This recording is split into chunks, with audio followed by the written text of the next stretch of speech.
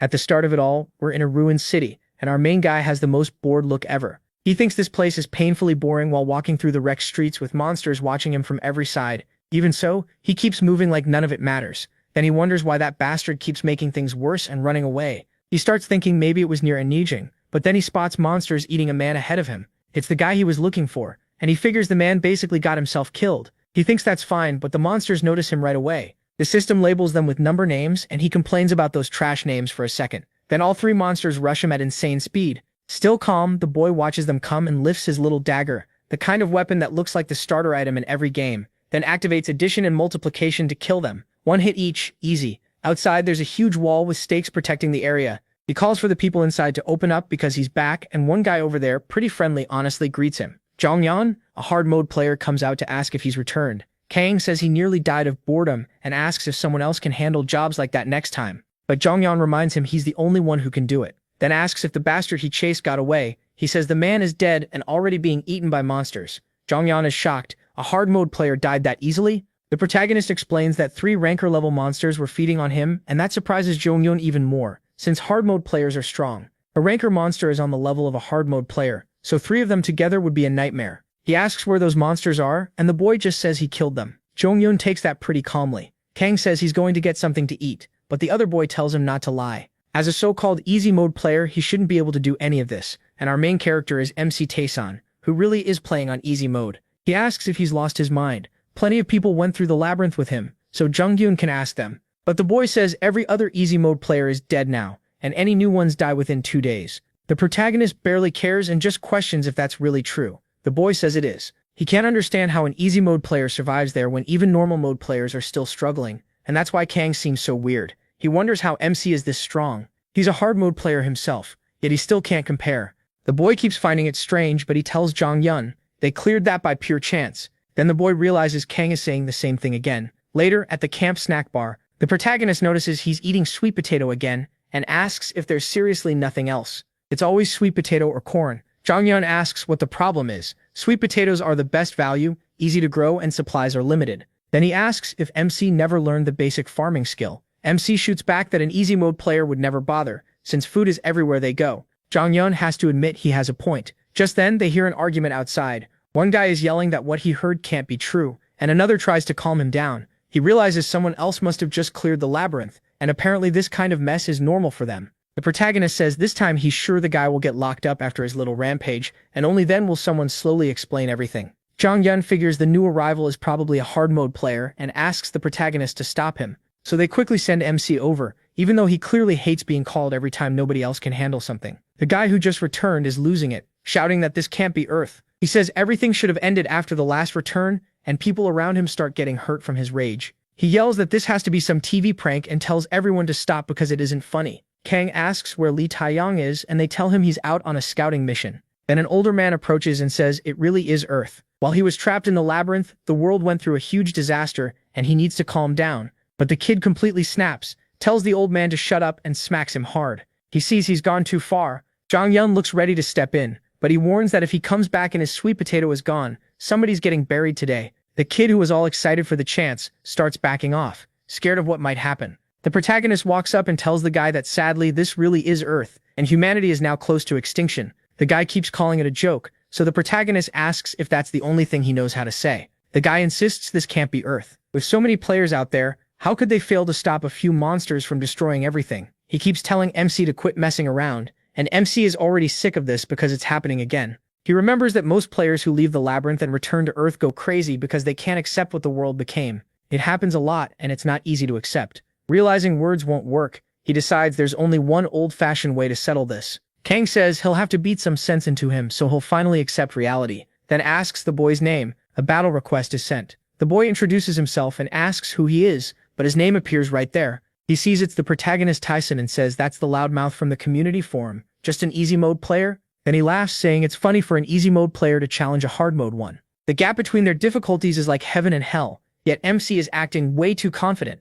Kang cuts him off and tells him to shut up and fight. If he wins, he'll show him the world he wants to see. That only makes the boy more annoyed, but he accepts and warns him not to regret it. He doesn't care if he kills him or just cripples him. He starts by activating enhancement, adding half of his basic attack to his current power. Then focus boosts his hit chance, and firepower kicks in, giving his next attack a huge damage boost. Everyone is shocked by how strong that combo looks. Then he charges straight at Kang, his strike flashing toward the boy's face in an instant. The blow kicks up dust and fills the area with wild effects, but the protagonist Taesun uses complete nullification of the first attack, so the damage dealt to him is 0. The boy is stunned when his attack does absolutely nothing. MC is holding his sword with just 2 fingers and asks, "That's it? If you like overpowered leads who show their strength without hiding it, this is your kind of story." Kang is fully flexing here. The boy can't process what happened. He asks what the hell complete nullification of the first attack even is. He's never heard of a skill like that. Meanwhile, he keeps holding the sword in place. The boy tries to pull it back but starts shaking because he doesn't have the strength to move it. The protagonist asks if it's his turn, then gathers mana in his hand and drives a punch straight into the boy's stomach.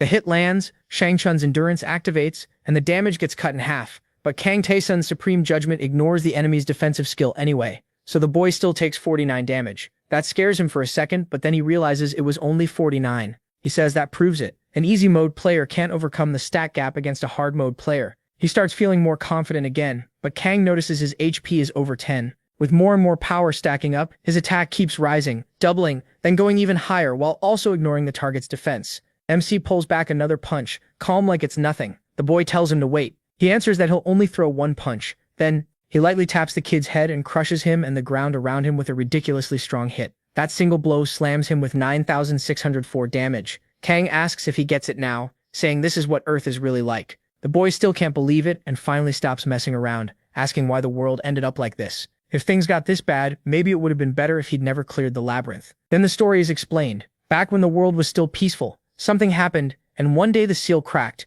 and monsters poured out from that opening. Humanity was then given one final choice: easy mode, normal, hard, and solo mode. The players who entered the labyrinth after picking their difficulty could only return to Earth after clearing the labyrinth, and when they did, they came back to a world ruled by monsters. Kang says there's nothing they can do except save that world. Then Jongyun walks over and tells the protagonist he did well. The boy is shocked he came all the way there, and Jongyun says he had to see that fight for himself. He goes on saying Kang is amazing. Hardly anyone can beat a hard mode player in one hit. MC asks what's so special about beating someone that weak, but Jongyun pushes back. The kid wasn't weak. MC is just insanely strong.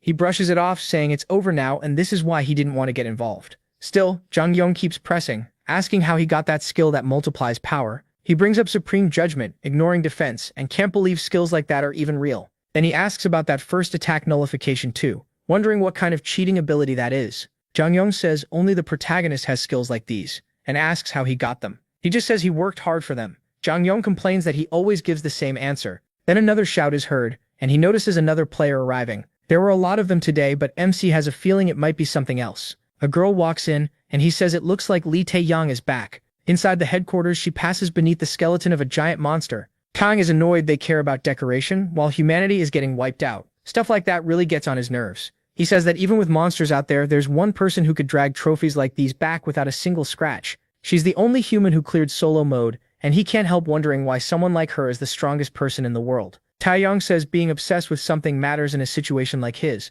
then asks why he doesn't get a hobby too. Kang tells her to save that talk for later, and asks why she called him. She says she heard he gave a hard mode rookie a lesson. An easy mode player beating up a hard mode player. No matter how many times she hears it, it still sounds crazy. The protagonist checks her information and sees absurd levels and massive stats, but even so, she looks shaken right now. So he asks if she's just trying to show off, but she says she wants to confirm something, and tells him to show his status window too. He figures she really is showing off and asks what she has against easy mode players. Kang is level 258, but all of his stats are extremely low. She says that, as expected, he's pretty weak. MC asks if she wants to fight him. Tae-young says she's only checking, just like she said before. Even so, for an easy mode player, those stats are still decent. While he gets talked down to, the explanation continues. The labyrinth has 4 difficulties, and once a player clears it, their growth stops. That's where the real gap between difficulties begins. A hard mode player's stats are 10 times higher than the protagonist's, yet none of them could survive even one hit from him. The reason is his skills.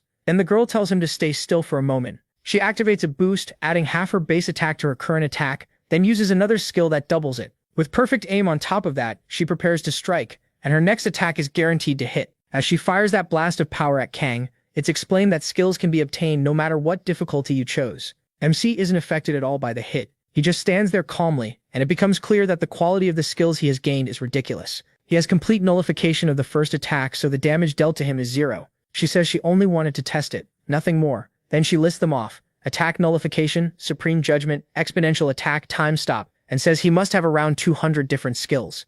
Kang says it's closer to 230. She remembers him saying he got them by carefully exploring the tower. Then she says all of them should have explored the way he did. They should have focused on getting stronger instead of only trying to escape the labyrinth. The protagonist says, maybe, but that's all in the past now. She says not necessarily. He's incredible, but if he had been a solo mode player, he might have really had a chance. Kang's skills are powerful, but most of them scale off stats. That's why everyone feels bad about it. If he'd been hard mode or even normal mode, things would be much easier for him. In other words, MC can't even use half his skills properly right now, so he asks why they don't change the subject and get to the point. Did she come back from patrol? The girl says yes, and that the next wave is starting soon. Kang is stunned, remembering what a wave means and the monsters that come with it. He thinks they're completely screwed. In a wave, monsters attack all at once. Every time one happened, lots of people died in his area and in Shang Chun's territory too. Humanity lost a lot in the first wave, and half of the hard mode players died in the second. They only managed to protect one small city during the third, and now a fourth wave is coming.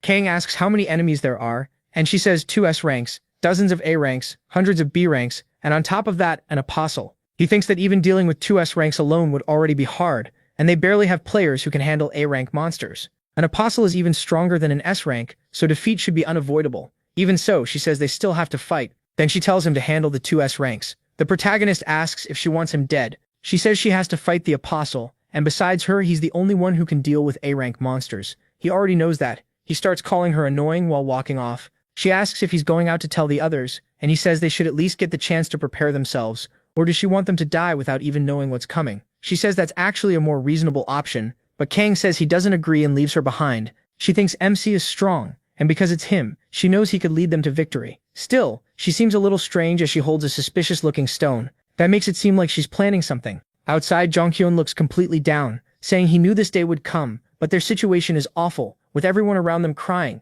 Kang asks how he's holding up. Jonghyun says he's already accepted it. Considering everything, they've already done the impossible just by surviving this long, and he calls that a blessing. He says blessing is crap. They're going to die. Then the protagonist remembers that guy he beat up earlier. Now that he thinks about it, the kid must be in total disbelief. They figure he must have gone through hell to escape the labyrinth, only to come out and hear that he's about to die and never see his world again. Really unlucky. Then Kang asks how he is. Jonghyun thinks he's probably the angriest one there. Humanity might not be on the edge of extinction if they'd done even half of what MC did. Then the wave begins, and red streaks start falling from the sky as the city grows darker and starts to change. He finally speaks, saying he's so angry it's eating him alive. But what else is he supposed to say? Then the monsters start showing up, and hundreds of them gather around the human city. Jonghyun stares in shock and asks which monsters the protagonist said he'd fight. The protagonist says the 2 S ranks. Jonghyun says he'll see him in the afterlife, since he'll probably get there first, and asks him to wait. MC tells him to get out of there already. Using his great leap, he jumps from the wall and charges straight at the monsters. He activates full surveillance in the sky, creating something like a mini-map of the mob positions so he can find the biggest threats, and he spots the 2 S ranks together. He drops straight toward them, landing right where they are, and sees the horrible creatures with his own eyes. And when he takes a closer look, he asks if those monsters are happy to see him, and the system starts checking his mind. Confusion, fear, and instant death. Every check passes. Then Kang draws his sword. The system says he endured it through pure will, and his mind won't break. Now he's face to face with 2 S-rank monsters, and it says the protagonist's body has gained a stubborn physique. Standing right in front of them, he gets ready to kill those ugly things. Now he's face to face with Vilgax and that Mario-looking mushroom monster. Kang hopes neither one is defense type, then turns on full surveillance. That one is Monster 7, and its HP is way over 100 million. The thing leaps at MC, trying to crush him, and lands right where he was. Everything around it gets flattened. But Kang slips away and looks at it from the side, seeing it has 148 million GP. That means this will take forever, so he starts with body acceleration. Then he checks the other monster and sees it's Monster 5, a long-range attacker. It has 1.2 million GP, which feels almost fair to him. Vilgax charges him, but he brushes it off and goes straight for Lulamolos instead. He cuts off several of its tentacles, but the HP only drops a little. Each hit does just a few dozen damage, and Kang realizes attacks on the tentacles get reduced, so he figures out he has to hit the monster's head. But it attacks again, gathering energy in its tentacles and firing a beam right at Kang. His first attack nullification kicks in, and he takes 0 damage. He notices the attack goes exactly where the tentacles point, with no delay at all, almost impossible to dodge. After getting knocked back, the protagonist gets ready to rush in again, but first he realizes the best he can do is predict the path of those laser beams as they pass by him. If he focuses hard enough, he can dodge, but the longer he takes to figure this out, the worse things get. so he activates acceleration again, dives straight at Vilgax and tells himself he can't let this fight drag on. He attacks head-on, but still deals pathetic damage to that octopus. Then it blasts him again with electricity, but Kang uses another skill, second attack nullification. Again, 0 damage. Blood starts pouring from the octopus as his blade tears it up from the inside. MC pulls away, appears above it, and aims for the monster's head. But the other one jumps in front of him, and he realizes the second monster is shielding the first one's head. The defense type is protecting the long-range attacker the moment it senses danger. That's probably why they stayed together from the start. Still, Kang notices he managed to catch that monster, and he begins the fight by creating a barrier around the two of them that apparently cuts them off from everything outside. The long-range monster tries to hit them through it, but its attacks stop at the barrier. For 1 minute, only Monster 7 can damage Kang. Now alone with the monster that only knows how to defend, the protagonist sees his chance. He thinks this would have been easy if Lee Taeyeon were here, since her stats are insane after clearing solo mode. Still, he activates addition. His current attack doubles, then multiplication boosts it again, then his current attack gets squared. After that, Supreme Judgment turns on, ignoring the enemy's defense skill and raw defense. MC thinks the defense type can't hurt Lee Taeyeon, so his plan was to kill the long-range one first and finish the defense type after. But he can't do that. Against either monster, one clean hit would kill him. He realizes 9,604 still isn't enough, so he uses more Hagi and activates Restart, resetting a chosen skill. Men won't be able to activate that skill now, and his multiplication goes off again, squaring his current attack and pushing that 9,600 way higher. Now it's time to end this. He charges the defense monster. Kang knows the only thing keeping him alive is these skills, and even 9,604 squared still doesn't reach 100 million. That means he has to go all out. He activates Copy, so his next attack will hit the target 2 times. That lets him deal 92 million damage to Monster 7. The hit blows it apart, shattering that jelly-like body into countless pieces around Kang. But with that, the barrier disappears. The long-range monster immediately hits him with a beam for 22,500 damage, roasting him on the spot. Even so, he activates resistance. The fatal hit gets cancelled, and all damage taken in the last 5 seconds drops to 0. Still, he can feel how brutal that attack was. Then he gets targeted again and realizes all his attack-canceling skills are gone.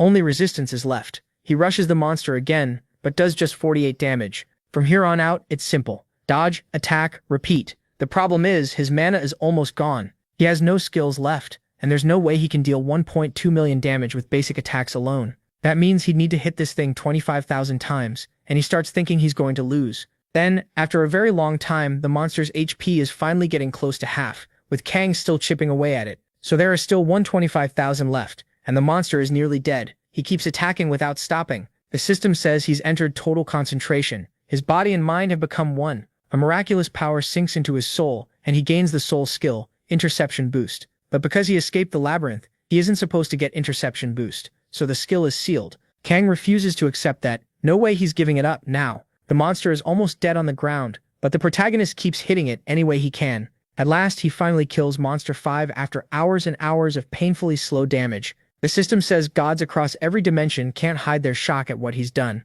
Kang wonders how long that took. It feels like more than a month, and he bitterly thinks his trash stats were no help at all. Finally, he leaves. It's time to go back now that the monster is dead. But on the way back, he uses his map skill and sees one monster is still alive. All around him, people are dead. He walks through the bodies, staring at the field of corpses.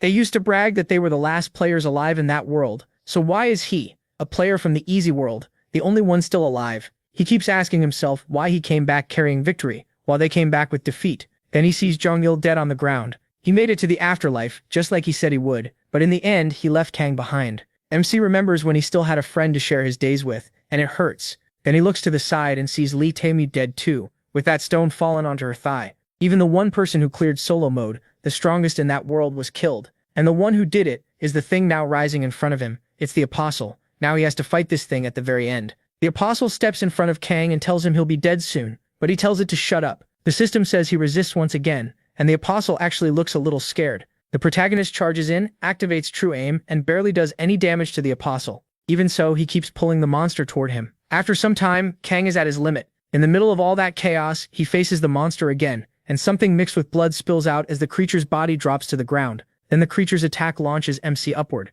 He starts wondering if this is the end, as he slams into the ground. His HP hits 0, and bravery activates, forcing him to stay alive for 1 minute. Kang gets mad at the system and begs it to just let him die in peace. He can't feel anything below his waist, and he thinks his spine and heart were probably hit. Bravery is only delaying his death, not saving him. All he can do is watch that apostle monster move toward Tamian. He says he'll die in 1 minute, and figures everyone already knows it. His frustration keeps building. Then something starts watching him from a crack in the sky, and he thinks maybe things would have been different if he'd chosen another mode. Claws begin to come out of that rift, and he keeps thinking even normal mode would have been better than this. Then he remembers his past and thinks none of that matters now. He gets more and more furious, cursing all those useless people. They just never became strong enough. He curses them for being so weak when all they wanted was to escape that hell, even after picking normal or hard mode. If they had done even half of what he did, they might still have had a chance. Still burning with anger, he finally collapses. Then he thinks back on his own choices. This path was his, so he won't blame anyone else. And now humanity has reached its end.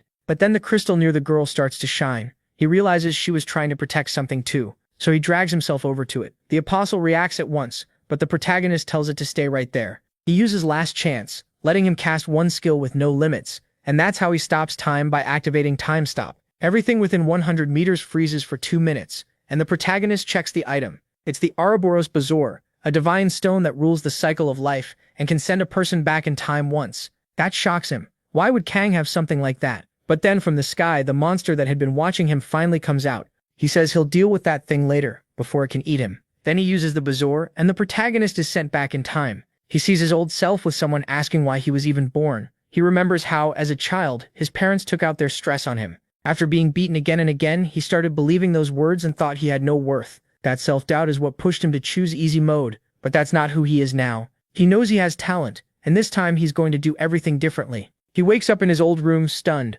remembering this is where he used to live. That's when it hits him. He really did go back in time. There's less than an hour left before the next new year begins, and he remembers that on January 1st, 2020, something unimaginable happened. The Earth collapsed. So he decides to use a little of the time he has left to eat pizza. After the apocalypse, all they ever ate was potatoes and monster meat. While enjoying that meal, he keeps thinking and can't believe Kang had an item that could turn back time. Still, he wonders why she never used it, even at the end. He knew the protagonist planned to run, but that doesn't matter now. He heads outside and looks up at the sky, thinking it's about to begin. Only 2 minutes left. All over the world, people are counting down the seconds and wishing each other a happy new year, hoping life will get better. But the moment the new year arrives, the world changes. Something appears in the sky, and people wonder if there's some event going on nearby. Then exactly at midnight, the monsters begin invading, and people panic, asking what those things are. The protagonist is the only calm person in the whole city. Back then, he was shocked too. But now he knows one of those monsters is only rank Phi, something a hard mode player could kill without much trouble. He realizes the moment has finally come, and everyone gets a notification. It says their world will be destroyed by the invaders, and the weapons humans made are useless against them. As he reads it, helicopters are already broadcasting the disaster on TV, and then the message tells them not to worry. A merciful being has decided to give them all one chance. Even as countless people are being killed in the invasion, the message tells everyone to choose what suits them best and enter the labyrinth. In the middle of all that chaos, they're told to clear it and gain power, and the protagonist thinks the whole thing is completely messed up. To him, this is all just entertainment for them. Then he remembers his past, and this time he chooses the right path. It's time to begin. He explains the modes a little more. Easy mode gives plenty of food and rest areas in every labyrinth, so even weak, ordinary people can survive if they keep trying. Normal mode is harsher. Food is scarce, and there are fewer rest spots than in easy mode. Surviving is hard, but if you stay calm and do your best, you can make it through. Hard mode pushes you to your limit. Food and rest areas are extremely rare, and the monsters will throw away their own lives just to kill you. Unless you can secure some safety, you'll die horribly. Then there's solo mode. You're completely alone. You can't meet anyone from your world, and the only things you'll find are hostile beings, monsters, and NPCs. That's the one the protagonist picks, and he's warned that in a place testing luck, talent, and strategy, he won't survive. If he values his life, he shouldn't choose that difficulty. But he wonders if the one watching him and moving all the strings is beyond even that. He tells them to wait for him and selects solo mode. His luck better hold out, because he's going to need it. Then he falls into another world. That strange feeling hits him. Nostalgia. After such a long time, he's back here once again. Right away, he checks the forum and sees there's already another message. He says he doesn't know who that person is, but they seem sharp, and explains that the community is the only way to talk with people in other difficulties. More advanced players share methods and strategies there, which helps a lot. Still, he won't really be able to use the community well until later, so there's no point wasting time on it now. For now, he only wants to confirm what he learned there, and he remembers her asking what NPCs were like in easy mode. He says they only repeat preset answers like normal NPCs, then asks if hers were different. She said that in solo mode, NPCs act intelligently and move freely like real people. As the protagonist keeps walking forward, he spots someone by the entrance. It's the gatekeeper of the labyrinth. In easy mode, he was just an ordinary old man with white hair, but now someone else is already here. He thought it would take at least a month, so the protagonist quickly realizes this guy is stronger than Kang, which shocks him since this is only a gatekeeper. The man greets him first, introducing himself as Broken Man, the guardian of this place and also his guide. The protagonist thinks the name is weird. Broken Man says he's someone who failed the trial and became the gatekeeper instead. Kind of a cool title in his opinion. He says the protagonist probably already heard the summary outside. His world is being destroyed by invaders, and this is the chance the magnanimous Transcendent has offered his people. But he adds that this mercy is pointless. Being wiped out completely would probably bring more happiness. The protagonist pays close attention to that. Broken Man talks like someone who has lived through it, which proves Kang was right.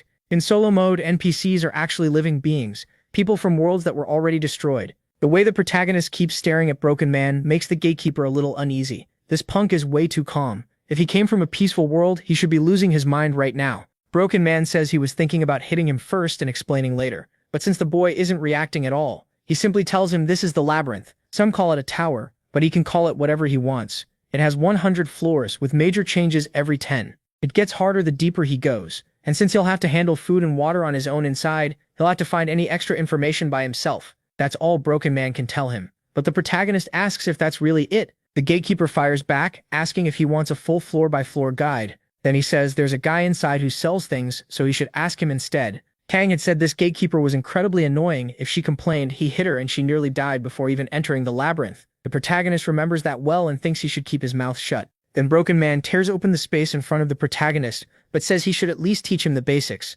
From inside the rift, he pulls out a huge spear, which startles the boy. With that spear, he swings right beside the protagonist and stops just before hitting him. The protagonist stays completely calm. Broken Man thinks that reaction is strange, then lowers the spear and tells him to take the equipment. He hands over worn leather armor with +1 defense that can barely block small scratches, along with a rusty sword with +1 attack that looks ready to break at any moment. The protagonist notices it's copper grade. Broken Man asks what's wrong, didn't he like it? The protagonist says he really didn't. That only makes Broken Man more confused. The protagonist asks why, but Broken Man brushes it off like it's nothing. Then he gives Kang one more item, a worn wrist guard. It has +1 defense. It's lost most of its value after long use, but it should at least block one beast bite. Macy asks what that is, since she doesn't remember being taught about getting something like that. Broken Man says he's receiving a few extra skills and items, and he can check the rest himself. Then he tells the boy to get moving, and he just thanks him and heads out. Broken Man wishes him luck. As he watches him go, he notices that the guy was smiling like he was excited to enter the labyrinth. Broken Man says he has met many challengers, called geniuses, as a gatekeeper, but none of them ever cleared the labyrinth. This one, though, is definitely different. It's not just talent or skill, it's something deeper, like the instinct to survive. He hopes the boy makes it. Meanwhile, once the protagonist is inside, more messages are sent to him. He's told this maze was built by a great wizard long ago, and there's a rumor that anyone who clears it gets one wish granted. This place is sealed off from the world. Deadly creatures move through it in silence, and everything inside seems made to crush anyone who enters. Still, if he can make it through that deep, dark hell, endless glory is waiting for him. With that, Kang steps onto the first floor. The first floor is the maze entrance. Stabbed monsters can still keep moving here, but the creatures on this level aren't that strong yet. The protagonist wonders if he should begin. This is where his mission starts. This floor hides treasure and secret areas, and the more secrets he finds, the better the reward when it ends. His first goal is simple: beat the boss of floor 1 and move on. The listed reward is a random potion and a stat boost. The hidden reward stays secret. That makes him remember Lee asking if easy mode had a merchant too, and he told her yes. When she asked what that merchant was like, Kang said it was nothing special. Buy a potion and leave. But she explained solo mode is different. The merchant there sells all kinds of things, which makes him wonder if she's serious. To prove it, she showed him a pure black bracelet, an insanely strong item that cuts damage taken by 50%. MC is shocked that a shop here would sell something like that. She also said there was even more, but she didn't have enough gold to buy any of it. That catches him off guard. If he could buy everything in that shop, he might end up even stronger than she was. Before, he barely cared about the merchant. Now that's changed. So he heads over to the merchant, the Lost King. Kang gives him a simple greeting. The old merchant looks him over and seems to notice the boy is sharp. He asks his name, but he skips that and asks if he's the merchant. The dwarf shoots back, asking what he'll do if he is. The protagonist glances around the place. Then he bluntly says there's nothing in this shop. That makes the dwarf grin. He calls Kang spoiled and says if he tried to show everything he owned, one whole floor still wouldn't be enough. And he has no plan to show his precious items to some brat. MC finds that weird, a seller who won't sell. So he asks why the man is even here. The Lost King says he stays because he wants to. He lost his kingdom to madness and now suffers here for no reason. Even so, he repeats that he won't show his treasures to a spoiled kid who knows nothing. Kang stays calm. Then the dwarf points to a corridor behind him and says that if he can prove himself, things might change. When the protagonist looks that way, the Lost King tells him to go and come back alive. Only then will he show him his babies. MC figures out the condition to buy from him is simple: survive. So he asks if that's all he has to do.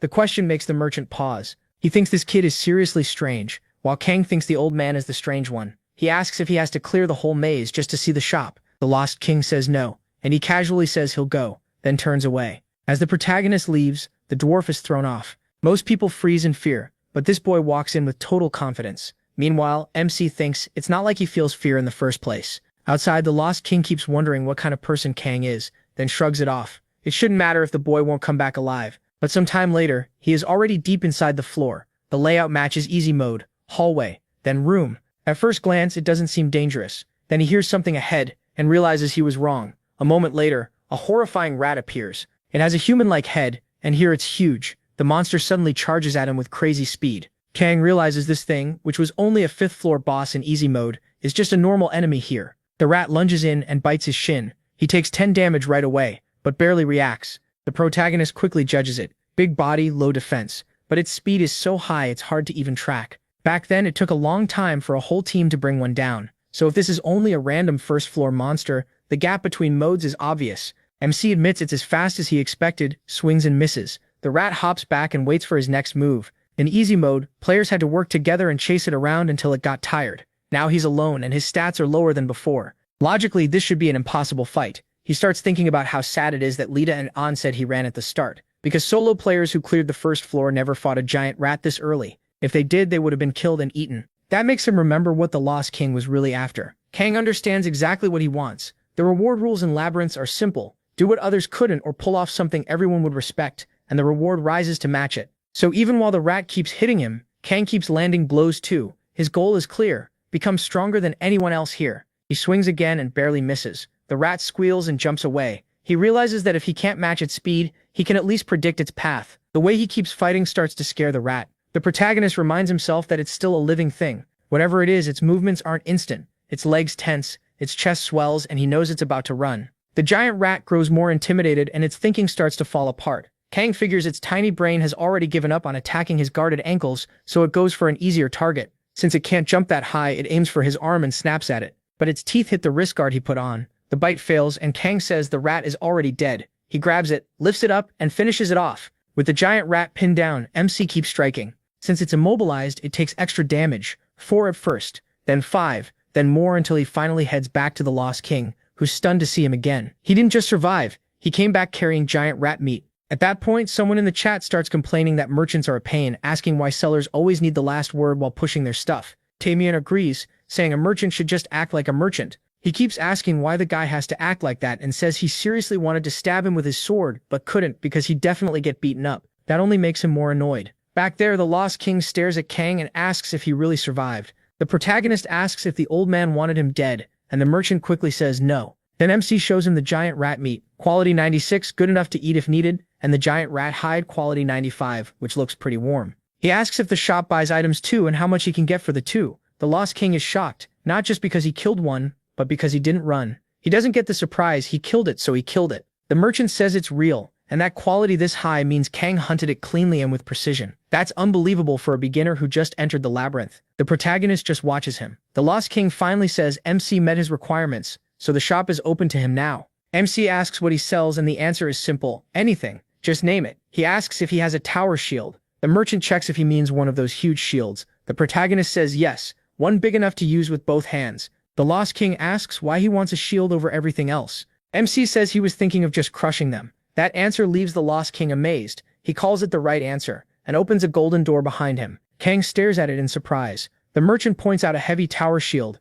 attack +1, defense +5. It's extremely sturdy and looks like it can block a lot of hits. He thinks that's more than enough. In easy mode, he wouldn't get something like this until around the 7th floor. The price is 500 gold, but the protagonist only has 243. He needs about twice that, so it looks like he'll have to come back later. He figures about 7 more rats should do it. When the merchant asks where he's going, Kang says he needs more gold to buy the shield. But the Lost King tells him not to worry about that. He'll give it to him for free. MC receives the toy robust shield, completely confused. The king says he has about 250 gold, and with that much, there are still a few things he can buy. He tells him to wait, then brings out a pile of potions. The protagonist has no idea what's going on. Getting all this stuff from the king out of nowhere is nothing like what Li Taoshan told him. The king asks why MC is backing away and tells him to just take it. He wonders why the kid is making such a big deal out of this when he's only trying to help, and says he can think of it as a small investment. He still doesn't get what he means. The old man won't explain. He just tells the protagonist to take the items, since these are what he can afford right now. MC notices most of them are potions, including magic ones that restore up to 50% of his HP. Some boost attack for a while, and others raise speed. They're important for clearing the labyrinth. Even so, Kang says they aren't what he needs right now. He's heard potions are very hard to get in solo mode and people mainly use them on higher floors, not the early ones, so there's no reason to buy them yet. In a way, these potions are a trap. Right now, he needs something more important. His eyes land on a crude bow with plus 20 accuracy, and then on some crude arrows with plus 1 attack. What he really needs is a ranged weapon. With a bow, annoying fights would get way easier. So he asks how much the rat hide is worth, and the king says that quality should sell for around 70 gold. Kang decides to sell it and buy the bow and arrows. The king looks weirdly happy about that choice. He hands them over with a big smile, and he starts wondering again what the hell is going on here. He's sure something changed. Then the king asks if he knows that health doesn't recover inside the labyrinth, and the protagonist says yes.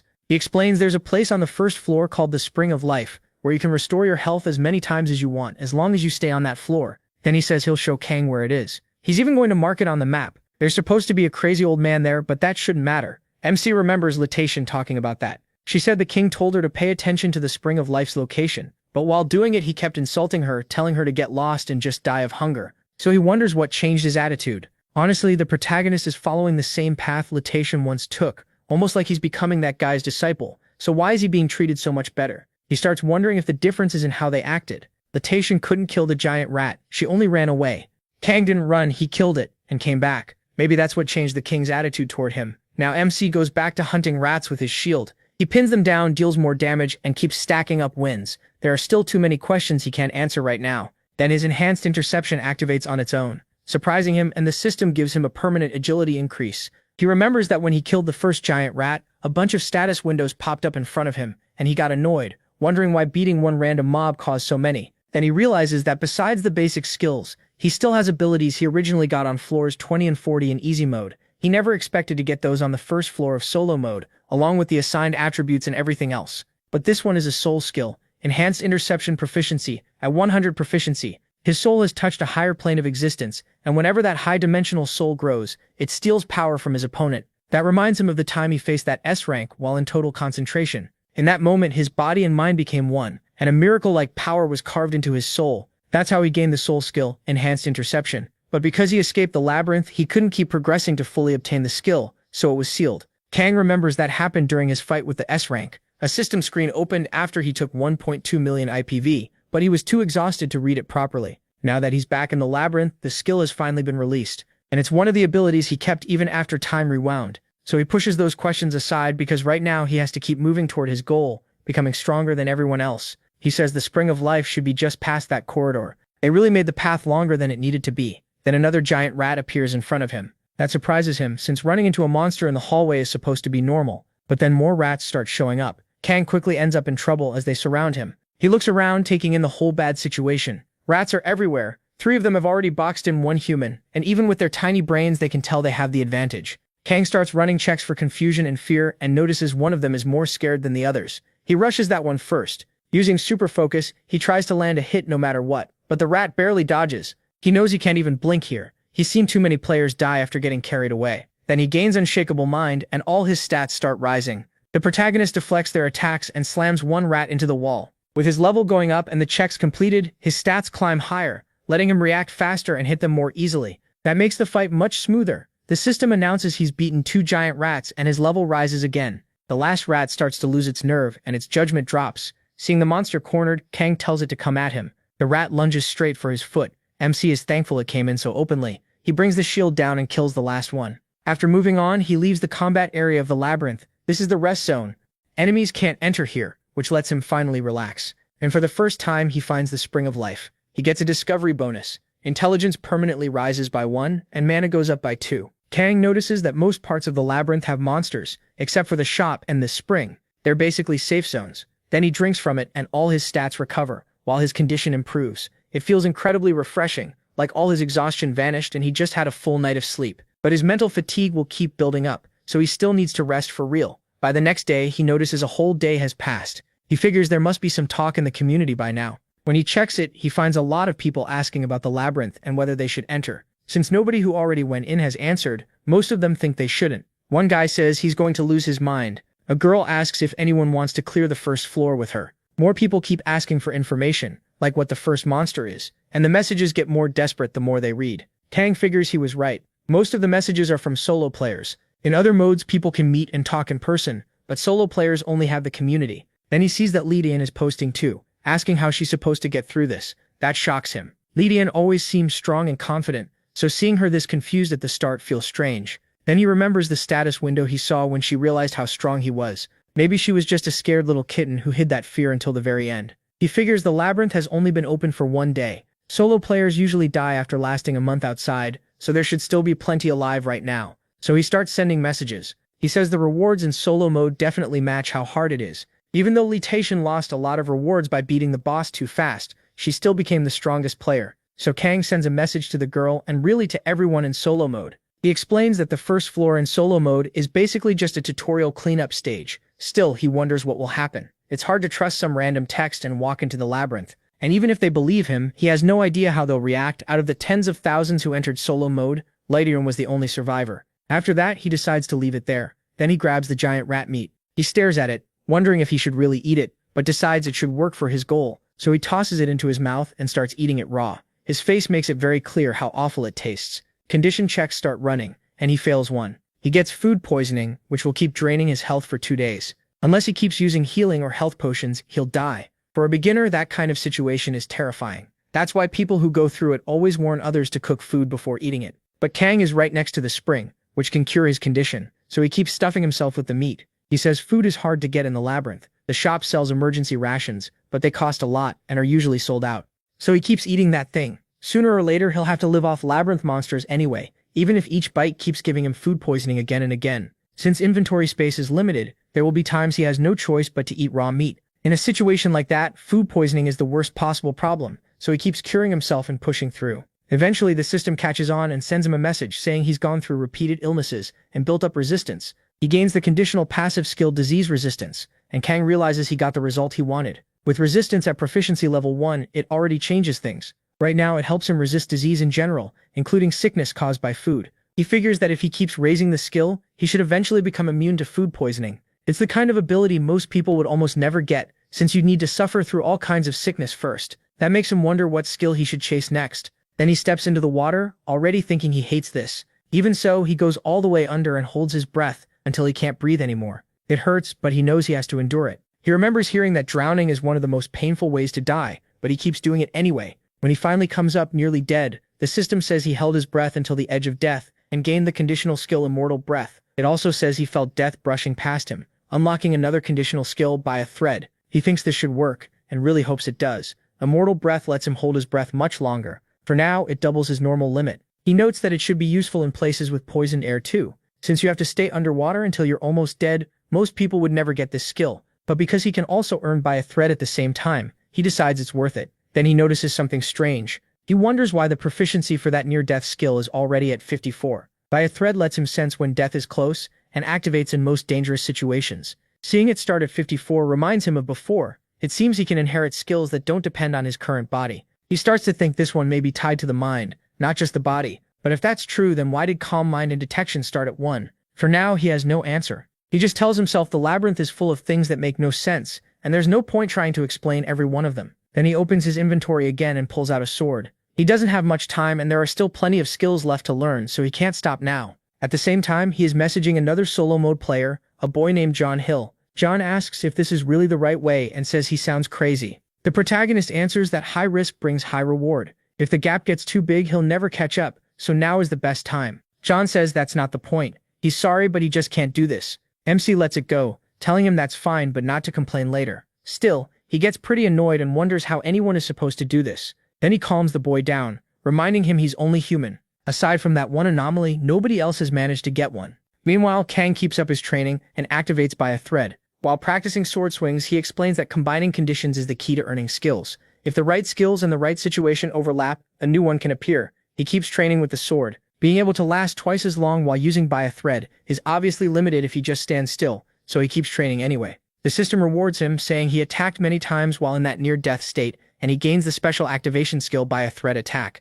Then the system says he has learned more than 10 skills and reached a level worthy of boasting about them, earning him the title Skilled Player. Kang thinks that's amazing, as he looks at his sword, which is already nearly worn out. He says that just like he can read the giant rat's movements, he can read human movements too, and by a thread attack helps him shift the pace of a fight. He says this became one of the best skills he used while making his way through the labyrinth. Then he opens his status window, remembering that when she cleared the first floor, her agility was 13. He's level 21 now, yet he still isn't much faster than her. That means he can slowly start building up his core skills. He explains that core skills are usually worth more than 10 stat points, or can even overcome a huge stat gap. He thinks of examples like addition or multiplication, absolute judgment that can see hidden elements, attack nullification that erases the result of a single attack, and time stop that freezes everything around him. All of those count as core skills, and having even one gives a massive edge over players at the same level. As he keeps moving, he realizes that's probably why getting them is so unusual. For example, complete vigilance only appears after evolving detection 2 or 3 times. But if there's a core skill that can be earned on the first floor, it might become much harder to get later.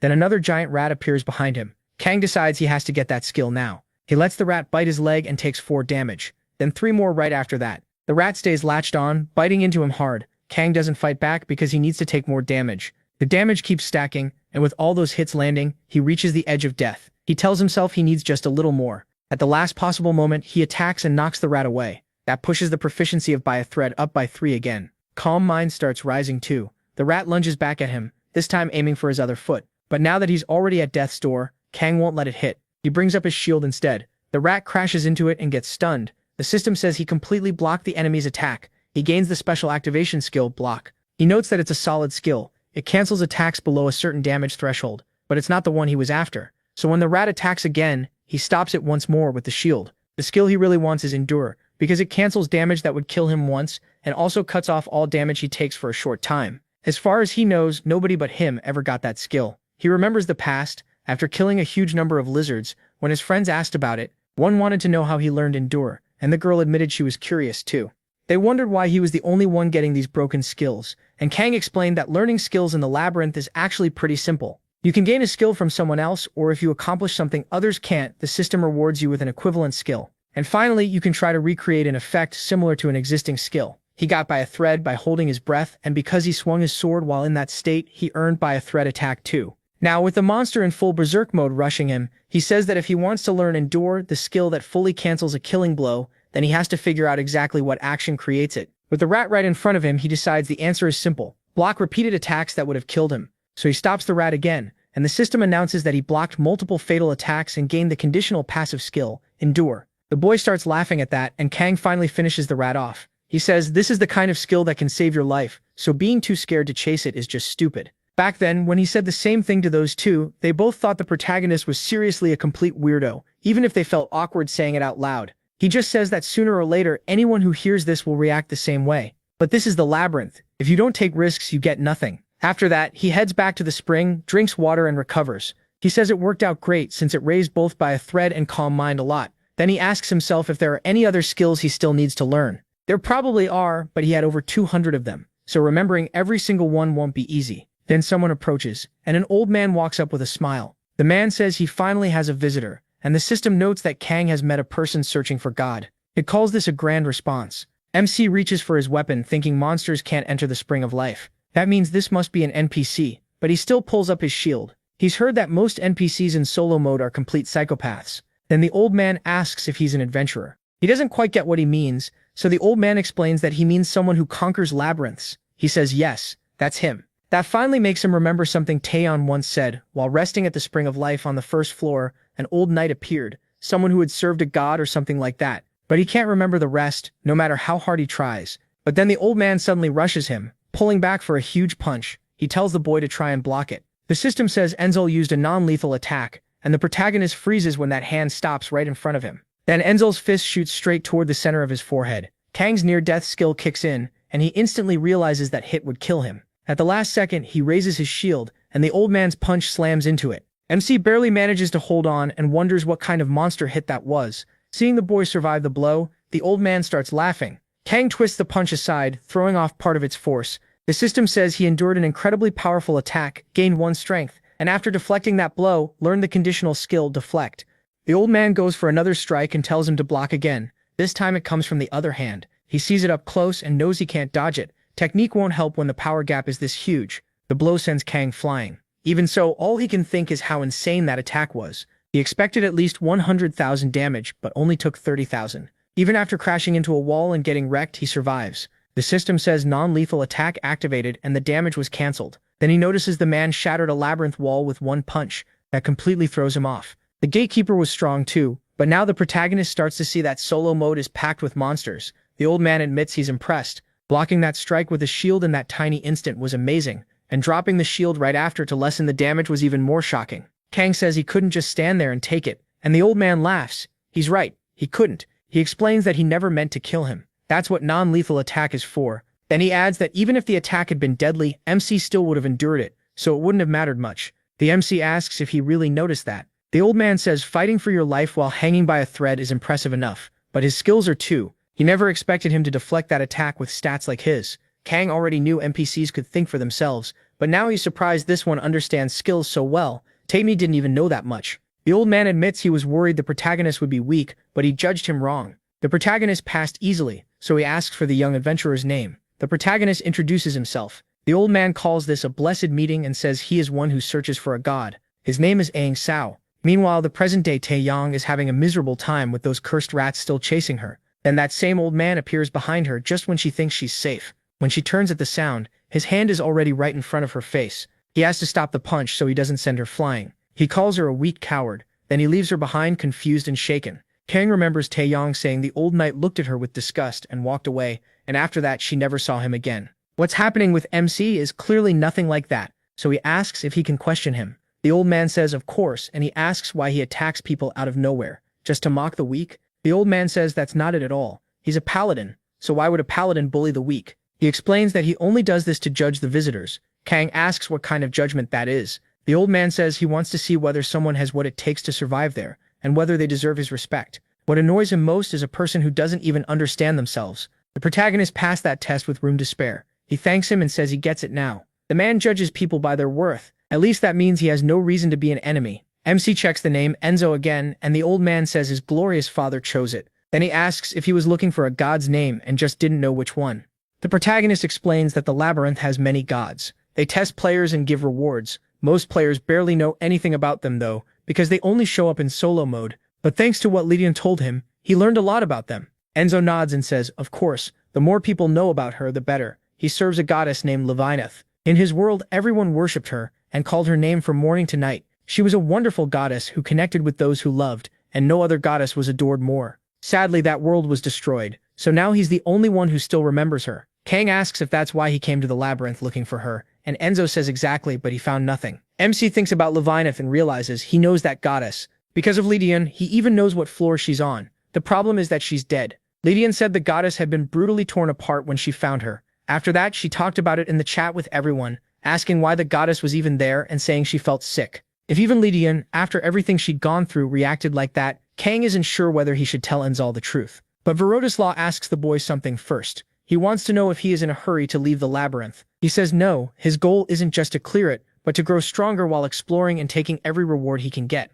Enzal claps for him. He says that's wonderful, and asks if Kang wants to learn Levinanath's skills from him. The protagonist accepts right away. Enzal finds that odd. He expected at least a few minutes of silence, but MC says there's no reason to refuse. An NPC this strong, someone whose power he can't even begin to measure, is offering him something valuable, so he asks what the old man wants in return. Enzal says nothing. The protagonist should think of it as an apology. Kang asks an apology for what? Enzal says it's for attacking him out of nowhere. Even if it was a test, using violence on someone he'd never met is something a proper paladin should deeply regret. MC points out it would have been better if he hadn't attacked him at all, but Enzal says that's a different matter. He says he's only apologizing because he is someone worthy of one. Otherwise, he would have just spat at him and walked away. He decides this guy is completely insane. Enzo says words alone make a worthless apology. Since the protagonist is an adventurer who wants rare skills, he'll give him exactly that. The protagonist says he's not about to complain. Kang also thinks this is way easier than risking his life to learn non-lethal attack.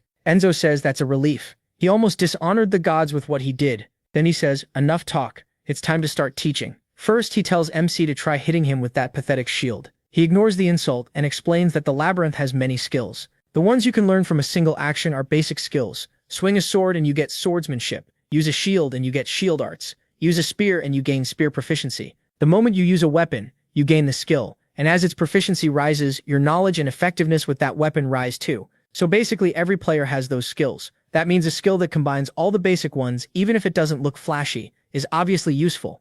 It's called weapon art haki. Even the gods praised it, and that's the skill Enzo wants to teach him. Kang doesn't look very excited. Enzo asks if he thinks it's useless, and the protagonist says combining basic skills doesn't really change much. He adds that if they were major skills, maybe it would matter. But no matter how many basic ones you stack together, the system's limits still make it weak. Enzo cuts in and asks how much attack power MC has right now. He says only 1. Enzo calls that a cute number and figures his base damage should be 4. He says that's right for a basic attack. Enzo says that should be the shield's normal damage, and now he wants Kang to attack like he said. He activates lock on target, so every hit will deal fixed damage. The protagonist notices the skill being used. Since the old man wants it, he rushes in and smacks him in the head with the shield. Sure enough, it deals 4 damage. Enzo asks if he really had to hit his head, and MC just apologizes. Then Enzo tells him to attack with his fists. He gets the feeling the old man might actually get mad if he hits his head again. So this time he throws a punch right into Enzo's chest, and it only deals 2 damage. Enzo asks if he understands now,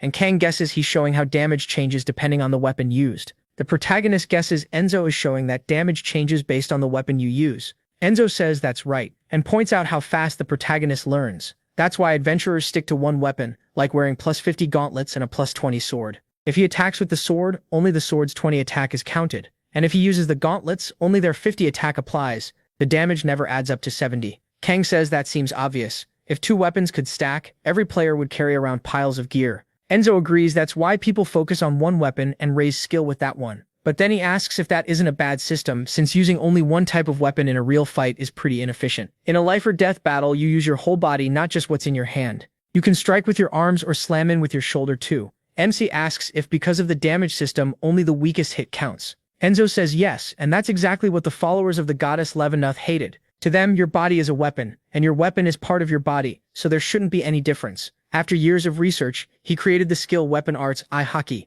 In the labyrinth, it combines all basic weapon skills, and its base damage adds together all the gear you're wearing. He is shocked to hear that all the damage stacks. Enzo says he's got it. If Kang has a +20 sword and +50 gauntlets, then no matter what he attacks with, his damage becomes 70. The protagonist quickly asks if that works with everything. Enzo says it does not just weapons, but every part of his body too. Even a slap or a shoulder charge or a kick would all deal 70 damage. Kang realizes that means his whole body becomes a weapon. With Weapon Arts I-Haki, he can even use gear people normally call useless. He remembers how others mocked attack gear like rings or belts because you can't hit anyone with them. Right now it may not seem huge, but deeper in the labyrinth, once he gets higher class gear, this skill will be completely broken. So he starts thinking this skill is amazing, and finally sees that it's worthy of being called a main skill. Enzo says, maybe it doesn't sound as shocking to someone like MC, who already has resist, but for normal adventurers, this is a skill they could never learn, even after a lifetime of effort. Then he asks if MC wants it, and MC answers right away. He wants to learn it now.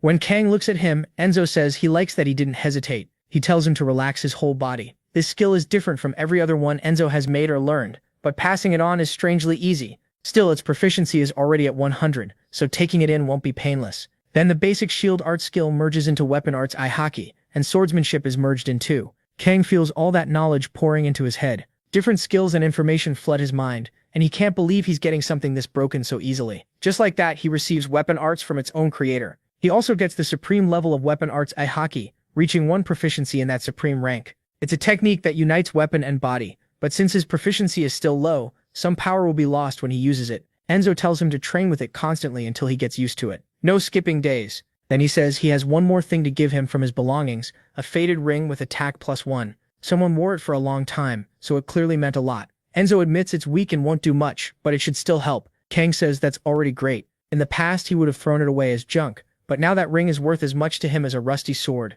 Enzo says he's now given everything he wanted to, though it's a little embarrassing since he can't teach any deeper than this right now. Then he asks what the protagonist thinks about practicing with him. Better to test the skill before relying on it in a real fight. MC knows he's right. There's no reason to refuse, so he picks up his shield. Then Enzo rushes at him again at full speed, and Kang charges in too with his shield. The labyrinth judges you by everything you do, so they keep up this friendly PvP. Enzo explains that no matter how worthless a room seems, if you search it carefully and find something, your detection skill goes up. And if you keep blocking an enemy's attacks, your shield art proficiency rises too. On top of that, fighting someone this strong is worth an unbelievable amount. After a long time, Kang ends up on the ground, completely wrecked. They trained for 2 full days, and he never expected he'd gain this skill. His battle persistence proficiency rises to 3. It lets him stay in combat for a long time without getting tired as easily. He says that with this, he could fight S-rank monsters for days. He thought he could only get it by battling other players, so in solo mode he never expected to have it, but now it's his. Enzo walks over and says he has senses and talent that are hard to believe for an adventurer from the first floor. Just as he guessed, he has sharp eyes. Then he asks what Kang thinks. Was it enough? The protagonist smiles and says yes. Enzo tells him to promise 2 things, and MC asks him to go on. First, Enzo says he now knows weapon arts Aihaki and can teach it to someone else, but only if that person isn't useless and pathetic. If the protagonist breaks that rule, Enzo says he'll hunt him down and kill him himself. He says it in a seriously scary way, and he means every word. MC agrees. Then Enzo brings up the second thing. If Kang ever learns anything about Miss Leavenworth, he has to tell him. He says the odds of meeting him again in the labyrinth are low, but Enzo says he wasn't expecting much anyway. He's only waiting for a miracle. But the protagonist thinks that if Enzo finds the goddess, whether Leavenworth is dead or not, both of them could die there. So unless something major changes before Enzo reaches her, Leavenworth will almost surely be killed by someone. Kang wonders if he should say anything at all. It feels like a crossroads. Enzo asks if he really knows where the goddess he loves is. MC says yes. Finding her is Enzo's final goal, isn't it? Then he speaks up saying he knows where she is. Enzo's eyes go wide in a way that's almost frightening. But even after hearing the protagonist say he knows where his goddess is, Enzo warns him not to joke about something this serious. He says he's been in this labyrinth for ages and still never found her. So how could someone who just arrived know where she is? Kang can tell Enzo doesn't believe him, and honestly, he can't blame him. Still, he already knows what he has to do. He asks Enzo to trust him and explains that in his world, there's an item connected to the labyrinth. Enzo calls that a lie, saying the labyrinth has no map. Enzo explains it isn't a map of the labyrinth itself. It's a map tied to a special existence. That makes Enzo start to believe him a little more. He mutters that it's impossible, wondering if it could be the call of the gods, and asks if that item existed in his world. He says yes. He explains that it's an item obtainable in the labyrinth that shows a god's location. His family had information about it, and he memorized the positions of every god listed on it. Even so, the protagonist knows this sounds like a lie. In his past life, Tamian showed him that item, but warned him to be careful. No one else was supposed to know. She had said she got it on the 89th floor, but that it was useless because the gods were awful and only laughed at her. MC remembers her complaining again. Back then, he thought it was pointless info, but now he can use it. He tells Enzo that on the 78th floor in the Library of All, inside the 24th secret room, the goddess Leavenworth is there. Enzo is stunned by what he says and by how specific he is. The library really does exist, though Enzo hasn't checked it yet. Now he starts thinking she really might be there. Kang says he knows the list, but Enzo suddenly runs over, acting like this is far beyond just some lucky guess. He thanks the protagonist over and over, saying he's never been this grateful to anyone in his life. He says he owes MC now, all while shaking with nerves and excitement. He tells him the grip is hurting, and Enzo quickly apologizes. He just couldn't hold himself back. Kang asks if he's planning to leave right now. Enzo says it won't be easy. The 78th floor is deep, and even for him it's a strange place, so he needs to prepare first. He swears he doesn't even know how to thank the protagonist. It's hard to find the words. All he knows is that he has to repay him, so he gives MC a bronze ring with plus 20 health, saying it'll help him a lot. Enzo says the ring looks like something a priest once wore, from a religion that has already died out. He is shocked. An item like this usually wouldn't show up until around the 30th floor. Enzo admits he normally wouldn't hand this over to someone still on the first floor, but the protagonist doesn't seem like the type to sit around and waste time. He just hopes that guess is right. Kang says he has no time to stand still, so Enzo tells him that's good. He says he'll start getting ready, and MC asks if he's really going. Enzo says he finally has a clue about where she is, so he can't afford to wait. He thanks him and hopes they meet again. Then he runs off, overjoyed, telling his goddess he's coming, that the last one left is on the way. Laughing the whole time he leaves. Kang wonders if Enzo will really find the goddess, and if he does, whether she'll still be alive or already dead, leaving the old man crushed. Either way, the protagonist figures he won't be seeing him again anytime soon, so he goes back to exploring the labyrinth. After spending a while on the first floor, his dexterity has reached 25, which makes catching a giant rat easy. He uses soul quality, but the gap between him and the target is too big, and that surprises him. He can't take anything from it. That's when Kang realizes the skill stops working. Once the difference gets too large, it's disappointing, but he expected that might happen. He decides he's already gotten about all he can from the first floor, so it's time to head to the second. First though, there's somewhere he needs to go. The labyrinth has hidden rooms, and he heads to a sealed one. Every floor has one, and the first person to find it gets a huge reward. Magic staves, levitation rings, permanent stat potions, and other items that give adventurers a massive edge. Only one person can enter each secret room, so in easy mode, the race to find them was brutal. Because of that, Kang missed many of them before. That's also why so many people survive the labyrinth through luck instead of skill. But this is solo mode, and here, he plans to claim every secret room. As he steps inside, he wonders if the layout is still the same, since the labyrinth changes with difficulty. Still, the basic structure stays similar, so all secret rooms share a few things in common, and he confirms he's in the right place. At first glance, it's just an empty chamber with an entrance and nothing else. Most players ignore a room like this, but secret rooms always hide one shared trick, so Kang starts feeling along every part of the wall. The blocks all seem normal, and finding the real path is simple in theory. Just press each brick until the right one gives way. He knows it'll take time, so he settles into a routine. Press, pull, reset. If it's not that one, he moves to the next, then the next after that. It almost feels funny to him. Compared to the rooms where all he could do was survive, this is calm. As he keeps going, his detect proficiency starts to rise, until he finally finds the hidden room. He's the first to discover it, earns the title Adventurer, and gets a permanent +3 intelligence. Now the treasure chest sits in front of him. It looks like he could just grab it and leave, but he knows it can't be that easy. He scans the area carefully, spots a giant rat nearby, checks the floor, grabs the rat by the tail, and throws it ahead. The rat lands in the middle of the room, triggers a stone panel, and an arrow trap fires straight into it. So they're arrow traps. Kang expected that much. Nothing too hard for his current level. He walks forward calmly and deliberately steps on another trap, then catches the arrow with his bare hand. He tells himself he's already far stronger than most players on the first floor, so if he stays focused, he can keep doing this. He guesses there are only 7 arrows, triggers them all, and stops each one without much trouble. Kang decides to keep some of them, then moves deeper in, stopping more arrows and setting off every trap he can find. But as he goes on, things get harder. He can't catch them so easily anymore and has to start dodging. Since wasting arrows would be a shame, he picks them up as he goes, until he finds a poison arrow with +2 attack and a paralyzing arrow that can paralyze a target with +2 attack. It can still fail depending on the enemy's stats or level, but these two are clearly special. That makes them valuable to him. He even wonders if he should go back to the first trap and farm more arrows from it. The risk is small, and to him it's worth it. Once he reaches 100 arrows, he decides that's enough. Now it's time for the main prize. He heads straight for the chest, jumping in close. If he rushed it, he could probably just block with his shield and run. But this is the labyrinth. He has to stay careful as arrows start flying. He breaks some, dodges others, and figures out that this is the 5th and final pattern. The next trigger should be the 9th brick. Then a full wave of arrows fires at once, 9 of them aimed right at him. Kang activates on the edge, which lets him hold his breath for 10 seconds. His clear vision proficiency rises to 2, and he tracks the paths, 3 from the front, 2 from the left, 3 from behind, and 1 from the rear. Dodging every single one won't be easy. Pushed by the danger, he sharpens his senses and gains the conditional skill, Sensory Enhancement. Then he knocks 1 away. 8 left. 3 more are dealt with, leaving 5. Another comes straight for his chest, but he uses the new skill to deflect it too. Even so, it still grazes through and deals 8 damage. 4 arrows remain. Kang knows he can take that much damage, and since he used a skill to ignore that hit, he has more room to move now. The rest are following the same paths, so he catches one and blocks the other 3. Then he triggers the last trap. Based on the pattern so far, he expects 10 arrows. But more come than he planned for. 15 this time. He steps back, trying to block them any way he can, but it's too much. He can't stop them all at once. With more arrows, there are also more overlapping paths, and if he fails to dodge, he gets hit. 2 arrows stick into his arm, dealing 16 damage along with another 15, and the damage keeps piling up until he's weakened badly. He starts bleeding, which means constant HP loss. The pain is intense. As he yanks an arrow from his arm, the system says he's endured extreme pain and gains the continuously activated conditional skill, Reduced Pain. It hurts less now thanks to the skill, though his low proficiency means it still hurts a lot. If he hadn't been through pain like this so many times before, he might have blacked out. He's down to just 54 out of 140 GP. Since he already gained a skill from bleeding and being weakened, Kang decides there's no reason to keep taking damage for free.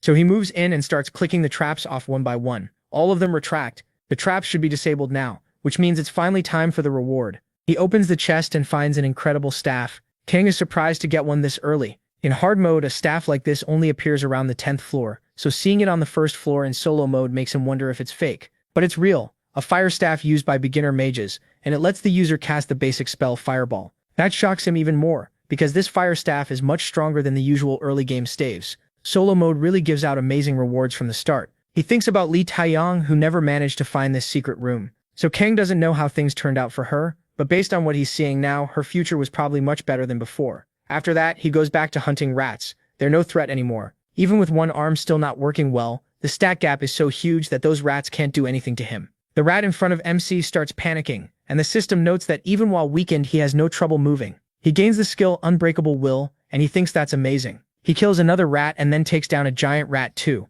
When he returns to the safe area, he drinks some water, recovers and returns to normal condition. Then he checks the skills he just earned. Reduced pain makes him immune to pain itself, though not to the effect on his senses. Sensory enhancement sharpens his awareness, and sometimes it can even let him feel killing intent. Kang thinks both skills are great, even if they aren't too useful right now. Once their proficiency rises, they'll get much stronger. He also gets Unbreakable Will. No matter how badly he's hurt, his fighting spirit won't break, and for 10 seconds in battle he can ignore all injuries. It hurt like crazy, but to him it was worth it. He also earns the title Magic Apprentice, unlocking Fireball and 3 mana use with proficiency at 1. Just like he thought, that staff is his biggest reward. It can launch a fireball that hits hard against enemies with no resistance, and it can also check whether burn gets applied. He figures he's gotten everything possible from the first floor, so it's time to head to the second. He says the maze itself is simple, and the stairs to the next floor are guarded by a boss. Players have to beat it to move on. He heads to the boss room, though he knows nothing is ever easy in solo mode. When he opens the door, he finds a truly massive giant rat. It's already ready to charge, and Kang thinks it's been a long time since he last saw that monster. The giant rat tries to attack the moment he steps inside. He's shocked this thing is the first floor boss. This was supposed to be the 10th floor boss. He can't help wondering how many players died to those claws. The monster rushes in, but after everything he's been through, Kang refuses to be shaken now. He basically tells the filthy rat to come at him. The protagonist explains that this giant rat is too much for a normal first-floor player, which is why Li Taichen used a loophole. She was terrified, but she still won by taking advantage of one rule. The boss couldn't leave the room, so she stayed by the doorway behind the barrier while it thrashed on the other side. Then she filled the room with oil and set it on fire. It was a practical method, with no wasted time. Since she was the only solo mode player who survived, he thinks copying that plan would make sense. But that's not the kind of fight the Labyrinth wants, so he summons his staff and decides to take it head-on with fire. The giant rat charges straight at him. Kang uses Fireball for the first time. He says only a brutal fight will make him stronger, and the Fireball hits the rat for 14 damage. Then the system runs its check, and burn is successfully applied. He's glad to see it since burn deals 1 damage for 10 seconds, but that's still not enough, so he switches to his bow. The next shot deals 7 damage, and also poisons the rat. Now it's both burning and poisoned. Kang says it doesn't matter, he'll keep trying until it works and fires again. This time it's an electric arrow. The rat is paralyzed, meaning it can't move for 10 seconds or until it's hit. He says status effects are worth the cost. Now he says the real fun starts. With fire, poison, and paralysis stacked on it, the rat can't move and Kang keeps piling on damage with his arrows. The poison check keeps confirming damage, so he decides to fire another status arrow and keep the damage stacking. The rat gets torn up from every side, covered in arrows like a pincushion. At the end of it, MC grabs his shield and says this is more than a beatdown, it's basically a death sentence for the rat. Unable to fight back, it takes even more damage when he slams it with his shield for 13 in one hit. But then the rat completely loses it, and enters berserk mode. Even so, Kang says there's a limit to what it's doing. He notices the rat's health is almost gone, and wonders if this is the moment. Then the rat grabs one of the nearby corpses and starts rising up in front of him. He remembers that once its health drops to 20, it goes berserk. Everyone who had been with him back then noticed the paralysis no longer worked, and started begging to be saved. But the rat kept eating people. His past self was horrified. They wouldn't be able to escape. The rat had gotten faster, and they were going to be ripped apart. That was when the monster showed why it was the boss. But now, even with berserk mode active, Kang stays calm. As far as he's concerned, phase 2 is where the real fight begins. The rat lunges again, even faster this time, throwing everything it has at him, but he blocks it with his shield and only takes 8 damage. Still, he admits that's a lot for his current strength. The rat attacks again, and Kang points out that his strength stat is only 2 right now, so he'll rely on his best stat, dexterity, to finish it. He strikes the rat once more, hitting one of its legs hard. The damage is so strong the rat looks stunned, like it almost dropped out of berserk. With its claw stuck in the ground, it tries to pull free, but while it's struggling, the protagonist rushes in again and lands another hit for 7 damage. The rat grows more and more frantic, attacking wildly. Even with the shield, Kang still takes 5 damage, but he hits back for 7. His battle persistence proficiency also starts rising by 1. The rat tries to bite him again, and MC realizes he's running out of energy. He can't keep this up much longer. So this time he goes in with his sword and activates edge attack for a thread. He can hold his breath for 10 seconds, and he keeps attacking from every angle. The rat takes more and more damage, 8 this time, then 7 more. But it manages to turn the exchange around and lands a counter hit on Kang for 24 damage. He realizes he can't afford to take many more blows. He figures that with resist or deflect he might survive up to 8 hits. Even while taking damage, he keeps fighting back as hard as he can and activates Deflect. Now the next attack he receives won't be effective, and Kang says he'll end this before the 8th hit. Then he charges the rat again, dodges aside this time and successfully counters. That means his next thrust will deal much more damage. He drives the attack straight into the monster's chest and pushes right up toward its head, dealing 20 damage. The rat lets out a scream, but it has no health left and collapses behind him. Kang defeats the giant rat. He thinks it was easier than he expected, which is a ridiculous thing to say when he was almost dead. Then he wonders where his reward is, and the system dumps it all onto him, because he beat a powerful enemy alone. His dexterity permanently rises by 2, his mana goes up by 3, he activates the soul skill Soul Quality Increase. His strength permanently rises by 2, his dexterity goes up by another 3, and he levels up, fully recovering. He says he expected it, but he's definitely happy. Since he successfully beat a first floor boss, he gets the standard reward, 1 random stat increase potion. And because he found the first floor's secret room, he also gets the standard reward of 2 targeted stat increase potions. He thinks rewards like this are still hard to get, even after the 50th floor. Then he uses the random stat potion and the targeted stat potion too. The random potion permanently raises his strength by 1. After that, he clearly chooses to boost strength with the targeted potion as well, raising it by 3 in an instant. That's huge for him. Now his strength is 17, intelligence is 16, and his dexterity has reached 30. Those are his stats on the first floor, after doing everything he could to raise them in easy mode. Then he notices he got another skill, it's counterattack. It costs 5 mana, has proficiency 1, and deals heavy damage when the enemy attacks. He realizes he got it earlier than expected. It's just as useful as Deflect, so he says he's checked everything. Now he's wondering what happens next. He starts sending messages to the others, explaining the basic method to clear the first floor. He says he already posted the article in the community. He doesn't expect much, but maybe it'll help. While finishing the post, he notices someone replied. He sees messages from people asking for the path to the Spring of Life, because they need to find it fast. Another person says he can't help, since the location is different for everyone, so they need to talk to the merchant. Taoyang tells them they'll be safe if they reach the Spring of Life, so they need to get there as soon as possible. Staying where they are will only get harder. One of them jokes that an entire species is fighting against its own extinction. Another says they're still lucky because they still have a chance to live. That's better than dying without doing anything. He reads all this with interest. Then someone thanks him, saying they made it to the Spring of Life, thanks to everyone's help. Jong Hyuk adds that if the boy stays careful from here on out, he won't die on the first floor. The protagonist says the community changed a lot after his return. Back then, people barely used it, and when they did, many were already dying. Nobody shared how to clear a floor. The chat was full of despair, people starving, falling apart, saying they didn't want to die there but also didn't know why they should keep living. As time passed, the desperation got so bad that people stopped talking at all. Back then, Lee Taemyeon kept asking if anyone was still in the chat, because she thought she was the only one left.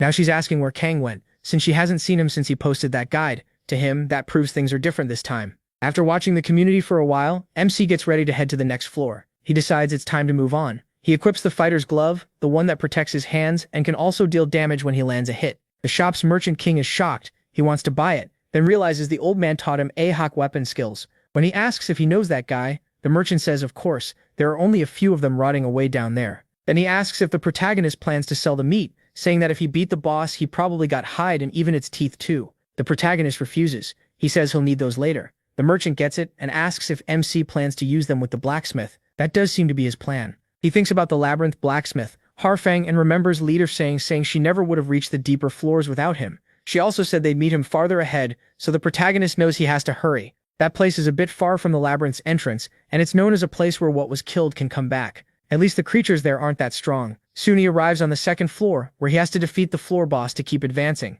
The reward is a low-grade mana increase potion, while the secret reward is still unknown. Kang is surprised, since that potion is rare and not even sold in the shop, which makes him even more eager to clear this floor. But then he notices a pile of unread messages. Caught off guard, he asks what happened, and Jin Hua checks if he's there. Messages start pouring in from all directions. Kang wonders who to answer first, and then Jin Hua quietly reaches out to him, saying the timing is perfect.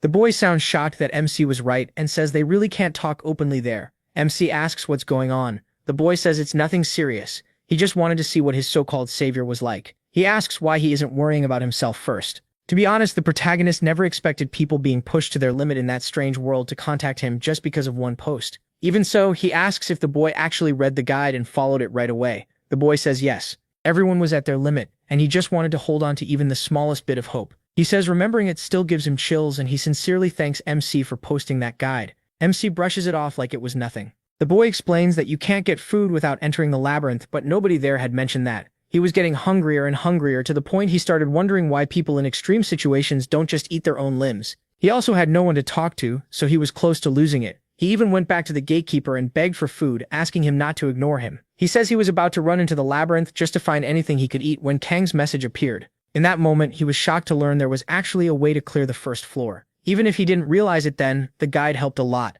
After reading it, he and Tamian managed to clear the floor, and then others followed. He realizes that makes sense. Tamian used to complain a lot in the community, so once she cleared it, the others started believing they could too. The protagonist asks how many people can kill a giant rat, and the boy says right now only him and Tamian. Kang says Tamian doesn't surprise him, but hearing something good about that guy is a first. He figures he never met him before because the man probably died in the labyrinth while struggling to survive. Since he managed to hunt a giant rat, MC guesses his talent must be around Tamian's level. It surprises him. Who would have thought his guide would actually keep someone alive? The truth is simple. If you're writing a survival guide for another world and don't think it might save someone, you're an idiot. He then tells him to find the old NPC searching for his goddess. That NPC will attack without mercy, and if the boy responds the right way, he'll get something very valuable. The protagonist warns him that any NPC can treat you differently depending on what you do, so he needs to be careful. He tells the boy to pass that on to Li Taiyang when she wakes up, and the boy suddenly asks if MC is okay. When asked what he means, the boy says he is handing everything over to him for free. He's thankful but points out they're going through the same trials, which technically makes them rivals. Sure, he's weaker right now, but if this keeps up, he could catch up fast. That doesn't mean he plans to turn on Kang. He just can't accept all this help without giving something back. The protagonist wonders what the boy is really trying to say, and the boy asks him to take him seriously. That makes MC question the whole idea of them being rivals. After all, they're all human and came from the same place. That's exactly why Kang tells him all this, so he can keep moving through the labyrinth and try not to die.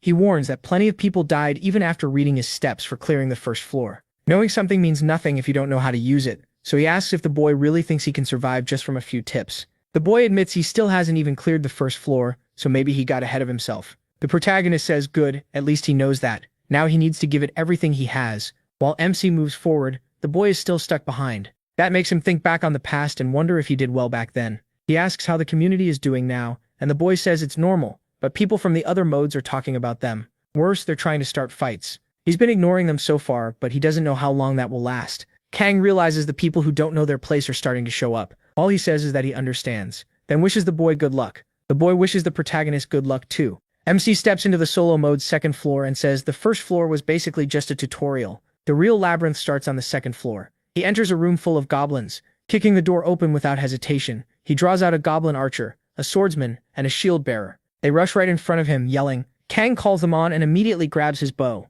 He thinks about goblins for a moment. Alone, they're easy to kill, but their instincts are annoyingly sharp, so once they group up, they become a real problem. Kang fires first. One arrow hits a goblin in the chest for 10 damage, but another blocks the shot with its arm, and a third stops one with its shield. The goblins charge, and he meets them with his own shield. He figures they've already shown all their tricks, and they're still sloppy. Then he dares them to try breaking through his shield head-on. He slams one of them down hard, crushing it into the ground. The goblin takes 3 damage at first, then gets pinned there, and another 4 damage finishes it off. Kang pulls one of his daggers, but before he can finish the goblin, it starts screaming. The protagonist can't see any reason for it to make that noise until more goblins begin gathering while he's killing the first one. They all rush him at once, and Kang realizes this could get messy. Then he spots one carrying a much better weapon, a longsword. Seeing that, he almost thanks the goblin for the gift. He switches to his fire staff and launches a fireball, wiping out every goblin around him. After the fight, he gets a slightly rusty sword with +2 attack. It's not great, but if used well, it'll do its job.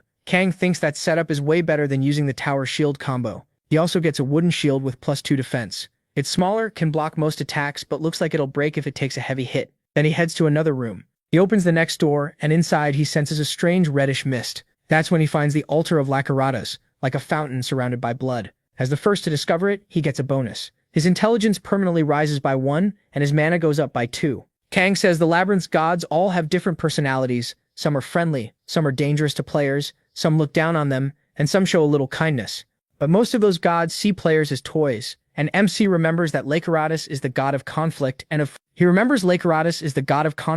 death as he stares at that giant skull. He can feel it right away. This place holds a power heavier than anything else around. It's an altar for Lacaratas' followers, a path linked to the god himself, and through it, that power can reach into the world. That also explains why Lakana ran the second he saw it. Looking at it, Kang wonders if this is what a god really looks like. Then a side quest appears. Lycuratus wants to test the one who found his altar. If the protagonist accepts and passes, he'll get a reward based on how well he does. MC refuses to back down and accepts. The side quest begins. Lycuratus seems pleased, and something starts taking shape in front of him. What comes out is a knight's armor. It stands there, wrapped in thick red miasma. A full knight forms right in front of Kang. It's an imposing figure, armed with a massive sword and ready to fight. This is Lycuratus' servant, but a false one. The test is simple: beat that servant. He studies the armor and realizes it'll be hard to find any opening with its whole body covered. Even so, one look tells him this thing is seriously strong. Then the servant moves, it rushes straight at Kang and brings its sword down from above. The protagonist barely blocks with his shield, but he still takes 25 damage, even after defending. That hit hurt badly, so he decides there's no point relying on the shield. He drops it and switches weapons, keeping the lightly rusted sword and another rusted blade in hand. Now it's time to fight with two swords. He charges the armored servant again. The knight meets him with its own sword. Even with two blades, Kang can't do much, so he pulls back a little and starts striking at different spots, attacking with both hands. It still isn't working. The knight's stance leaves no openings, and MC realizes this enemy is far above him. There's no reason to keep fighting it head-on. He jumps back, then he starts to run, and the knight chases after him. But in the middle of that, Kang suddenly turns around. He goes right back in for a direct clash. His plan is to use his higher dexterity. That pressure finally works. The servant of Lycuratus takes 6 damage. It keeps taking the same damage again and again, but then Kang feels his sword get stuck in the monster. Now he's in real trouble. Still, he doesn't stop. Since he has other ways to fight, he starts punching the thing. He remembers his weapon art, air hack, and decides to push it as far as he can. So he stays in close, punching, while the lodged sword keeps draining the knight's life. He's used this trick before, but right now it's saving him. Even Lycuratus is a little surprised by the way the boy fights. The servant steps back, and he starts thinking this might be easier than he expected. He tells himself they're only on the second floor. Since Lycuratus is the god of conflict and death, this servant should already be fighting seriously. So if this is all it has, that's kind of disappointing. But then the system says Lycuratus is using his authority, and in return his range of influence will shrink. Tung feels something change around him. The system explains that Lycuratus' servant has recovered its intelligence and its techniques too. The protagonist instantly knows things just got much worse. The servant feels even more dangerous now. Its gaze turns sharp and alive. This time, everything about that stare locks onto Kang. He's no longer fighting the fake servant. Now he's facing the real servant of Lycuratus. With that, the pressure of the fight skyrockets. The servant grabs the sword that was stuck in its stomach, pulls it out and throws it straight at MC. Kang notices the false mark is gone, and the whole atmosphere around the knight has completely changed. He ducks to grab the sword. Now that it has intelligence, the tricks that worked before won't work anymore. The servant suddenly bursts forward at absurd speed, catching him off guard and nearly cutting him down. Then it starts using even fiercer techniques. Kang has to give everything he has just to stop the blade. Even holding on with both hands, he's forced to one knee, taking 13 and 11 damage without being directly cut. He can't believe it. This thing's movements are completely different now. The servant keeps driving him back, chasing him while attacking non-stop. The protagonist takes 20 damage when his whole body slams into the wall. He realizes the servant's movement is perfectly clean, not wasting even a single step. This is swordsmanship from a properly trained knight. It's the first time he's faced something like this. Even with all the weapons in his hands, he can't control the fight. Kang wonders if this is what a huge gap in skill feels like, and more than anything, he wants to learn it. Every action in the labyrinth gets judged, and if he reaches a certain score, he can gain a title or a skill. He figures this is probably that kind of skill. That thought throws him into a wild frenzy. Even the knight starts to fear the look in his eyes. MC has gone completely off the rails. He focuses as hard as he can, thinking that the knight is definitely better with a sword. He admits that much. But Kang is a player. He pulls out his staff and reminds himself that a sword isn't the only weapon he can use. He fires a blast of flame at the knight, but the servant cuts through the fireball at once. Still, he has already moved out of its path. When the knight looks again, Kang is behind it. He strikes from the rear and deals 6 damage to the armor. The servant spins fast trying to hit him back, but the protagonist says that's pointless. He activates Deflect, and the attack doesn't land cleanly. Even then, he still takes 15 damage. Kang follows with attack by a thread to counter. He lands 6 and 5 damage, takes 11 in return, then hits for another 6. The system says he attacked his target without stopping and grants him a continuous conditional skill, consecutive attacks. MC thanks the system, then tells the knight to get out of his way. He casts Fireball and nails the servant right in the head, dealing 13 damage and inflicting burn. Kang starts wondering when this thing is finally going to die. His mana is almost gone, only 5 left, and he has 70 health. If this keeps going, he'll be at a total disadvantage. Still, he says there's no point in running from it and charges the knight again. This time, he draws both swords back. He's getting ready to drive them into the knight, but the servant hits him first. Even while taking 80 damage, Kang endures it, and the servant's killing strike gets cancelled. He uses that moment to launch one more attack. The system says all incoming damage will drop to 0 for 1 second, and he drives his sword right through the middle of the knight's neck. With that, he finally cuts off the knight's head, leaving it completely helpless. As the head flies off, Kang collapses from the damage he took. Then the severed head reveals there was someone inside the armor, and that voice praises him for a fine fight, calling him a brave player. Just like that, the protagonist defeats Regressor servant. The system says Regressor himself is pleased with the result. Kang drops to the ground exhausted and curses him out. He asks how Regressor had the nerve to change the mission conditions halfway through, and wonders if the god is messing with him. After the victory, he gets a huge amount of XP, levels up, and fully recovers. Since he beat a powerful enemy alone, he also activates soul quality increase. MC wonders how much stronger he got, and opens his status window. Every stat jumps a lot. He gets a total increase of 17, plus 30 more health and mana. Even he thinks that's insane. Then he asks if he got any item too, because it'd be rough if he didn't. Since he passed Regressor test, he'll receive a reward based on the god's judgment. And because Regressor is very pleased with his fight, he decides to give a high-level reward. He tells him to stop dragging it out and hand it over already. He almost died for this. The system says Regressor range of influence decreases, and Kang receives an item, the ceremonial sword of Regressor. The sword gives plus 5 attack and restores 5 health when he kills an enemy. It's almost on the level of Song's daggers. The system explains that all followers of Regressor use this sword, and its red color stands for the blood of their enemies. The protagonist wonders if he read that wrong. Can Regressor really give him something like this? He can't believe an item this good exists on the 2nd floor. Because he passed the powered-up test, he also gets an extra reward. MC realizes the god is rewarding him for how much he suffered, and he gains a continuous conditional skill, Proof of Combat. The skill says he has proven his courage. From now on, each victory in battle will make him stronger. Its proficiency starts at 1. Kang sees it's a buff-type skill, and figures that if a god gave it to him, it has to be good. But then the whole place starts falling apart. He looks around and asks, "It's still not over? What is this now?" He looks ahead and sees that Regressor is offering him an apostle contract.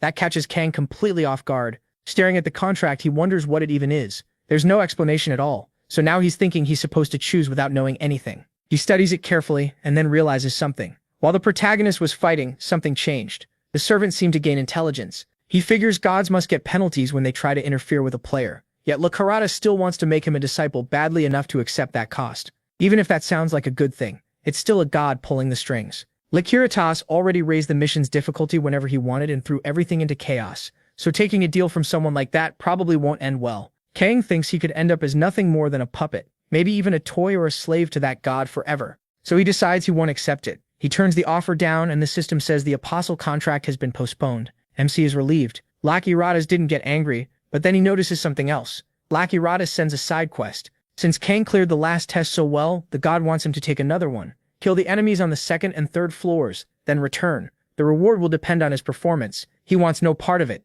He says he can't trust someone who already tricked him once, so he refuses the mission. But Regressor sends it again. The message repeats that the reward will be based on how well he does. That just annoys the protagonist more. He figures this is probably the kind of mission he can't really refuse, so he accepts it. Regressor smiles, and the system says the god is pleased with his choice. After that, Kang heads back to the Merchant King. The old man is surprised to see him back so soon, and MC says he needs to buy a few things. The merchant asks if he means potions. Then he wonders why he wants them this early, before deciding the kid probably has a reason. The protagonist says he didn't plan to buy any on the early floors, but after a test like that, he'd rather be ready in case something similar happens again. While the boy is thinking, the old man lifts the sword at Kang's waist. He recognizes it right away. It's Regressor sword. The merchant asks if that idiot gave it to him, then says it looks like the god is showing off by using MC. He asks if he knows Regressor. The old man snorts and says, of course. Plenty of people have died because of that angry god, and he still does whatever he wants while carving out his own territory. That tells the protagonist Regressor has been at this for a long time.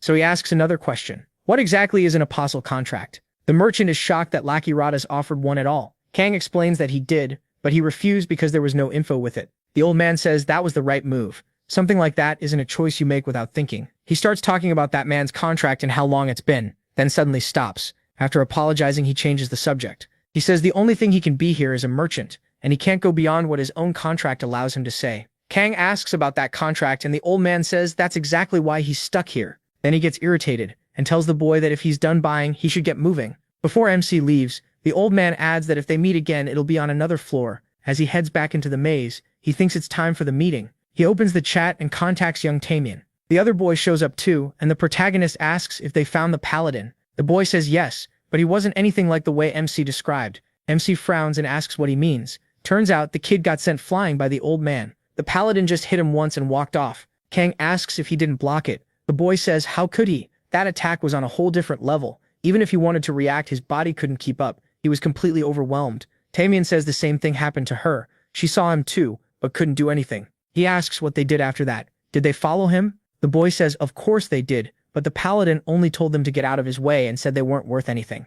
The protagonist realizes the paladin only seems to notice people who can answer his attacks. Thinking about it, that's kind of how the dwarves and Lacaratas were too. Then he asks where the two of them are now. The boy says they're hunting giant rats, and Tamian says she wants to level up before moving on. Kang hears the boy is still fighting with a shield and is pretty scared. Then he asks about the others. They say some players have started hunting giant rats too, but they'll probably need a while to bring even one down. MC can tell everyone is still trying to adjust to this world, so he decides he should at least share some info about the second floor later. He tells them both to listen closely. Before they can reach the second floor, there's a boss monster, a giant rat, basically a bigger version of the big rats they're already fighting. It has over 200 health, and even if they block its attacks, they'll still take damage. They need to be careful. Both of them panic and ask how they're supposed to kill something like that. He tells them to think it through. He says he can tell them everything, but if they take time and really think, they'll come up with a way. He also tells them to warn the other players so nobody dies. The two thank him a lot and wish him luck. Kang says that's everything he wanted to tell them, so now it's time to start the mission. He accepts Lacaratas' request and heads to the next floor. There, he bangs his shield against his sword to draw the goblins' attention. They crawl out of their hiding spots and get ready to jump him, closing in from every side. Kang says it's time to test his new skills. He activates Proof of Combat, rushes through them, and cuts them down with ease, one after another. The protagonist notices his mind feels empty, and that lowers his mental strain. On top of that, the skill boosts his stats and even heals him. From what he can tell, there's no real limit or restriction. If the conditions stay active, he might be able to keep fighting forever. He likes that idea, since this could end up becoming his main skill, depending on the situation. So he starts tearing through that whole goblin area, even killing one of the bigger, tougher ones. Then he notices something strange. He doesn't remember there being a door like that in the labyrinth. Inside, he finds something he never expected. A grave, like some warrior's tomb. Kang is stunned to find it there, and gets a first discovery bonus, 1 intelligence and 2 mana. Then he reaches out and touches the grave, and a burst of flashy effects goes off right over him. A tiny spirit appears and cheerfully greets the adventurer.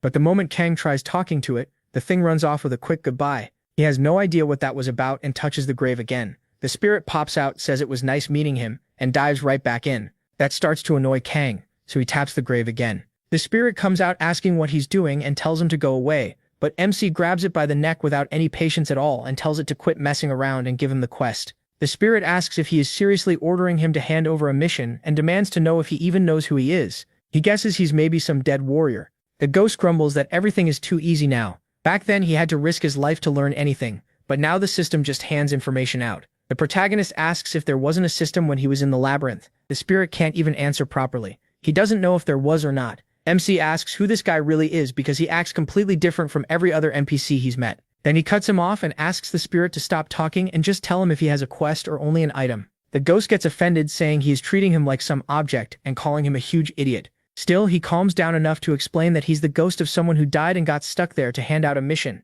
But he adds that he can't give that mission to just any weakling. Kang asks why he's even on the early floors. Then, the spirit snaps that he has no clue that stupid labyrinth dumped him on this trash floor when he was supposed to be on the final one. Still mad, he says the protagonist should only come back after reaching the 30th floor, then insults him again. MC is annoyed that he found such a useless little NPC, someone not even worth wasting time on, so he starts to leave, but the little ghost notices the sword at his waist. It calls out for Kang to wait. The spirit stares at the weapon and asks if it's from Lacaratas, then wants to know why he has it. As the ghost floats closer like it's trying to scare him, he says he got it for clearing that god's test. That shocks the spirit. He asks if the protagonist really cleared that awful test. Then he immediately changes his mind and says he'll give him a mission. MC already hates how close this ghost is getting. The spirit says he should have known from the start. He is obviously worthy of that trial. He calls him over and says he'll explain the mission. But now he doesn't want any more quests. The ghost insists and tells him to listen. He says that in the past he was an amazing warrior, the one who reached the deepest floors the fastest and the one who conquered the labyrinth. Kang thinks the warrior's old face was probably just as annoying as his ghost face.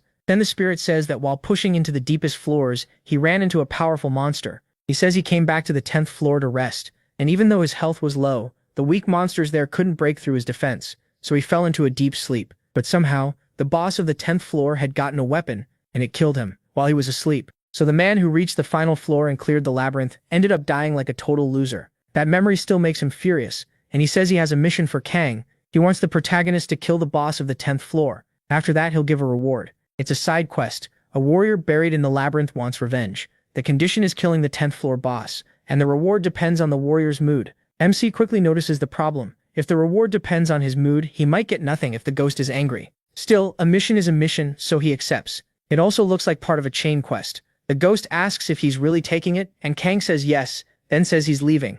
But the ghost really does stick to him. He asks if he's coming too, and the ghost says of course, telling him to get moving. He says he can't just stay in his grave forever. How else would he know whether the protagonist succeeded? Besides, he was getting bored there. The protagonist can already tell this is going to be a huge headache, though the ghost says the trip to the 10th floor should be fun. MC realizes he'll have to put up with this annoying spirit all the way to the 10th floor. Then he asks how that boss could have gotten an attack weapon. Even with someone's guard down, that kind of weapon shouldn't show up until much later, so a 10th floor monster shouldn't have one. He asks if he has any idea how it got there, but the ghost says he doesn't know, and tells him to shut up for a second. Then the spirit reminds him that he accepted the quest, so now he has to deal with him. He starts wondering if accepting was a mistake. Still, since he's stuck with him now, he decides to get some info. He remembers the ghost called himself a warrior, so the protagonist asks what he used to be in the labyrinth. The ghost asks why he should answer that. MC shrugs and says fine, if he doesn't want to talk then don't. That makes the ghost change his tune. He says it's fine, and if he wants to know that badly, he'll tell him. He says he doesn't need to hear it, but the ghost keeps going anyway, saying he came from the imperial family of the kingdom of Kargut.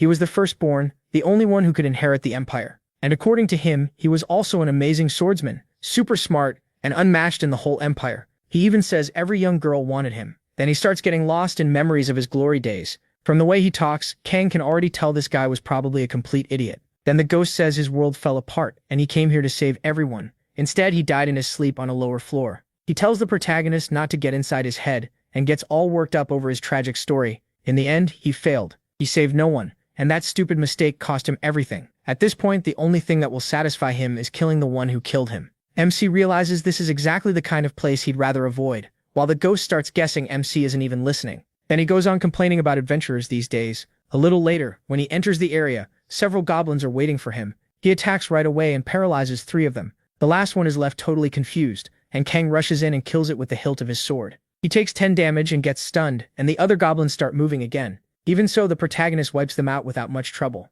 The ghost watches and asks what he's doing. MC keeps using paralyzing flashes and just beating them down. The ghost asks if he's really using the same method again without changing tactics, always targeting the same goblins, and even wonders if he has some personal grudge against them. MC decides he'll do it one more time. The ghost then asks if he's trying to earn a skill, and he notices he actually knows about that. The spirit says it's sad not to know enough, but tells him to stop because he won't get any skill that way. The protagonist ignores him and says he will get one, and a good one at that. He stays focused, and after a while, the ghost asks how many floors MC thinks he cleared, bragging that he passed 85 floors and knows everything about this place. So he proposes a bet. If he doesn't get a skill, he'll become the ghost's toy and do whatever he's told, even kill himself if ordered. But if he wins, the ghost has to answer all his questions honestly. The spirit is shocked that a kid who just entered the labyrinth wants to challenge his knowledge. Still, he accepts. He says he's putting the name of the great crown prince Arklitz of the Ikarvuts Empire on the line, and if the protagonist wins, he'll answer everything. But if the protagonist loses, he'll become his slave. MC agrees and says there's no backing out now. The ghost starts laughing, fully sure he'll win. He tells him to be ready to call him master from now on and not forget the honorific either. He only follows those orders in his imagination, while the ghost wonders what else he can make him do. He seems excited by the idea of being entertained until he dies. Then he tells the protagonist not to drag this out because stalling is pointless. The protagonist asks if he knows the skill battle. The ghost says of course he does. It's a basic skill. When 2 people agree to a duel, no other player can interfere with their fight. That's what it does, and MC says he might be able to get something similar here. The ghost calls that a lie, but he keeps doing exactly what he was doing, and then the message appears. By fighting a large group of enemies while continuously dueling only one target at a time, he acquired the skill Conditional Activation Forced Battle. As soon as he gets it, the ghost is completely stunned. Kang remembers the skill he used before against the S rank. It costs 10 mana and locks him into battle with one fixed target. For 10 seconds, no enemy except that target can damage him. Continuous damage, stack damage, poison, confusion, intimidation, all of it gets blocked by this one skill. The ghost says that makes no sense. Depending on how it's used, even if the protagonist were trapped in lava or thrown into space, this skill could help him survive. He can't believe you can get something that insane just by doing that. MC says that must be why the ghost never had it. The spirit admits that, honestly, this is one of the easier skills to unlock, then asks what MC had to do to get his other skills. Kang reminds him about their bet. Even though he hates it, the ghost accepts. He says, fine, let's say he won. Since he is different from the others, there aren't really any restrictions on him, and yes, he is that type of player, but the ghost warns him not to forget that skills aren't everything, so he shouldn't think he'll get something amazing just by doing random stuff. The protagonist asks what he's even talking about, and reminds him the only rule was that he couldn't lie when answering questions. That only makes the ghost more annoyed. He says, forced battle is good, but there are plenty of other skills in the labyrinth too. Then he asks if MC knows jump. MC says yes, so the ghost asks if he's never heard of Great Jump. The reaction gives it away at once. Kang can tell the ghost has never heard of it. Trying to recover, the ghost says fine. He knows skills well, but that's not all that matters in the labyrinth. The tricks people use to survive and understand the place are just as important. Then he notices what he's doing and asks about it. He guesses the protagonist is looking for a secret room and says he'll probably suffer trying to find one. But then MC gets a strong premonition, and the right brick starts to glow. When he pulls it out, the ghost is shocked. Kang explains that he used Detect. Once its proficiency goes over 20, it can sometimes give him important information. He says the skill is even better than he thought. The ghost is stunned because he also has Detect, and his proficiency with it is high too. Looking up, he spots Gomed traps, rows of spears hidden in the ceiling. The ghost says the traps were placed randomly, so getting through won't be easy. He thinks the protagonist should give up and leave, but MC notices that the first trap is a flash trap, then a falling trap, and right after that there's a crushing wall trap in front of the chest. Kang says it's the same as easy mode. Then he gets ready to rely on his agility, charges straight through and avoids every trap. Using nothing but speed, he even clears the section that would drop him onto a bed of spears, basically doing parkour through it. At the final part, the ghost is stunned again as Kang avoids getting crushed. Then he throws a punch into the wall ahead and breaks it. The ghost's eyes go wide, unable to believe how skilled the boy is. Kang explains that wall didn't seem like part of the labyrinth. It was something goblins built, so its durability was low and easy to break. He realizes it's exactly the same as easy mode. At that point, the ghost decides to stay quiet so he doesn't help by mistake. He then asks what the reward is. He gets a spring-infused ring with +5 mana. It supposedly fell into some deep spring of life, and it gives off a faint scent. The protagonist thinks the timing is perfect. He really needed the mana. The ghost stares at him and blurts out, asking what the hell he even is. Kang wonders if the ghost would understand him if he mentioned a second chance. Then he drops the idea. If the ghost wouldn't get it, there's no point, and that means the only way to earn the Bashor Ouroboros is by getting past floor 85. That thought sticks with him. Then MC realizes about 10 days have probably passed since he entered the labyrinth, so he goes to talk to the people in the chat. Everyone is wondering how they're supposed to hunt a giant rat. Some say the answer is non-stop practice, and another says that after fighting hundreds of them you start reading their moves and it gets easier. They ask John Ryuk how he killed one so fast, but he brushes it off and says it's nothing compared to Ryuk who already passed him. Lee Taeyong starts thinking maybe that guy really is on another level. He decides the time has come. The ghost asks what he's doing and he realizes he doesn't even know about the community forum, so he tells him it exists. He sends a message, and everyone gets excited when they see Taeyong has shown up. John Ryuk points out that the protagonist usually opens a private room, so why go public today? The protagonist says he'll explain things little by little, but first he asks how everyone's doing.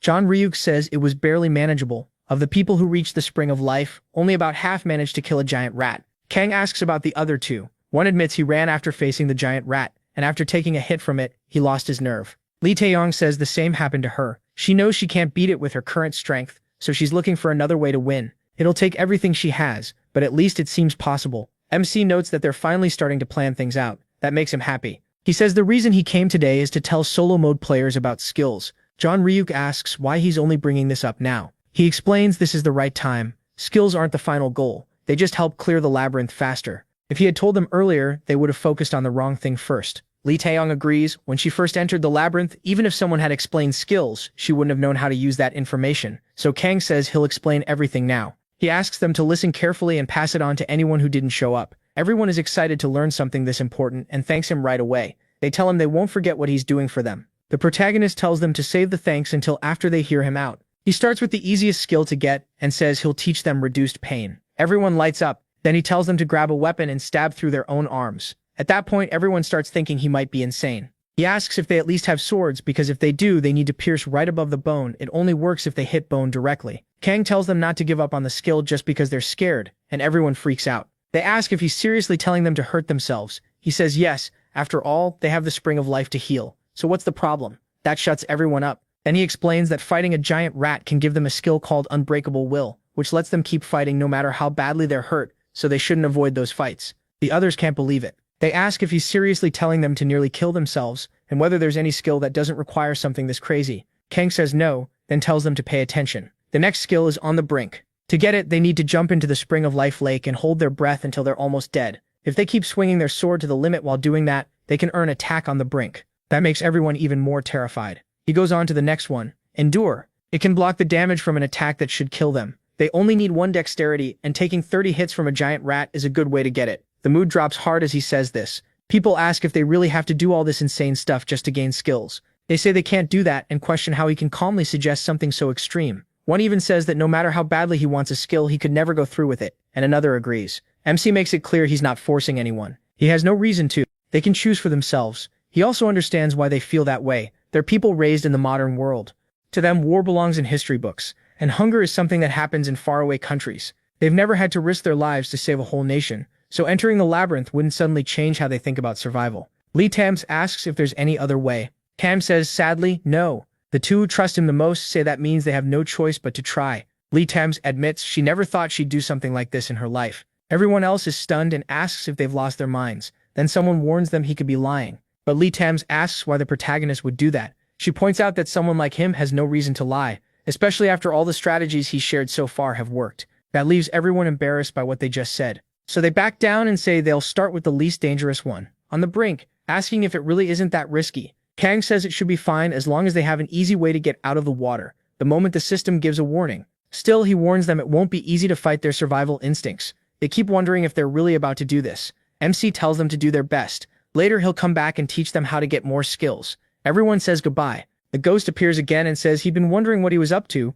but it looks like he just wasted his time. No matter how much he talks or warns people, the labyrinth is still a place where people die sooner or later. Tams answers that even so, some of them might survive. The ghost gets annoyed and tells him that if he's done, they should move already, because they're close to the end. They arrive at the boss room and the protagonist says it's time to beat the boss down. He wonders if this is already the end of the second floor. The ghost says yes, then asks if MC doesn't want to know what the second floor boss is like or use the bet they made earlier. He says there's no need. He has other things he wants to ask instead. Now he's ready to start the battle. A goblin mage appears along with a goblin guardian. The mage immediately raises that creepy staff full of eyes and mouths to cast magic. At the same time, the goblin guardian charges straight at the protagonist, attacking while the protagonist blocks with his shield. The ghost tells him to calm down and says he shouldn't do this, but MC slams the guardian back with his shield. The ghost starts wondering if he is actually aiming for him. Then the mage begins charging another spell. The ghost says it looks like the protagonist knows the skill, but not the plan they're using. He tells him to take out that bastard first.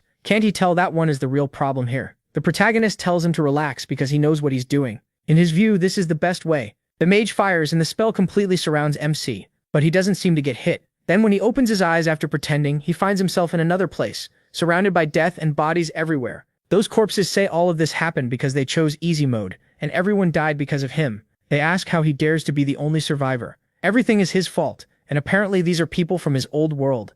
They keep blaming Kang, asking why he was even born, and saying everything is because of him. They try to break his mind, telling him he's nothing but trash. Even Li Tuan appears there. She asks why he never came, then asks why he left her to die alone, crying as she reaches out to him. While that wave of dead people rushes him, he gets dragged down, and while they grab at him, Kang tells them sorry, but this won't work on him. Then he orders the mage to cut that crap out. Outside the illusion, the ghost watches him caught inside the spell, and says he thought it might finally work this time. Why does no one ever listen to him? The mage keeps pressing the attack on him, while the ghost wonders if his revenge failed again. But when the mage attacks once more, Kang suddenly opens his eyes and repeats that he said to stop that crap. He slices through the attacks and activates Unbreakable Will. The ghost is stunned and asks if he really pulled it off. The mage is terrified too as the protagonist rushes straight at him, and the mage tries using madness on him again, but it said he resisted it because of Unbreakable Will, and he repeats that this kind of trick won't work on him. That only makes the mage panic even more. In fear, the mage uses a curse next, but that fails too.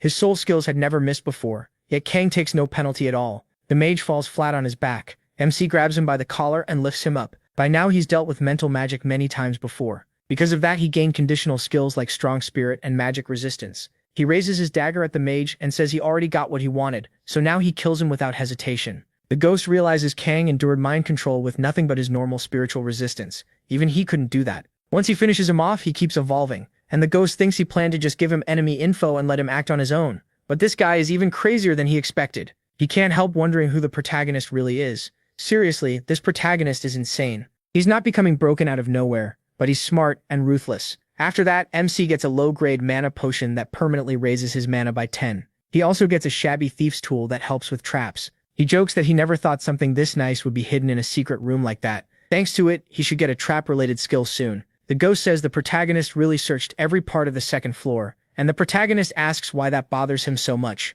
The ghost snaps that he's undead. Why would he be happy watching someone do this? Well, still, since complaining won't change anything, he drops it. Then the third floor mission begins. Beat the boss of the third floor to move on. MC is glad he finally made it here. The reward is a low-grade stamina potion, while the secret reward stays hidden. Then the king notices he's back, but the ghost immediately starts pestering the king, surprised he's still alive. The king gets annoyed and says he accepted that pester's mission. He tells Kang he's just a loser and warns him not to be influenced by the ghost. The ghost fires back that he's way too old to be lying like that and says it's ugly. The old man asks if the ghost really thinks the protagonist matters that much to him, and the two start bickering. The protagonist tries to cut in, while the ghost asks if he should hit the old man just to watch him lose it. The king shoots back, asking how trash like him could even touch the protagonist.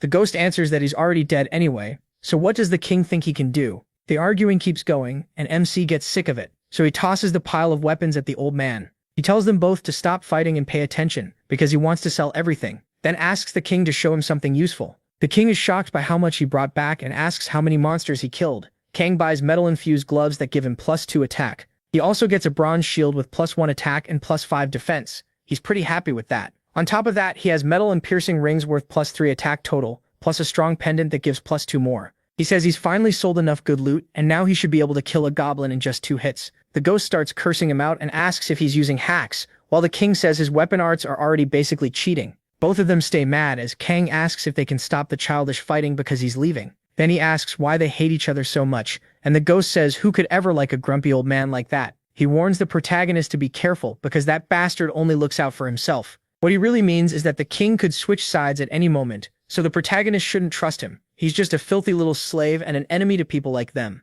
The ghost tells MC never to forget that. Kang asks if he's speaking from experience. He decides to keep that in mind, but then something suddenly scares him, a really nasty-looking shadow. It turns out to be just a few goblins stacked on top of each other. And when he sees that, he quickly kills one of them with ease, hits another, and the last one runs off crying. Kang notices it hasn't even been 10 minutes, and he's already making this floor feel boring. He keeps tearing through everything in his path. The ghost says this place used to be much harder. Back then, those groups usually had goblin mages too, and he nearly died here many times. The protagonist, though, clears it all in just 2 or 3 minutes. The ghost tells him to stop cheating, but the protagonist says the third floor feels easier than the second.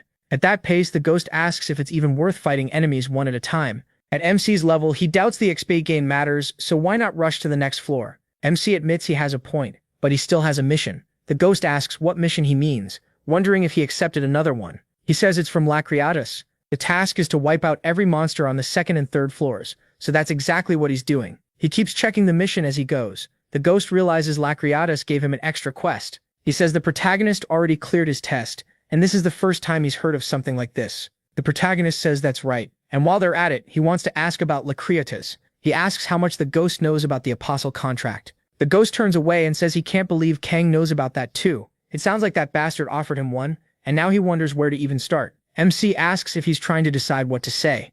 The ghost says that even if he's dead, there's a limit to what he can explain, not to what he can know. He wonders how to break it down from the beginning. He starts by saying the gods each rule over their own domains. The god of victory and the god of defeat are examples. But some gods rule over 2 or more domains, like Regressor, the god of conflict and death. There are also conceptual gods, faith gods, and many others. Kang asks what kind of beings the gods really are, since they seem different from the gods of Earth. The ghost says they helped design the labyrinth, and that immediately catches his interest. The ghost asks if he remembers the status window that appears when he enters. Long ago, this place was a labyrinth made by incredible mages, and rumors said anyone who completed it would have their wish granted. Creating a labyrinth like that alone was too hard for one mage, so he met ancient beings and told them his plan. What he wanted was a huge labyrinth, a tower leading into the deepest depths. Then he asked if they wanted to watch countless heroes try to conquer it and face its trials, along with the meaningless deaths of those who deserve to die. Kang notes that the gods must have liked that idea, but not just liked it, they loved it and fully supported the mage helping him build the labyrinth. The labyrinth the gods carefully created was finally completed, and the deepest place in it is the foundation. Anyone who enters the labyrinth must face countless tests to prove their worth. The gods offer contracts to the people they like most, and those are called apostle contracts. Kang asks if that's supposed to be a good thing or a bad thing. The ghost says becoming a god's apostle brings tons of benefits. If a god favors you, you gain many abilities, a lot of support, and better rewards than normal people ever get. The protagonist asks what the downside is, and the ghost says your spirit starts to belong to that god. On top of that, the other gods won't like you. There are many gods in the labyrinth, all with different wants and beliefs, especially Regressor, who has a lot of enemies. Plenty of gods hate him because he enjoys humiliating the others. The ghost says he's sure things will only get worse the deeper MC goes. As an apostle, he explains that it's true. He would receive divine revelations in return for the power that God gave him. Even if he doesn't want to, even if it makes no sense, he won't be able to refuse. He realizes there's a lot wrong with that deal. He says he may need to drop his plan to accept an apostle contract. He also remembers the ghost saying that anyone who conquers the labyrinth can have a wish granted, and he starts thinking that conquering it might mean clearing every mission. Still, he's never heard anyone here talk about that, so he wonders if that item was her wish. Then he thinks the person he knows would have asked for something else instead of going back in time. Too many things have felt strange from the start. After putting the ghost story together with what he already knows, Kang figures adventurers may have chosen to conquer the labyrinth on their own to make their wishes come true. But then he starts thinking about the people from Earth. There's still a lot he doesn't know. So he simply calls for the ghost and gets ready to move on. The ghost says fine, then asks if they're going to wipe out all the monsters before climbing to the next floor. Kang thinks that for now, all he can do is focus on what's in front of him.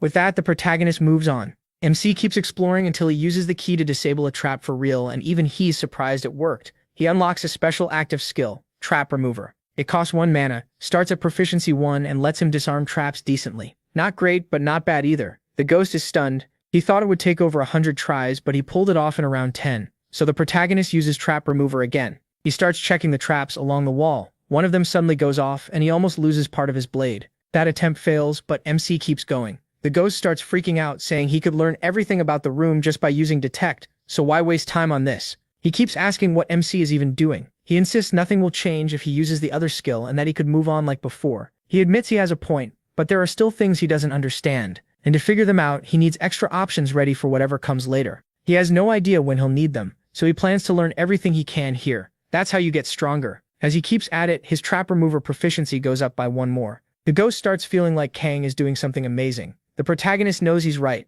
It reminds him of what he lost and of how he died before. After a while, MC is worn out, but he says his Trap Remover proficiency has reached 7. With that, he finishes the 3rd floor's secret room. His reward is a tight ring that gives +3 strength. Now all that's left is the boss, so he heads off to kill it. He arrives at the boss door, and the ghost points out this is the goblin floor, asking if he really knows what's coming. He says yes. When he steps inside, the walls are covered with goblin drawings. Then he comes face to face with a figure waiting in the room. It's a huge goblin, clearly different from the others so far, with 2 massive fangs. This is the goblin leader. The ghost gets the feeling the creature knows the protagonist wiped out every goblin on the floor, and it's not happy about that. The protagonist doesn't care at all. He charges straight at the monster. But the thing isn't just strong. It can use magic too, and it activates a wave of attacks one after another, forcing MC to dodge away to avoid getting hit. He keeps running around it, slipping past every strike. Then he starts closing in. The goblin leader tries to cast again, but Kang basically tells it he's not the only one who can use a staff, and pulls out his own. He triggers confusion,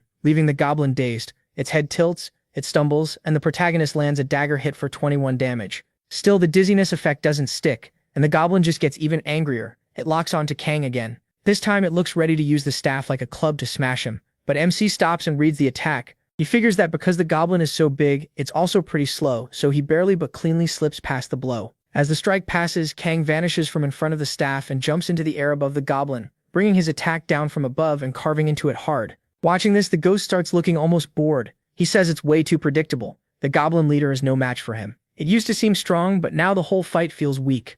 And Kang keeps overwhelming the monster. Before long, the goblin leader drops to its knees in front of him, and the protagonist plants a foot on its head. The monster is finished. Just like that, he defeats the 3rd floor boss. A flood of notifications appears, and one reward is a low-grade strength boost potion. Kang quickly uncaps it, ready to drink. He also gets an old wooden staff. It's the first time he's seen one like this, and it gives +3 magic. It even holds a faint magical power inside. The ghost gets excited that MC pulled such a good item and calls him lucky. He asks why, and the ghost explains that staff lets him use magic. It can boost the magical power he already has. Kang is surprised and asks if that means he can actually cast spells with it. The ghost doesn't get why he's so shocked when his magic stat is already high. The protagonist thinks to himself that all this time he only knew a staff could channel your own magic. Not even Elion managed to use magic herself, so he asks how he's supposed to learn. The ghost says there are only two ways: learn on his own or learn from someone else. MC immediately thinks the first option is basically impossible for him, so the second is better.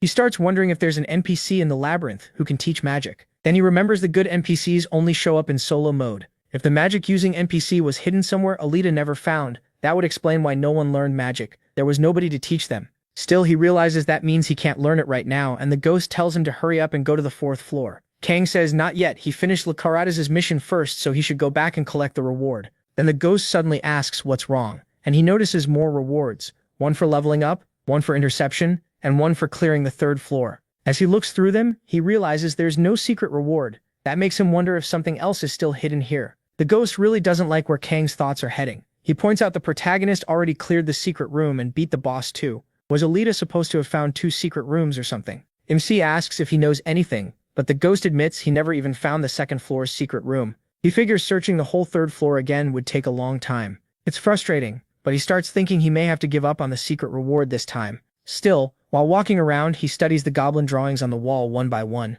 Then he notices they're all looking in the same direction. The ghost asks where he's going, saying that isn't the exit. Kang ignores him, reaches the spot the eyes are pointing at, places his hand there, and activates Trap Remover. A second secret room opens. The ghost asks how he figured it out. The protagonist says that wall was made of the same material as the hidden trap wall in the first secret room. So he took a guess and it worked. Now he wonders what's inside. At the far end stands what looks like a very old goblin, Lord Goblin Hag Hawa. Kang realizes it's the first monster he's seen with an actual name. The ghost is alarmed, saying this feels bad already. Why is a Lord-class monster in there? He starts getting scared and MC asks if he knows something. The ghost explains that lords are kings. This one is the king of the goblins. That frail-looking monster grabs the giant sword beside him, and the ghost says there's only ever one lord, the one that breaks past the limits of its kind. Then that thing pulls the sword from the ground. It starts speaking to Kang, saying it doesn't blame him. In the end, he is just a toy controlled by them. But in this place, the lord is treated as nothing more than a monster. Then he raises his sword and unleashes a terrifying slash straight at the protagonist, cutting through every pillar nearby and nearly taking his head off. MC barely sees it in time, and instantly becomes more alert. Lord Goblin says he'll have to kill him. Kang had the chance to walk away, but curiosity dragged him deeper, and now that blade is aiming for his neck. The force of that slash tears through almost the entire room, and he is genuinely shaken. He drops low and barely avoids it by using Deflect. He knows that if he hadn't deflected, he would have died on the spot. The protagonist wonders what kind of attack that even was, and even the ghost is rattled. Then Kang sees another strike starting to form. Lord Goblin swings his sword again, but MC doesn't wait for the attack to finish. He rushes in at once, not letting the Lord fully swing, and brings his dagger up against it. Even then, he can't help thinking, what kind of strength does this goblin have? Because the force from that sword sends him flying back. After taking it head-on, Kang notes his strength stat is already 37. In easy mode, that would be enough to get past the 50th floor, yet here on the 3rd floor he can barely endure this guy. That alone tells him how dangerous this fight is. The Goblin Lord raises its sword again and comes after him one more time, forcing him to think fast. The Lord is using a long sword, which means it has the edge in reach and movement. With the Lord's sword still raised, Kang closes the gap and gets right in his face, ready to strike. The Lord admits he's pretty good, then asks if the protagonist really thought he was the first one to try that. Then he changes his grip on the sword. Instead of swinging the blade, he goes for a strike with the hilt, and MC quickly uses Deflect again. But Rhaegar's attack power kicks in and shatters his Deflect, sending the sword hilt straight at his face. The protagonist has no time to dodge, so he just takes it head-on. The hit lands cleanly. The system says he can't attack and will be stunned for 10 seconds. He's completely shaken up. Even so, he forces himself to endure. Running isn't an option now. He just has to last 10 seconds. The time starts to pass, and it feels painfully slow while Kang stays dizzy, and the goblin simply watches him. MC realizes he can't react to any attack like this, so there's almost nothing he can do. Still, he activates counterattack. Even without control of his body, it makes him respond to enemy attacks automatically, and he charges the goblin again. The Lord seems to enjoy watching him fight. He looks even more excited now. 5 seconds pass, so only 5 are left. Kang keeps countering every attack the goblin throws at him. Then the Lord sends out that slicing wave again, and he barely avoids it by throwing himself backward.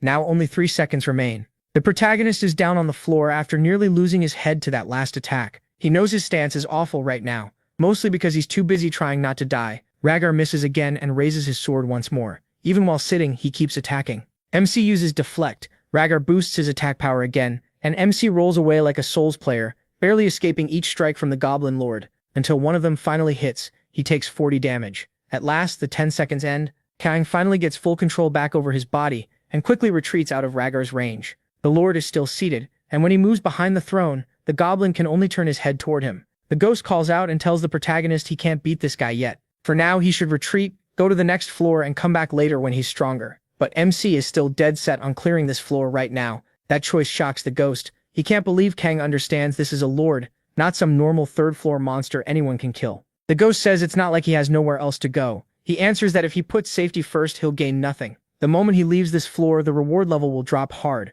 He explains that he can move freely between floors in the labyrinth, but once he goes up, the rewards from this floor get heavily reduced. EXP and gold drop to 1/5, and the special rewards disappear completely. That's why, if he wants this floor's reward, he has to finish the fight now. The ghost tells him to stop being greedy. He says Kang had been progressing just fine, only to suddenly throw it all away with this stunt. The ghost gets more upset, but the protagonist says he doesn't get it. Everything he's done so far was for this. He didn't push himself to the limit just to back off at the end and avoid danger. Then he stands and says he isn't here just to survive, he's here to reach his goals. The ghost is left even more surprised by the boy. Kang says he always goes after the best rewards, and everything he's done was to raise his chances of winning. He uses Analyze, but the system says it's unnecessary. He's facing an enemy that should be impossible to beat. Even so, his mind stays steady, his fighting spirit rises again, his willpower grows with it, and all his stats increase too. He won't hesitate in this battle, and then he gains eyes that can detect an enemy's weak points. MC thinks there's no way they would place an unbeatable enemy on the 3rd floor. There has to be some way to win, and after thinking it over, he notices the monster still hasn't left its throne. That makes him wonder if this is the key. The ghost speaks up, and Kang says that's it. He's noticed the lord is missing a leg. From what he knows, the goblin used to be a lord, so if he can't leave the throne, then this is his chance. The goblin says, the protagonist is a brave warrior. Since he didn't run, the lord says he'll fight him with everything he has. Then he asks how MC plans to come at him this time, almost taunting him forward. At that moment, Kang activates On the Brink and charges again, smashing one of the pillars with a huge blow. That pillar starts to collapse onto the lord, who's caught off guard by the plan. But then he raises his sword and cuts through the falling stone. He praises him for finally using his head, then wonders if the whole place might fall on him too. The protagonist pulls out his staff and starts using magic, casting confusion on the lord. It actually starts messing with the goblin's mind, and MC keeps casting. This time he throws fireballs and flash at the lord, leaving the goblin wondering if the attacks are really coming straight at him. But Analyze fails and confusion doesn't activate. The lord grows angry, and Kang realizes that still isn't enough. The goblin draws his sword and wipes away most of his attacks in one motion, though a few still get through. He gets hit anyway and says the protagonist managed to avoid the cave-in, asking how. Then, like a hidden strike from inside the throne, MC pierces the lord through it. Kang explains it's because of forced battle. Other than him, nothing can hurt the lord. Not even the collapse could damage him. The only exception is a weapon he uses against him. But that throne, the protagonist wonders if it counts as an exception too. So he uses magic with forced battle and throws the throne away. The lord starts laughing and asks if Kang is really using a skill for this. He says it's impressive. MC just watches while the lord thanks the gods that his final battle is against this boy. The ghost starts to realize that Kang had been reading the whole battlefield, planning to use his huge stats in every part of the room to win. Watching him face such a powerful enemy, the ghost stops and wonders if he himself could have done the same. Then the lord attacks again, still trapped to the throne, turning and firing multiple slashes at him. The protagonist uses his dagger to block every one of them, setting off a huge blast that kicks up a massive cloud of dust. Even the ghost is shaken. The lord gets caught in it too, and is blasted into the wall, his throne completely destroyed. He drops to the ground and thinks it's incredible, but says that if MC can't get close, he still won't be able to land the finishing blow. He wonders what MC will do now. The lord says he'll make sure he can't get near him, then launches an X-shaped attack. But the protagonist starts activating another skill. The ghost asks what he's doing, because the slash is already flying toward him. Kang doesn't move, he just stands there and takes the attack. Blood pours from his mouth, and he takes 462 damage. That triggers Endure, sending him into a full berserker state. The lord is stunned, not understanding what's happening. Endure cancels out an attack that should have killed him, so Kang says that means he'll be invincible for the next second. He rushes the lord with everything he has, then he attacks at close range, and once he gets close enough, he drinks another mana potion. Right after that, he drives his dagger into the right side of the lord's chest. With the blade still buried there, MC faces him point blank, but the goblin still has one leg left, and he uses it to slam a knee into Kang's chest, breaking several ribs. But he doesn't stop there. Even after the lord falls, the protagonist keeps attacking, stabbing him again and again with his sword. The goblin lord starts to panic as he stares straight into the boy's face, and finally MC manages to kill him. Smiling through tears, the Lord says that warrior is amazing as he dies. Then the system announces that Kang has defeated the former Goblin Lord, Regressor. As the corpse bleeds out in front of him, he thinks he finally beat that wreck of a monster. He says the high difficulty gave him some great skills, and he also leveled up twice. Then while checking the system notifications, he notices something else. He activates soul quality increase and also gets a conditional activation skill called Powerful Attack. Kang realizes soul quality increase let him gain one of the Lord's skills, and he wonders what this new one does. Powerful Attack uses an undefined amount of mana. Its proficiency starts at 1 and his next strike becomes stronger. The protagonist realizes it boosts damage based on how much mana he spends, and says he didn't expect to get a skill like this so early. He thinks back to his past life, when he could barely learn skills like this because he was always just trying to stay alive. That's why fighting the Lord feels like such a huge turning point. He wonders what kind of hidden reward he'd get, but he never expected a proficiency potion. That makes him happy. Now he won't have to train himself to death for a few days. For now, he decides to save it and use it at the right time. He also gets the Master's Necklace, which gives +3 attack, +3 defense, +3 strength, +3 agility, and +3 intelligence. Then he asks the ghost why he suddenly went quiet, but the ghost brushes it off. The ghost keeps his thoughts to himself while Kang celebrates hitting level 12. His stats are already great for this stage, and if he keeps this up, he thinks he'll pass his old numbers before the 5th floor. MC can feel that he got stronger in an instant, and now everything he went through feels worth it. The ghost looks more and more shocked, while he starts wondering what's gotten into him. Still, the ghost refuses to explain. He just says, it's nothing, then tells the protagonist to move on to the next floor since the hunt is over. The protagonist agrees, but says he still has one thing to finish first, so he heads back down to the floor tied to that evil god. The ghost is clearly scared, and Kang asks why he's acting like that. Then a message appears. He passed Lacaradas' test, and Lacaradas is very pleased with his battles, so he'll receive a major reward. As MC stands there, a huge flashy display goes off, and the ghost hides behind his stuff. He figures Lacaradas probably knew the Goblin Lord was hiding on the 3rd floor. That would explain why he gave him that mission in the first place. Then Lacaradas offers him the apostle contract again. The protagonist refuses again. The ghost panics and tells him to wait, warning that Lacaradas will not like hearing that. But the protagonist doesn't care. Because of that, Lacaradas' influence shrinks once more, as he gives Kang his reward. The reward is a protective shield. On top of that, MC gets a conditional skill called Enhanced Protective Shield. Even he's surprised by how good it is, and the ghost says this is his first time seeing something like it too. The protective shield starts with a full 10 out of 10, and Enhanced Protective Shield raises its durability based on his health. He realizes it's basically a second HP bar. His real life won't drop until the shield breaks to 0. That leaves him wondering if something this strong is even possible. Lacaradas only says he's eager for their next meeting. Then the mist disappears, and the ghost thinks it's pathetic that he's still this scared even after dying. The protagonist asks why he's still hiding behind him. The ghost says the protagonist will probably understand once he learns what kind of being Lacaradas really is. The protagonist asks what that means, since who knows what could happen. After that, he goes down to the 4th floor. A new mission starts: defeat the boss to move on. The listed reward is Shen's arm guard, while the hidden reward is unknown. The ghost explains that the 4th floor is the floor of the orcs. He says each one is physically strong and not nearly as dumb as the Gormals. Since this floor is filled with warrior tribes, MC starts wondering what kind of place he's about to walk into. But when he opens the door, he finds a shining tower and realizes she was right. It's Balthazar's altar. This is where Balthazar's followers built an altar to connect with him, letting that god spread his influence through it. The ghost explains that Balthazar, the god of victory, isn't good or evil. He's more neutral. Kang barely listens and just touches the altar. The message says Balthazar wants to test whoever entered his altar. If he accepts and wins, he'll get a reward.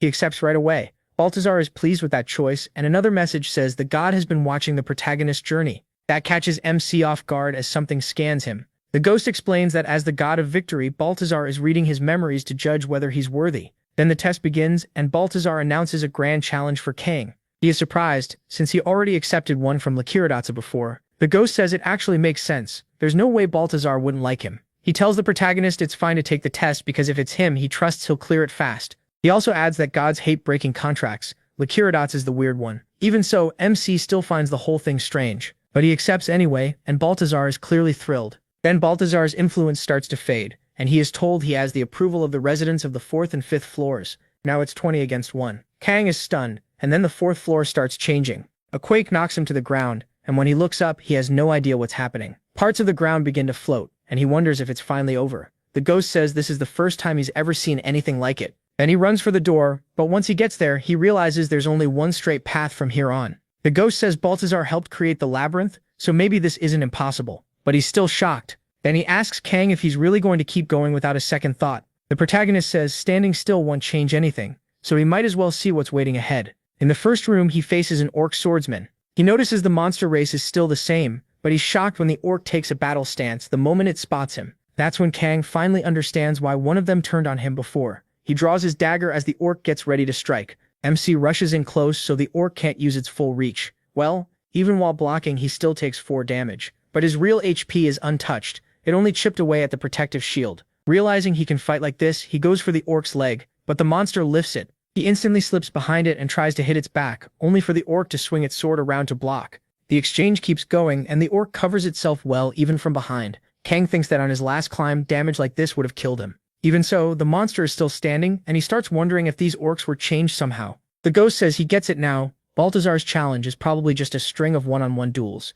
a trial about beating every opponent in the end. He also realizes Baltazar clearly buffed the monsters. In response, the protagonist activates power attack. He slams the hit straight into the orc's chest, and the orc finally dies, satisfied after an honorable fight. Kang wins the duel with the orc swordsman. He thinks it wasn't that hard, but the ghost says that's only because of his current stats. He also guesses the orcs will keep getting stronger from here. That gets MC excited. There are still 9 rooms left. He thinks that's good, though he decides to take a short break first. After some time, he defeats another orc swordsman and levels up again. Now only 5 rooms remain. Compared to what he expected at the start, Kang feels like he worried for nothing. He notes that when his level went up, his protective shield grew too. He wonders if it scales from 1 to 10 based on his HP, and thinks the answer will become clear soon enough. Then in the 6th room, he fights again. This time the orc is using a spear. Kang activates counterattack, letting his body start returning the enemy's blows on its own. He had thought his stats would be way above the orcs, but he still can't kill them in one hit. That makes him wonder if he can really beat them easily without relying on his skills. He also notices these monsters aren't just swinging wildly.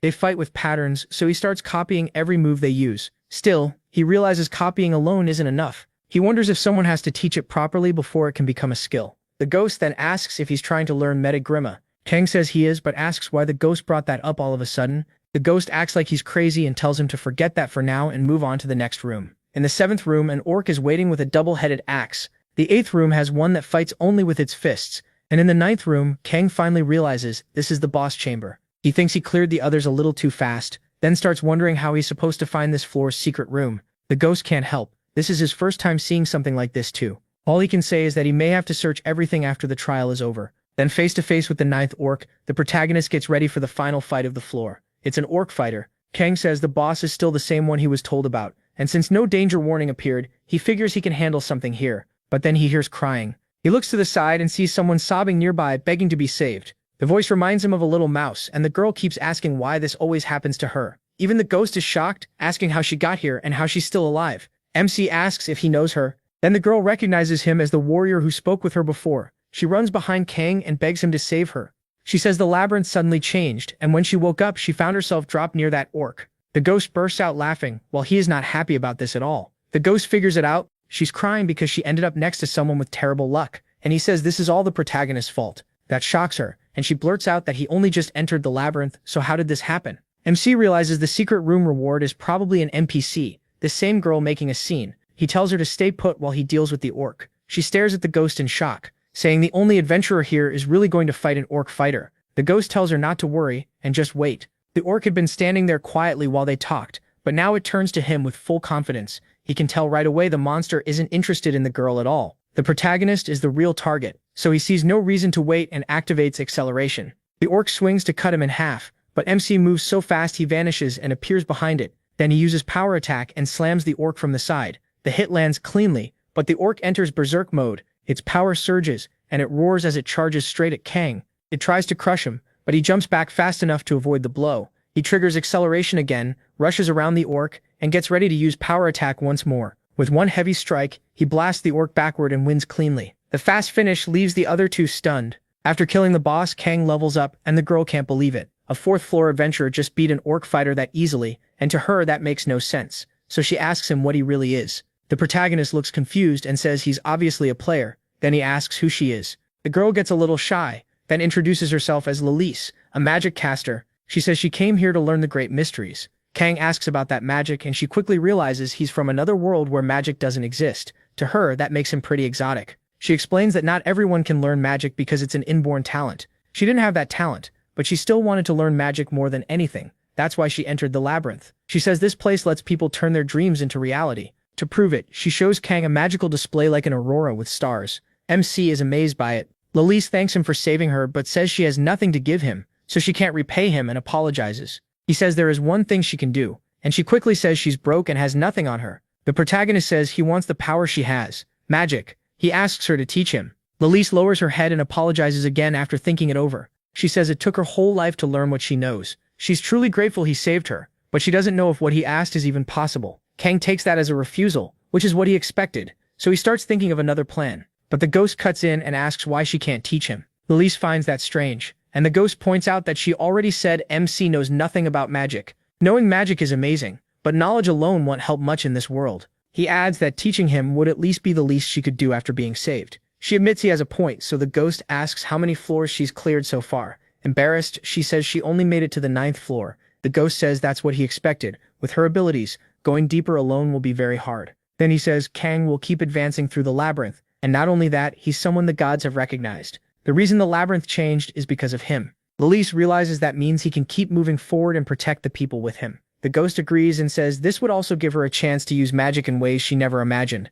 That makes her happy. The ghost says the deal would help both of them and asks if she's changed her mind. After thinking it over, Lalise says it actually is a great idea, and quickly agrees. She says the labyrinth is going to be way more fun now, but since she got thrown somewhere different from where she was before, she can't teach him right away. The 5th floor is also an orc floor, so the layout should be similar. Because of that, she says she'll leave now, head to the secret room on the 6th floor, and wait for him there. Kang says that's fine, and then the girl vanishes with an invisibility cloak, telling him she'll see him on the 6th floor. The ghost says he had been wondering how she even got through the 5th floor, but her magic really is impressive. Kang says he can't sense anything from her at all. She can hide her presence completely. Now that's real magic. Then he turns to the ghost and asks why he suddenly decided to help. The ghost fires back, asking why the protagonist is complaining when he just got helped. MC says he's sure the ghost changed after the Goblin Lord hunt, and he wants to know why. The ghost says he just saw potential in him, and that it also has something to do with his own redemption. He asks what that means, but the ghost tells him to drop it.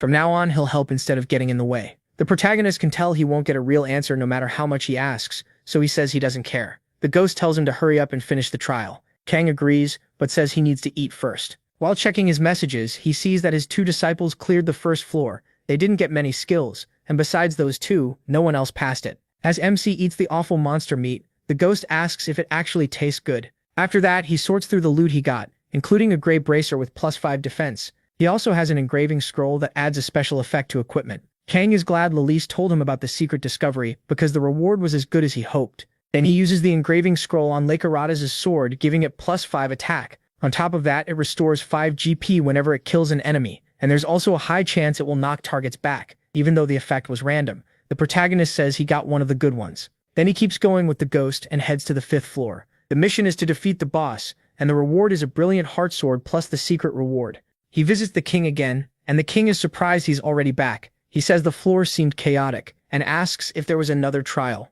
When MC confirms it, the king asks what he wants to buy this time. MC says he'll sell a few things first, and he also wants more inventory space and one more item. Then something catches his eye, and he realizes the thing he wanted is already there. He asks if he can see that golden bottle. It's blessing powder, dust shaken loose from fairy wings. Rumors say it can give the user powerful blessings. The king sounds disappointed in him and says people claim it gives a great blessing, but nobody knows if that's true. Some said bathing in it raised their luck, but that turned out to be nonsense. Others put it on their weapons, and the only result was that the blade looks shinier. He asks the ghost if he knows anything about it, but the ghost says no. He never bought it before. He says that's all anyone knows. In his past life, lots of people saw this in shops and bought it right away, but after finding out it seemed useless, they stopped. Still, the protagonist knows something nobody else does. He asks how many the king has, and the answer is 3. MC immediately says he'll buy them all. That leaves the king stunned. He says it's expensive and useless, but he sells it to Kang anyway. He thinks about the hidden effect no one knows and says he'll come back next time. The effect, he knows, is that it slightly changes probability.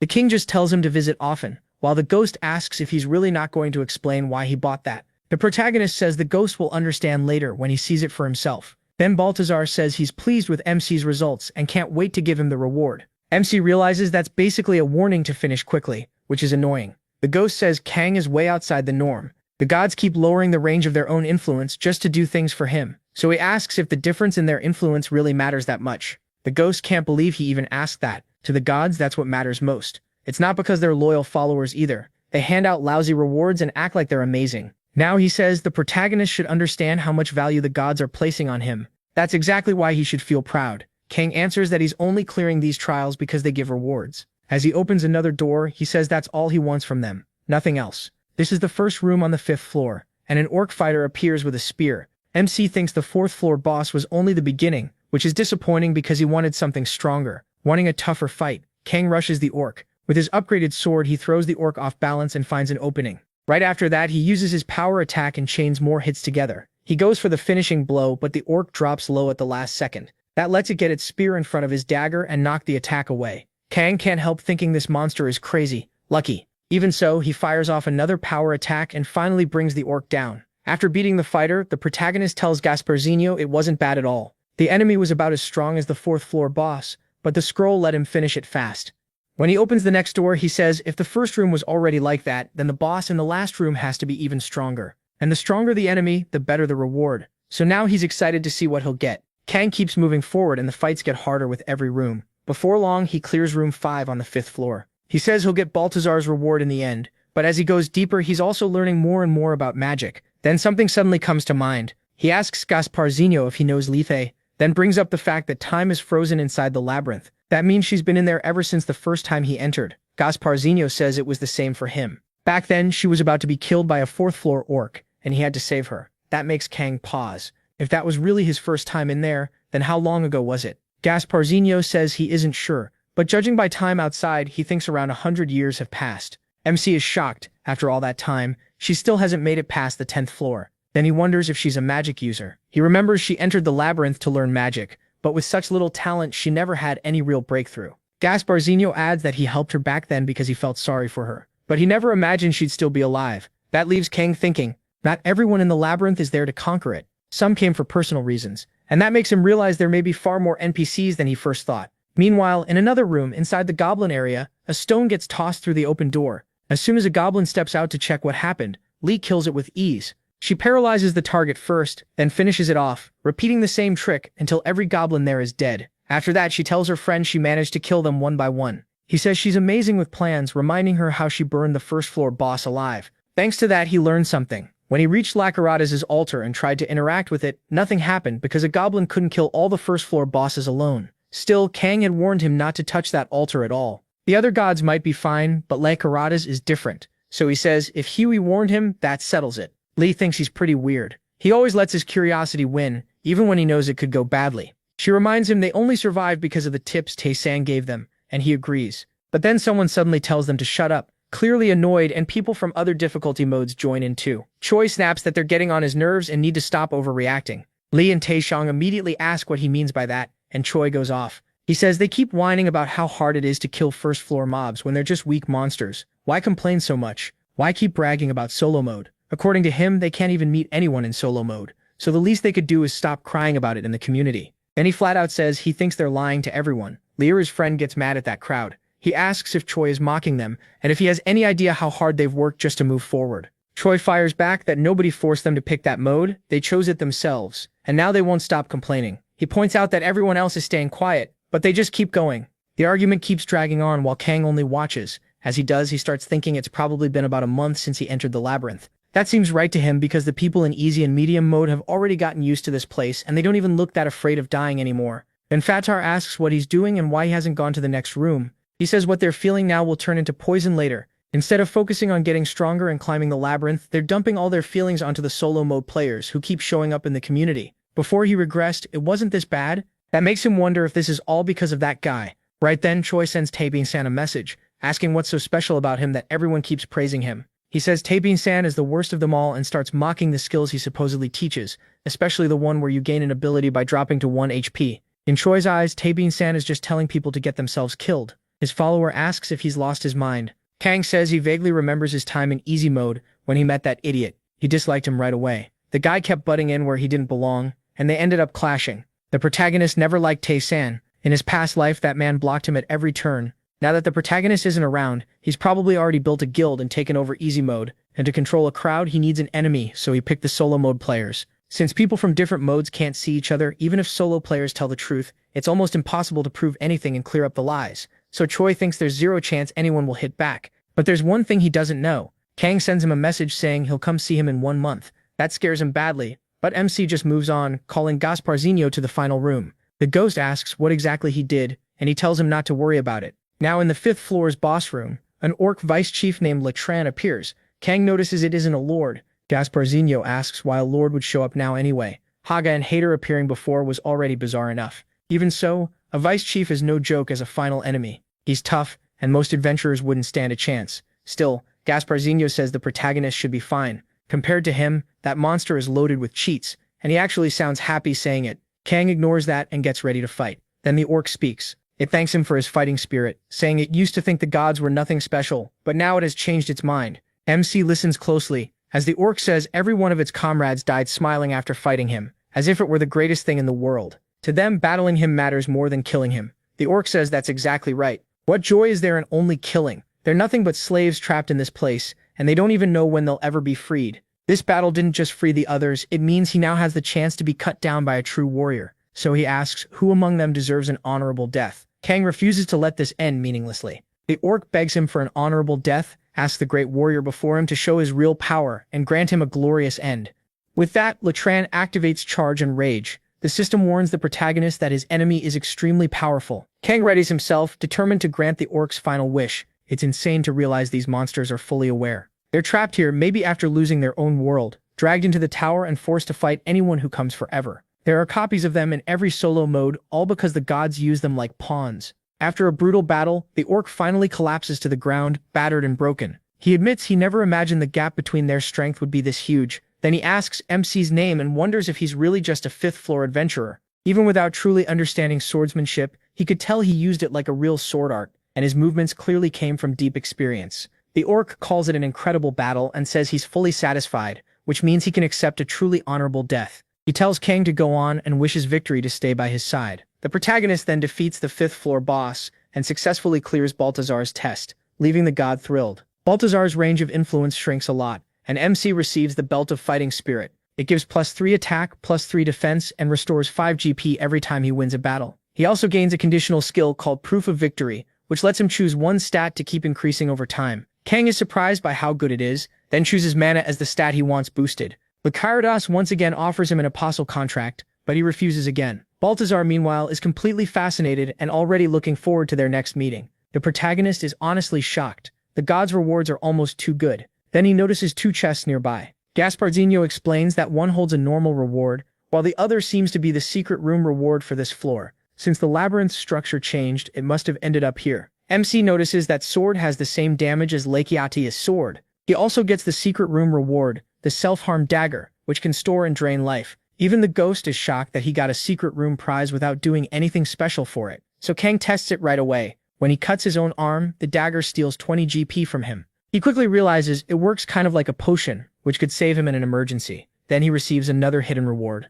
the Cloak of Darkness. It keeps his stealth active for 1 second with a 1-hour cooldown. That catches the protagonist off guard. He asks the ghost how it works, and the ghost explains that unless someone has a detection skill, finding him is basically impossible. Kang immediately sees how useful that will be in a fight, and says they should keep moving. As they go, the little ghost notices MC is now using dual wielding and thinks it's pretty cool, saying he used to fight the same way. MC asks if that means he had his own sword art. The ghost says yes, it was a personal sword style he built from the Great Kaveh Empire's techniques. That's why people started calling him Swordmaster. Hearing that, he asks if he can teach him, but the ghost refuses for now. With the protagonist's current stats, trying it could get him killed. Even so, the protagonist is stunned by that, especially since his strength is already close to 150, and wonders if this really counts as just a sword art. The ghost tells him to think of it like a high-level skill. Still, he believes MC might be able to use it one day. For now, he says MC should focus on clearing the labyrinth, getting stronger, and proving himself. Then he'll pass on everything he knows. Right after that, the mission for the 6th floor begins. He has to defeat the boss, and the main reward is a recording scroll.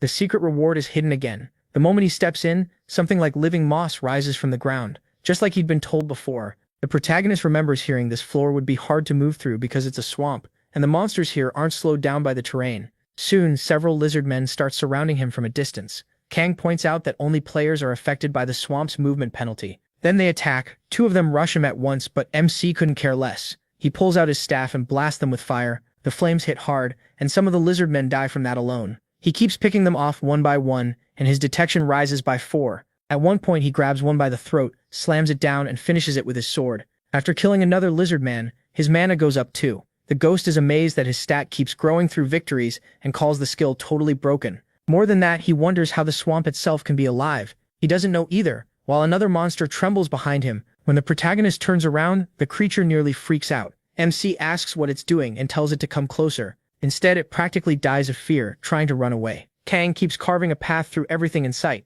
The ghost starts thinking this floor is way too easy, and he agrees. After all the brutal tests he's already cleared, this much isn't enough to trouble him. Then the little ghost suddenly tells the protagonist to look ahead. He spots a loose brick. MC says whoever left it made the trail way too obvious, but the ghost argues that monsters here wouldn't know the difference. The clue works. As soon as he presses it, a staircase appears, leading up to a hidden room. A girl welcomes him to her secret chamber and introduces herself as a poor being who longs for magic. Inside, she's clearly trying hard to look impressive, so the ghost asks what exactly she's doing. She proudly says she's posing like a powerful mage and admits it's her first time trying it. The ghost tells Kang not to pay too much attention to her weird act. Naya just laughs, then says she'll explain what magic really is. She starts by saying magic isn't like normal skills. You can't just learn it directly. It has to be given by someone else first. That's why magic can do things skills normally can't, like control fire, make objects float, and other impossible tricks. Because of that, magic is incredibly valuable. Since she's the one teaching him, she declares that makes him her student, so he should show some respect.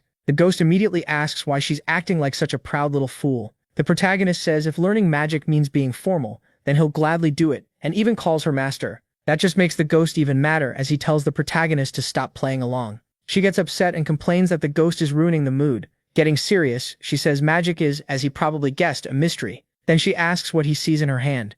MC sees the shape of a flame. She says that's all people without magic can notice, the normal outer form. Since MC came from a world without magic, she says that makes sense. She goes on to explain that the usual way to learn magic is by making a contract with a god of magic. In her case, that god came to her personally and gave her power directly. The ghost cuts in and says cases like that are almost unheard of. He figures it only happened because she's completely obsessed with magic. She doesn't even deny it, and he decides she's totally nuts. He then asks if he also needs a contract to learn magic. Since he's already turned down several apostle contracts, that could be a problem. But she says no. He already has what he needs and asks if he forgot. Then she places a hand on Kang's chest and gives him the magic of the poor being who longs for magic, letting him obtain magic at last. She tells him never to forget this. Someone who has magic can share it with someone who doesn't. That's one of the labyrinth's biggest advantages. The protagonist gains magic with one proficiency. Now he can finally use magical power, though for the moment he can only make sparks. He also receives magic donation and magic extraction. After that, she asks how he sees the flame now.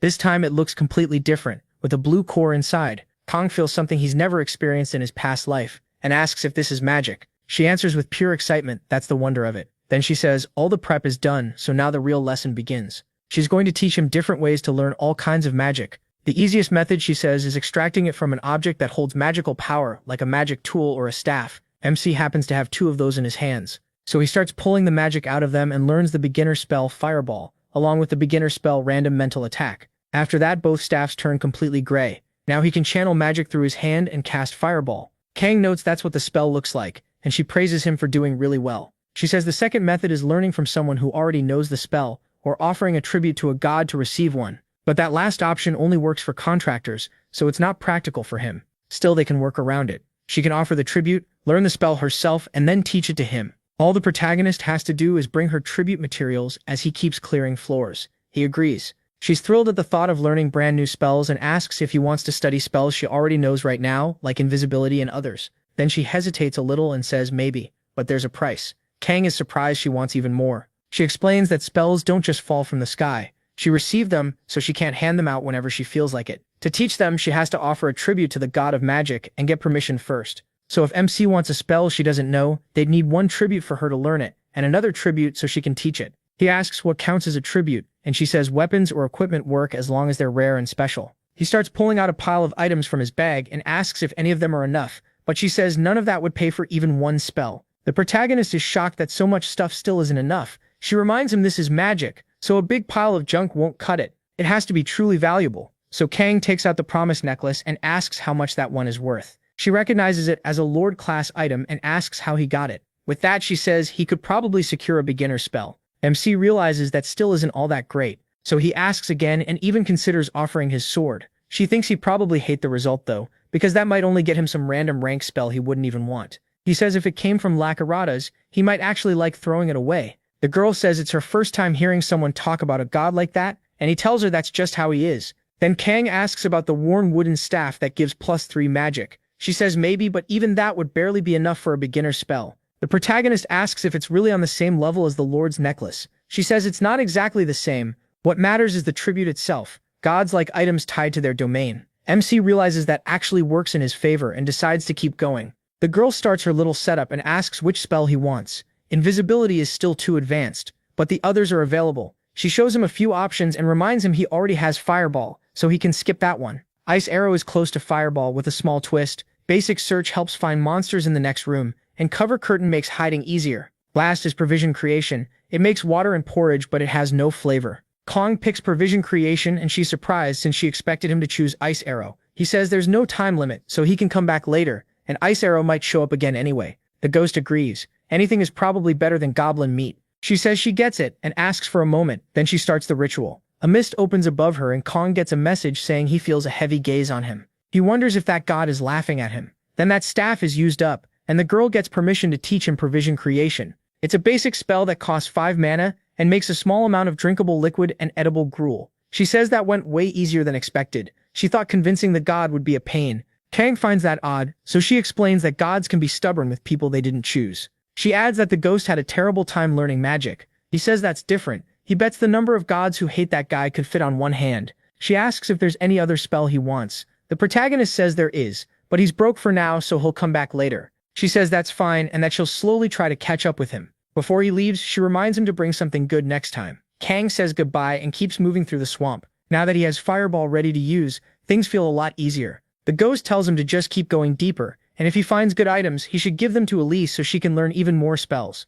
But MC keeps checking his stats. Looking over the panel again, he notices his shield cap has gone up a little more. While the ghost tells him to stop staring at that, he suddenly sees Kang taking off his clothes and is completely stunned, asking what on earth he's trying to do. He says he needs to gain something. While the ghost pretty much wishes he could unsee this, he asks the protagonist if there's really no other way. Does he seriously need to strip that much? The protagonist says there's a real reason, so he should watch closely. Right then, another lizard shows up and comes after Kang. When it turns around, it spots an opening in his defense and rushes in. MC quickly slips out of the way, stops and grabs that spear, but he still takes 20 damage. His shield drops to 15 out of 35, but Kang finishes the lizard with ease. The ghost realizes that hit should have done 50 damage, but he used his movement to cut it down to 20. He asks what he was trying to pull, and because he took less than half the damage, he gains the continuous skill Robust. Now the first hit won't reduce his HP. The ghost is shocked, and the system says he has gained complete nullification of the first attack. If he gets attacked while wearing no defensive gear, he won't lose HP.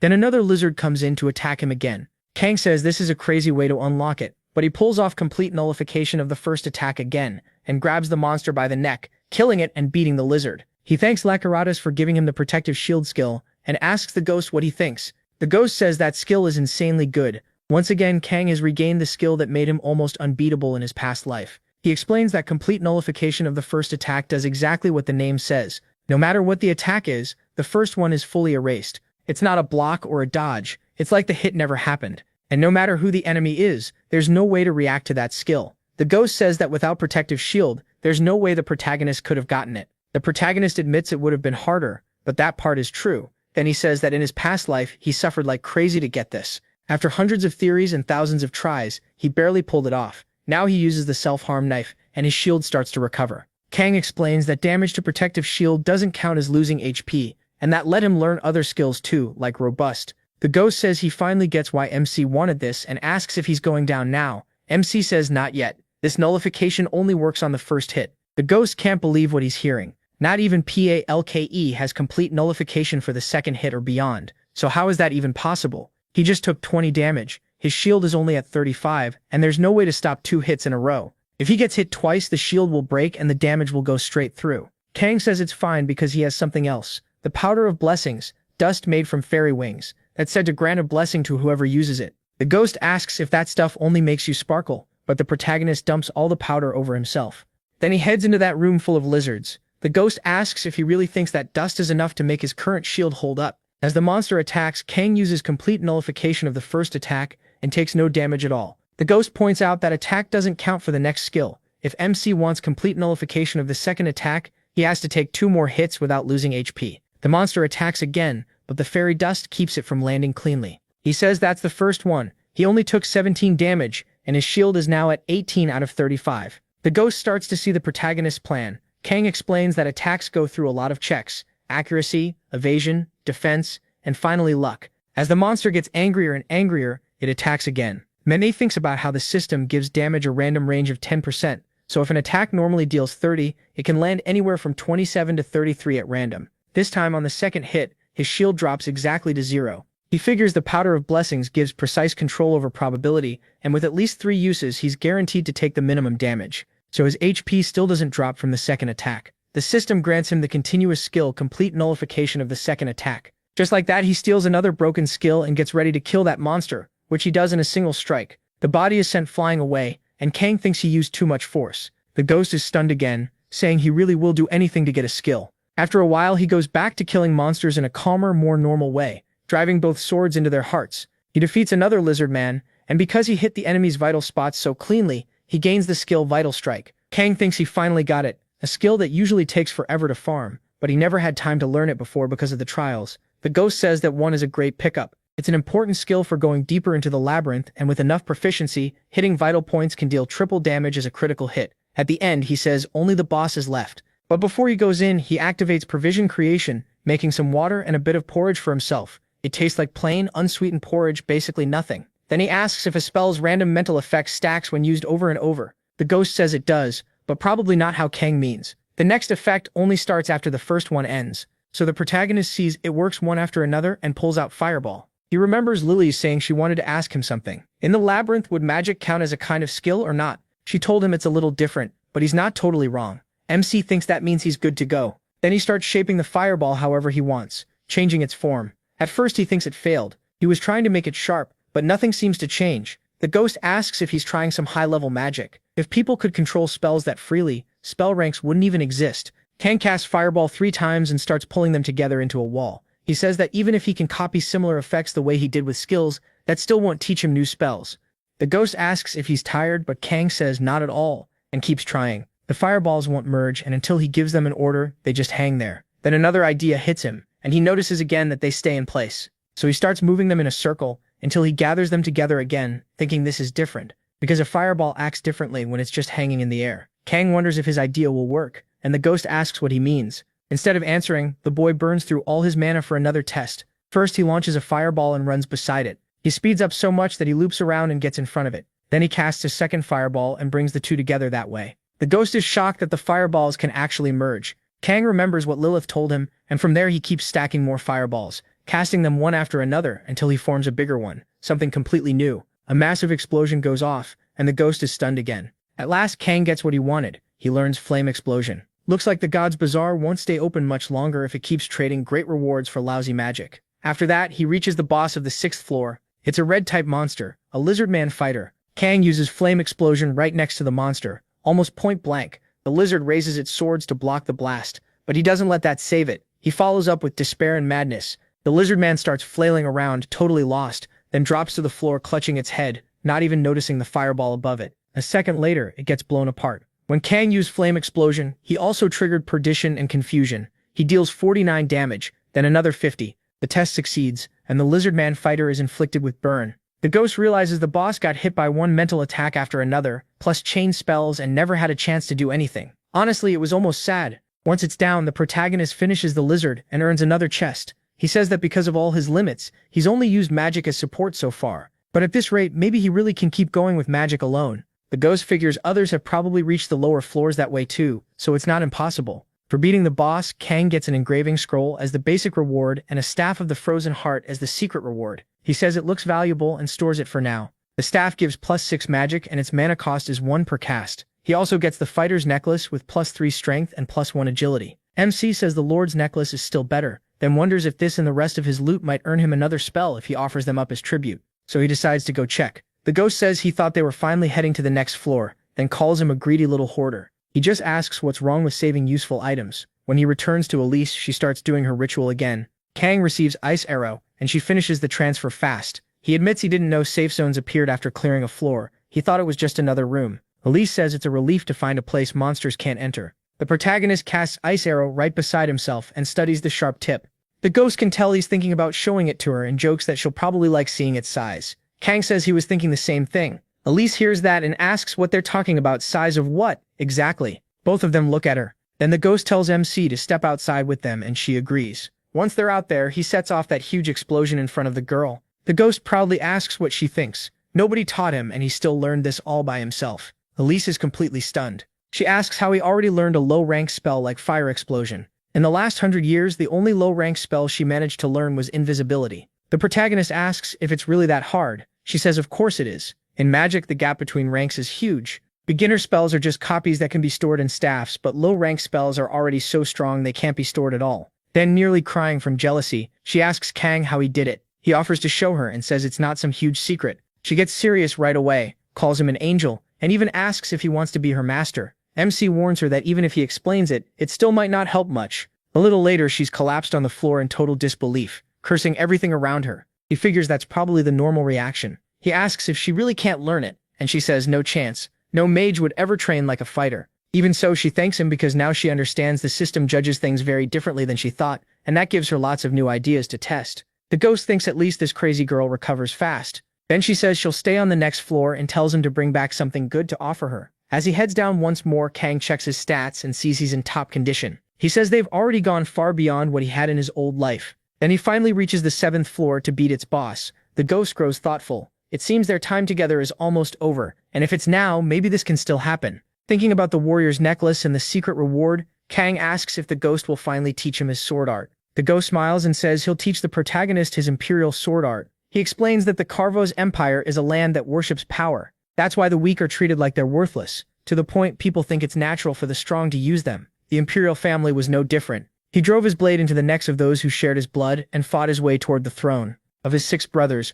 only he survived. Everyone in the labyrinth wondered how anyone could survive in a world filled with people that ambitious. Even so, that was his first and only home, and now he says he can never return there, not even in his dreams. Even if he wants to save that world, he doesn't have the chance anymore. That's why leaving behind at least one trace of it is his form of penance. After that, Kang heads to an abandoned house and says it looks like a good place to train. The ghost explains that given the world where this sword art came from, its specialty is raw power. In this style, defense barely exists. The best defense is offense. You strike where the enemy's sword will be and stop it by overwhelming it. MC thinks that means some attacks wouldn't be blockable, so the style doesn't sound very stable.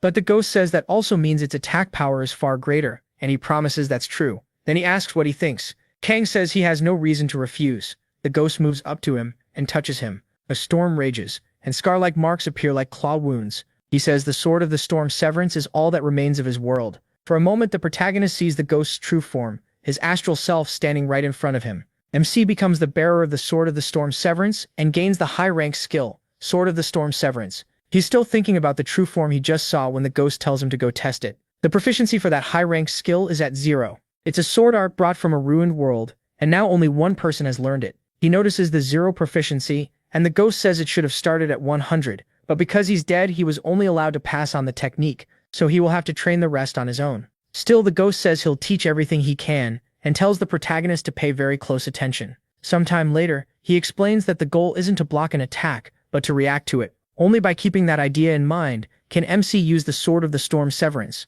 He adds that when striking an opponent's chest, he should bend his arms and shift to the left. Then, by using the spring of his whole body, he'll be able to pull off that absurd move. Kang says he has no clue what the ghost is talking about. He asks how anyone is supposed to explain swordsmanship with words alone. He didn't expect this kind of problem, so what is he even supposed to do? The ghost says it's not because the protagonist lacks talent. Normally he would explain while showing the movements, but he can't do that now, which makes everything harder. The protagonist just doesn't have the experience yet. MC asks if proficiency could count as a kind of experience, and the ghost says that since he has to build it himself, it's basically the same thing. That makes him remember his time with the Lord, along with the potion he got, a proficiency boost potion that raises a skill's proficiency by 5. So when he drinks it, the sword art's proficiency rises, and he starts picturing all the strikes he needs to make. At last, he begins to perform the technique, and the ghost lights up with excitement, amazed to see him using the sword art of his homeland. He starts to tremble, remembering the day he mastered that art himself. Kang repeats it step by step and says it worked. The ghost turns soft with relief,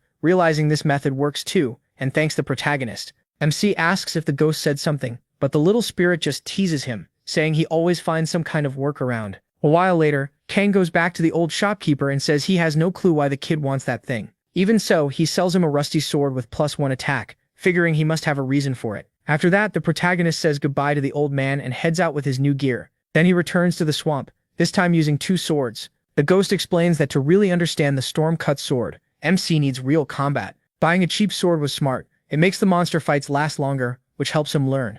As the fight goes on, Kang runs the sword art through his head and says he can see every way to answer that attack. With that, he starts pressing harder. He keeps getting better at the sword art, and his proficiency goes up by 1%. The ghost says it wasn't bad, but it'd be better if he moved his wrist about 3 more centimeters. Kang just takes the advice. He says what should have been a long fight ended way faster with the storm-cut sword, and now he thinks he can clear the 7th floor. Sometime later, he keeps fighting like this. The ghost tells him that keeping pressure matters, but backing off has value too, and when he turns left, his left foot should be a little farther forward. After one battle, though, the ghost says he retreated too much. Even while falling back, he has to keep attacking. Then right after stepping back, he strikes with even more force, and the ghost tells him to put more weight into the blow. Later on, Kang finally lies down to sleep, and the ghost thinks it was sudden, but the guy is really strange. He fought for 12 hours straight, then spent 6 more practicing the sword technique's movements. The only time he ever settles down is when he's asleep. The ghost remembers asking why the protagonist thought the training was boring, and he said he was having a great time. To him, this is way better than repeating a dead-end future with no answers, so he'd rather keep training like this. The ghost says that's easy to say, but who in the world would actually agree to live like that? What kind of life has this guy had until now? Then he lies down beside Kang and admits the kid really is completely nuts. Sometime later, MC makes a lot of progress. He throws stones into the air and manages to slice them mid-air with the sword art. 4 days pass since he learned that move, and now he can control it much more easily. He says he can react to his opponent's movements properly now, but something still feels missing. Right then, another lizard shows up near him. Kang decides this is exactly what he needs. Instead of overthinking, he'll just train more. But then the ghost tells him to close his eyes. He does it. Step by step, the ghost tells him to empty his mind and follow the path of the sword, and Kang begins to see that path. It leads him to the monster. The ghost tells him to react on instinct, trust his senses, keep a wild stance, and keep moving forward. When the monster attacks, the protagonist deflects it and counters with everything he has, using only his senses. Several wolves appear beside him to finish the attack, and the lizard man goes down. His proficiency with that sword art jumps by 3%, and Kang is shocked. The ghost says this is the first form of the storm-cut sword, Wolf's Fang. He says there are more forms to teach, but weak enemies like these won't help. Teaching the second form before even the 10th floor will be hard, which is a shame. Still, he tells MC he did amazingly well. Learning the first form that fast was impressive, and just like that, the skill rises to 12%. While Kang keeps growing stronger and finding tricks for everything, Lita Yante is having one of the worst moments of her life. She's forcing down bad meat and nearly getting sick, thinking it makes her want to throw up. She says she never wanted to eat humanoid-type monsters, but the shop's emergency rations cost too much, so she starts missing Earth pizza especially, and all that delicious junk food. She says she'd give anything to eat that cheese and corn pizza one more time. Honestly, anything would be better than the disgusting stuff here. Then she starts thinking about going back to Earth, but a notification suddenly pops up making her wonder what it is. It's a special mission. Return to Earth. In 1 week, everyone will return to where they came from. They have to survive there and then come back. The rewards will depend on their results, and the mission can't be refused. She's shocked and jumps into the chat, asking if everyone got the special mission too. People start asking if they're really going home. Then everyone gets excited and one person says this kind of mission might not be a good thing. They ask what he means and he tries to explain. He says the reason they ended up here was because of the monsters on Earth and everyone remembers that. The mood drops right away. Then people start saying that now that they're stronger, maybe they can actually do something. Even if Earth has gone to hell, there should at least be some real food there, even just rice. Meanwhile, Kang watches the chat while still training his now massive ice arrow. The ghost points out that even while practicing magic, he is still checking the chat, asking what's going on. He says he'll be heading out soon. The ghost asks if he's going back to that shady old man's place to shop again, but the protagonist says that's not it. He fires his arrow into a wall, then says the ghost will understand when the time comes. For now, he has to speed things up. The ghost still has no idea what the kid is planning. Kang enters the hidden room on the 7th floor, and clears that too. This earns him a +10 agility rune. At the 7th floor boss, he quickly beats the elite lizard and says it was no trouble at all. The basic reward is a warrior's earring with +10 mana. He also gets the secret reward, fine leather armor, with +8 defense and +2 agility. On top of that, he learns a new spell called Basic Search. It lets him understand his surroundings, though for now he can only detect where objects are. Then she asks when he'll learn new magic, and Kang says only after he learns every spell she knows, leaving her on the verge of tears. After that, he heads down to a new floor. The ghost notices MC keeps hanging around in the community chat, and asks what the big deal is, like maybe it's some celebrity gossip. He says it's nothing much. It's just that the loudmouth who used to complain about everyone has gone very quiet, so he's probably scared after getting hit with that reply. Then everyone starts trying to talk to Joy. Kang says he's looking forward to the weekend. The ghost tells him to spit it out already, because he's getting annoyed. Soon the protagonist reaches the 8th floor. The mission is to kill the boss with Ronda de Martins as the basic reward, plus a secret reward. Then a huge overgrown chicken rushes at MC, trying to attack him, but he starts moving fast, slips to its side, and comments on that long neck. One hard hit snaps it and kills the creature. It's a Marconda, and Kang says these things are easy to hunt because they only follow instinct.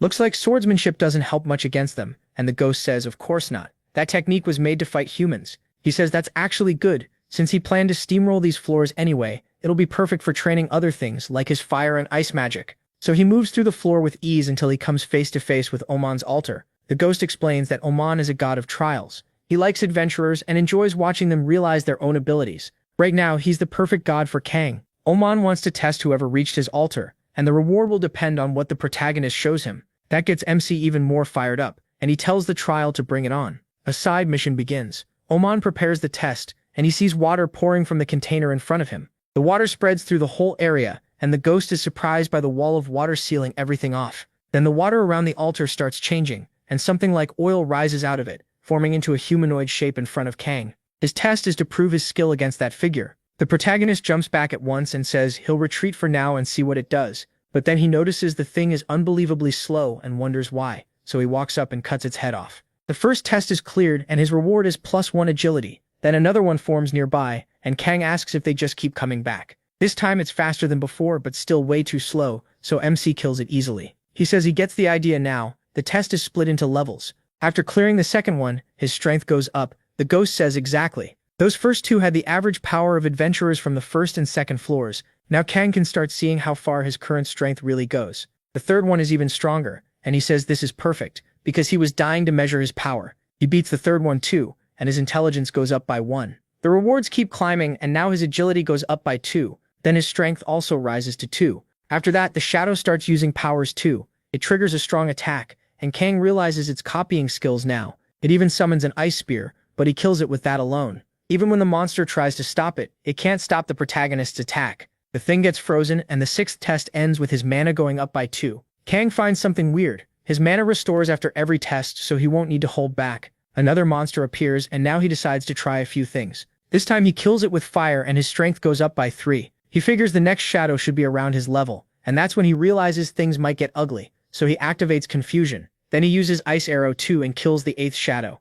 His mana rises by 4, and he says he wants to see the next one, but nothing shows up, so he walks over to the altar. The ghost suddenly gets it, and starts laughing. He explains that Oman can only test up to the level the adventurer has already reached. To go past that, the god has to give something up, but doing that means wasting his own influence just to keep the trial going. MC notices the other gods don't seem to think spending influence is a waste. The ghost says Oman is different, and because ascendants vary so much, MC would be hard to judge. Oman wants to see the boy's full potential, but not enough to pay the price, so he gets released, and he complains this is taking too long. By now, he says he could have cleared the whole floor already, but then the test keeps going. Oman's influence shrinks, and he offers a stronger trial. The ghost cracks up. The protagonist baited him. The protagonist just stares at that crazy turn. Oman gets cornered and continues the test, telling MC to prove himself. He gets ready again and thinks the shadows from here on will have the power of floors he hasn't even reached yet. Then he calls them on. The next shadow that forms actually gives him trouble. Still, Kang starts using both magic and dagger strikes, and he clears the 9th test. His strength goes up by 4. Parry activates, his deflect proficiency rises by 3, and his agility starts increasing too. He admits the reward is great, but he still asks what the hell these shadows really are. They don't look like any one person. The ghost says some are adventurers who failed the test, some made contracts with gods, and some sold their souls after being defeated.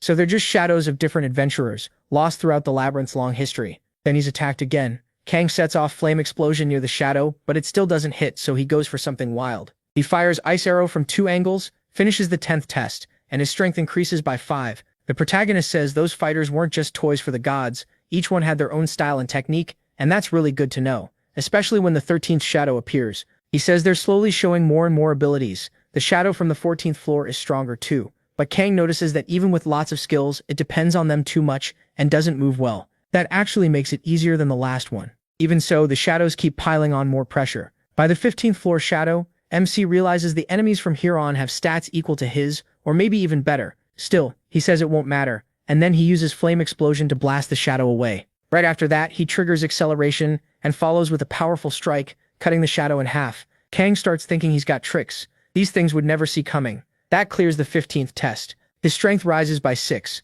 agility by 6, mana by 4, and his parry proficiency keeps going up. He says not only are the rewards insane, but the stat gains and proficiency boosts are so broken it's ridiculous. Even with a low estimate, he's already gained around 60 points, and that's a huge profit for him. The ghost says only he could have made it this far. A normal person would have gone down long ago, and when he leaves here he'll be a monster. Then the shadow from the 18th floor appears, and Kang still manages to handle it. But this shadow is a little stronger. It rushes him even after taking a hit, and manages to land one of its own. The protagonist answers by activating nullification on the first attack. The ghost asks if that thing really tried to blow him up and take him with it. Bad luck for the shadow, it attacked a guy loaded with broken skills. With that, MC finishes the 18th shadow. The ghost says again how unfair that nullification is. The system warning only shows up after he gets attacked, so unless the enemy already knows about it, they can never land a proper hit. Then the 19th shadow arrives with a huge axe and slams Kang into the ground with one blow. The message says his opponent is impossible to defeat, and the protagonist says now they'll start adjusting to it.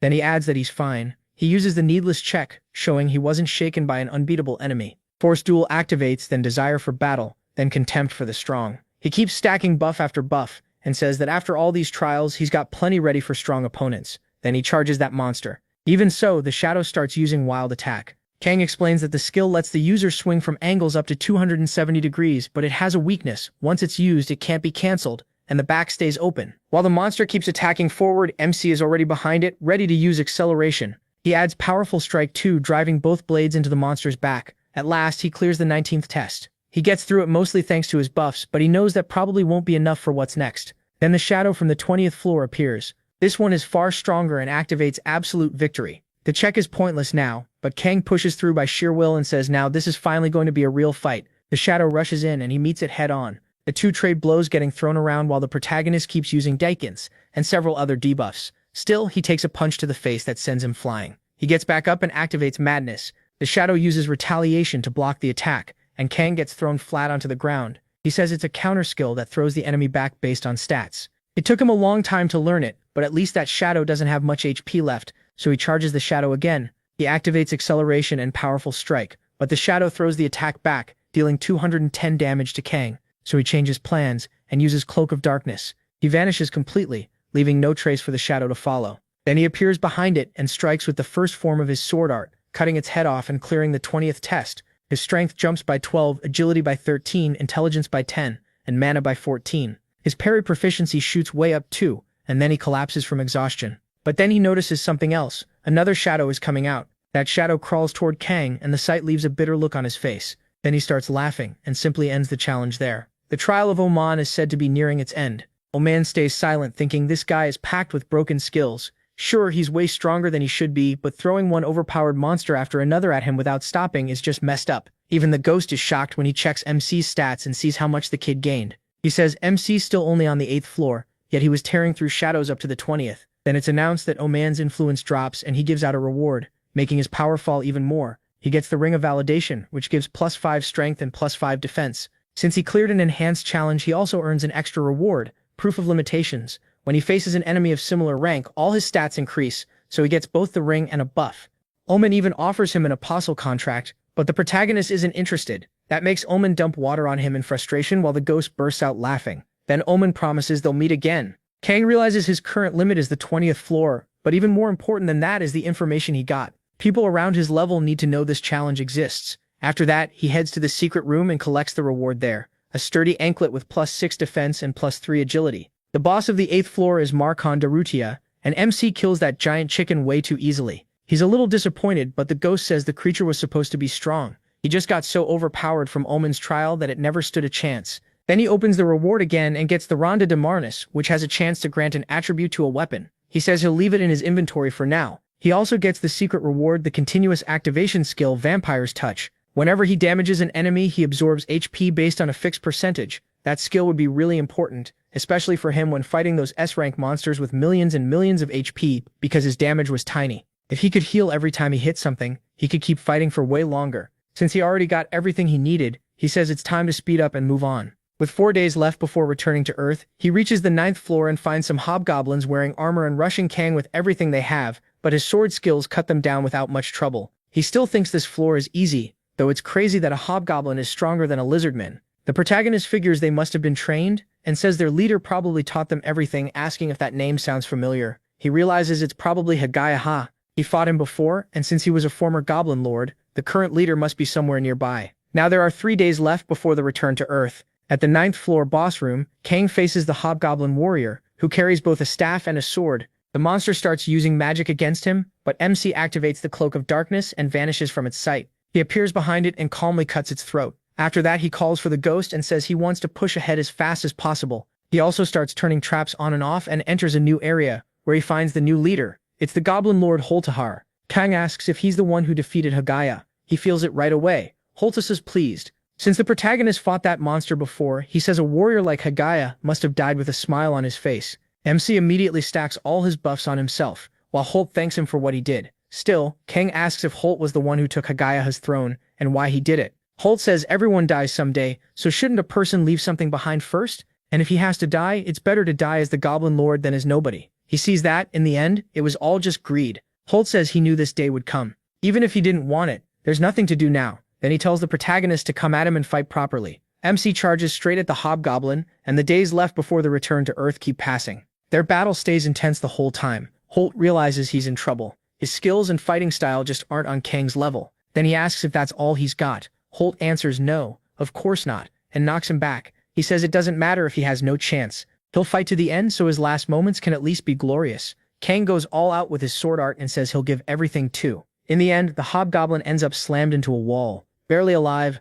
he admits he never thought he'd be pushed back this far, but it was still a real pleasure. He tells the protagonist to go on and hands over his throwing spear. In the end, MC defeats Holtahar. He gets the title Regicide. When he fights a lord, king, or monarch of any race, his stats rise and the reward improves. After that, he calls the ghosts so they can leave. From Lilith, he learns the concealment spell. It costs 4 mana, starts at 1 proficiency, and simply hides his presence. Then he goes back to Kitana's king and spends all his money there. When asked why he needs so many potions, Kang says they'll all be useful. After that, he heads down a little farther and reaches the end of the 9th floor. The floor reward is the Boots of Speed, plus 7 defense, 5 agility, 10 movement speed, and 5 action speed. He also gets the Sword of Icy Light with 11 attack and says it was about time to replace his weapon. At last, he reaches the 10th floor. The ghost says the end is close. He asks if he remembers his mission, and he says of course he has to get revenge on whoever killed him on the 10th floor. The ghost thanks the protagonist, but he asks what for. He says it's for carrying proof that he existed. His world was destroyed, he's dead,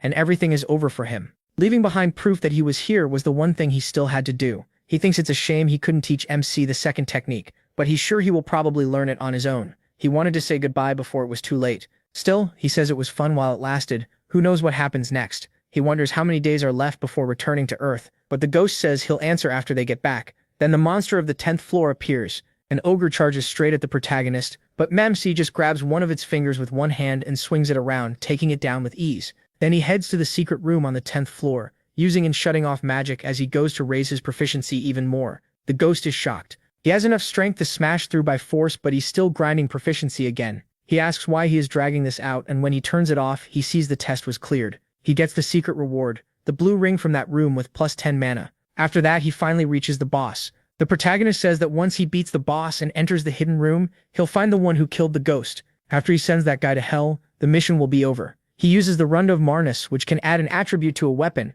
Then he takes the engraving scroll and puts that special power into his gear. He uses both on the Sword of Icy Light. It gains another boost and gets a lightning trait too. Now when Kang counterattacks, there's a small chance to inflict slow on the enemy. He's happy with that, then asks the ghost if his existence is tied to the labyrinth. The ghost says that's basically true, he's dead and bound to his tomb, so he's free now because of MC, but the base of his existence hasn't changed. That's what he was thinking about because of the current mission. Right now, the ghost is tied to him. Until the mission ends, that link will stay. So the protagonist asks what he thinks would happen between being tied to the labyrinth and being tied to him through the mission. The ghost asks what kind of question that is. Then reality starts cracking right beside them. The ghost jumps in shock, and beyond it is Earth. Now there are 0 days left before the return. The ghost has no idea what's going on as a special mission begins. Kang is told to get ready for the impact, and he simply starts falling with the ghost, heading back to Earth. He returns to the exact place he left from. Kang says the smell of grass feels familiar, nothing like the labyrinth, Even the smell of asphalt is something you can only get here. That's how he knew he was back on Earth. The ghost asks what the hell this place is.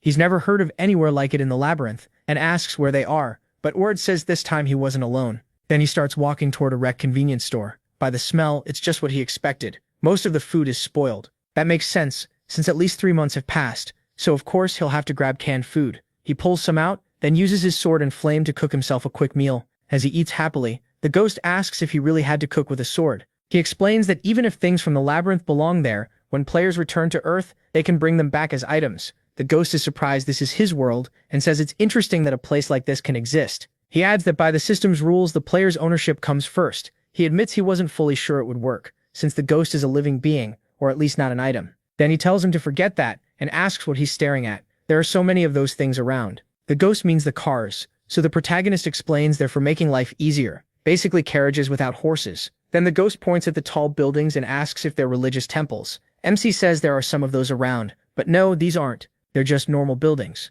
Then he points somewhere else and asks if the ghost knows what that is. He looks up at the purple portal in the sky. The ghost asks what it is, and Kang says that's the reason he entered the labyrinth in the first place. Those things have been wrecking his world this whole time. The ghost says he feels a very different kind of power from them, but needs to get closer to be sure. He wonders if it might be better to wait a bit before going near it. Then one of those monsters comes close to him, and nearly attacks the protagonist. When the ghost turns, he asks what that thing is.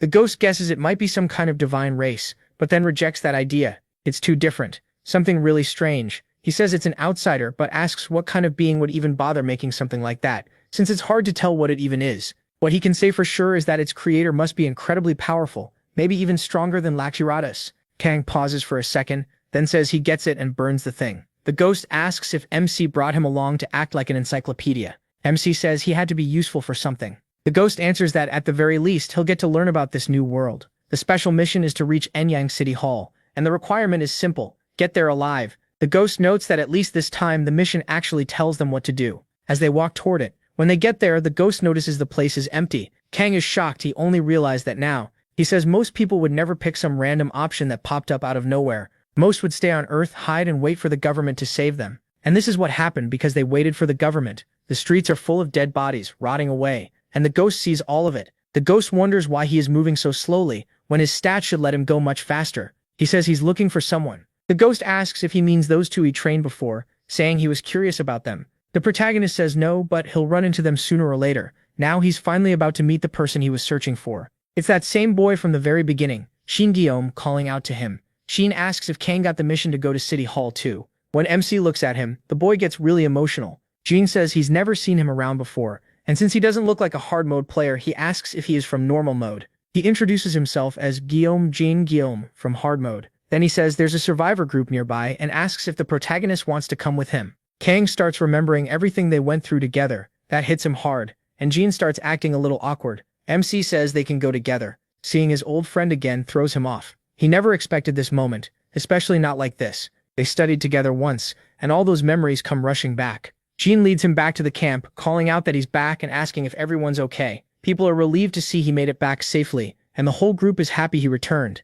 Jean introduces him to everyone. He says he seems to be from normal mode and hopes they'll get along. That surprises the group, and he figures there are a little over 100 players there from normal and easy mode. The ghost comments that from the look of them they can barely survive. Just like the protagonist thought, he doesn't remember any of those people. Then Jean speaks to everyone saying he thinks they're all here now. He tells them it's time to head to City Hall, and they start to worry. Jean tells them not to be afraid, he'll protect them all. That calms everyone down right away. Of course, they think that's what you'd expect from a hard mode player. The ghost is completely baffled. He asks if these people are really labyrinth adventurers because they're all pathetically weak. He says John at least seems useful, but that's it. Even John's strength wouldn't amount to much in the deeper floors. As they keep moving, the ghost asks why Kang even bothered meeting him, especially when he's walking around with that whole crowd. Then someone calls out to John. A monster appears ahead of them. John tells everyone to wait there and says he'll be right back. This one is only an F-rank monster. By labyrinth standards, even easy mode players could handle it. But here in the real world, Kang thinks only hard mode players can deal with it right now. John charges in, and after a pretty rough fight, he manages to kill it. Everyone cheers. MC says the same thing happened again after that. Whenever a monster showed up during the trip, John handled it. The rest of the group stayed hidden until it was safe to come out again. And if another monster appeared before then, they just ran. At one point, they wonder what they're supposed to do if a new monster shows up while John is already fighting one. Kang kills one of them before anyone notices. The others are confused and ask where it went, since it just vanished. John comes back asking if everyone is okay,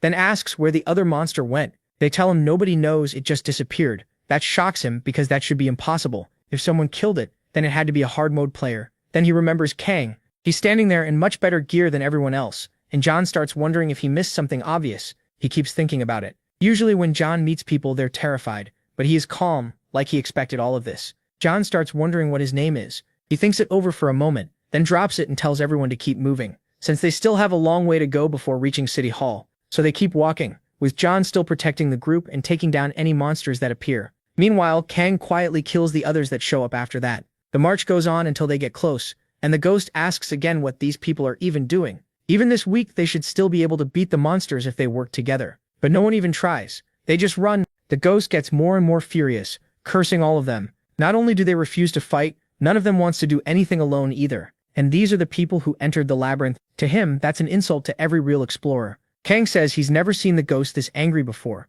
Good thing nobody else can see him. After a while, John notices a woman crying. She says nobody starts out strong, and everyone else is risking their lives to get stronger. But she can't do it. John gently tells her it's okay, and asks her to hold on a little longer. Still, the ghost can't help asking how these people even survived this long. The protagonist tells him not to get so worked up. If anyone is the weird one here, it's him. Those people chose easy mode after all. But the ghost doesn't understand what MC means by different difficulty levels. As far as he knows, the labyrinth only has one version and one difficulty. So Kang says they need to talk. He explains easy, normal, hard, and solo mode. In each one, the bosses on every floor are different. The only things they share are their basic form and the fact that all of them end on the 100th floor. The ghost says the labyrinth he knows was never split like that, and even if the gods separated a dimension for a while, things should return to normal. So the ghost asks if someone made all this artificially. He says nobody could have created a whole labyrinth from scratch. It looks more like they copied the real one and slapped that setup onto it. That would explain the current situation, but to do something on this scale would take huge power. So why go that far? Kang says the group behind this must have power at least equal to the gods, maybe even greater. Then he realizes every monster they've seen so far has been F rank. If the enemy really wanted them dead, they could have just sent one A-rank monster. Instead, everything feels controlled, like someone is watching them. The protagonist notes that the gods do enjoy watching mortals struggle. The ghost asks why MC doesn't just run straight to City Hall already, because he can't stand looking at these people anymore. MC says there's no point. Even if they got there faster, there'd be nothing to do yet. The ghost asks that if he is going to help these weaklings, why does he do it in secret instead of properly stepping in? He assumes he likes helping people, but he says that's not it at all, which throws the ghost off. The ghost points out that the protagonist keeps helping people he runs into, but the protagonist says he doesn't help just anyone, only people with potential. As for now, Jean is someone who could become a friend, someone who might survive to the end. That's why the protagonist is helping him. He doesn't care if the others die, but if they die now, John might suffer a mental breakdown, and then Kang remembers something. In his previous life, John led a group of people too, but when he finally reached City Hall, he was alone. By sunset, they're still moving, with monsters all around them. The group eats meat from those creatures and thinks it tastes awful. A bunch of them keep complaining, while Kang calmly eats canned food. They notice and ask if that's ham. Then they ask if he'd trade some, since they have nothing. One of them walks up to MC and demands he hand it over, acting like being in normal mode means he should know who he is. Others start saying that guy is from the Athena Guild, and wonder what's gotten into him. The protagonist just looks at him and asks if he really thinks he'll even make it back alive. The man doesn't get it. MC repeats that he's from the Athena Guild, and then remembers them clearly. They tried to control the whole labyrinth by threatening everyone else. They were always a pain. The guy keeps yapping and asks how MC dares ignore him, but he remembers that during his second return to Earth, every one of them died. As the man tries to hit him, Jen shouts for him to stop. The guy snaps back, asking who Jen thinks he is and saying, this is a private matter. Jen grabs him by the mouth while he keeps mouthing off, then lifts him with one hand. The guy is stunned. He thought Jen was just some obedient pushover. Jen says he knows exactly what they think of him. They can think whatever they want, but if they cross the line, there will be consequences. Then he smashes the man's shoulder with a single blow and throws him to the ground in agony. Jen says he remembers every one of them clearly. That shuts everyone up, and they say they've never seen Jen like that before. Kang notices Jen is starting to lose control. Later, while Jean sits by himself, the protagonist says he must be exhausted from fighting alone all day, and then staying up on watch through the night. Jean notices Kang came over and says the others are scared of him now. They're all afraid he'll leave them behind if they push him too far. Jonkin says he couldn't avoid it. Sooner or later, he had to say it. There are too many people and too many dangerous moments, so if everyone wants to live, they need to follow his orders. He says it was thanks to him that he even got this chance. Still, he asks if Jonkin really has to go that far,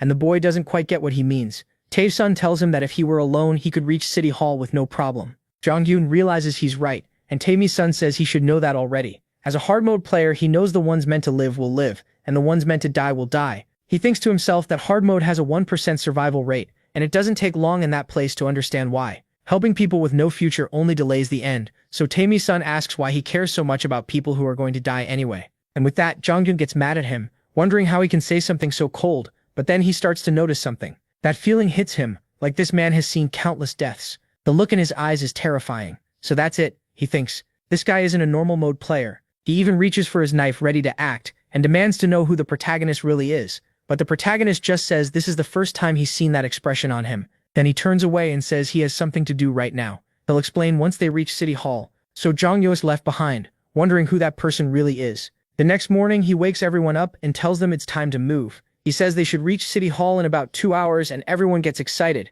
But the protagonist reminds them they're forgetting something. First, the monsters only attack people heading for City Hall, and right then, another one shows up. Second, anyone traveling alone either already made it there or died on the way. When they look ahead, 3 monsters appear, so Jong-hyun tells everyone to run. They all leave him behind without caring what happens to him. The protagonist thinks fighting 2 at once would already be hard, so taking on 3 is impossible. The little boy trying to escape falls behind. He's almost caught, but Jong-il steps in to protect him. Jong-il thinks City Hall is right ahead, so he just has to buy time until everyone gets there. He activates Attack Breath and charges at the monsters, but he starts getting cornered. Even so, he keeps using skills and items to kill them, and finally manages to bring the monsters down. He thinks he only has to hold on a little longer, then turns back to call out to everyone, but something feels wrong because when he looks behind him, no one is moving, and 2 more F-rank monsters are blocking the way ahead. That's when he realizes they're surrounded, and they start begging Jong-il to do something and save them. Jong-il snaps, asking why they seem so eager to get him killed. He wonders what he's even supposed to do now. He has no useful items left.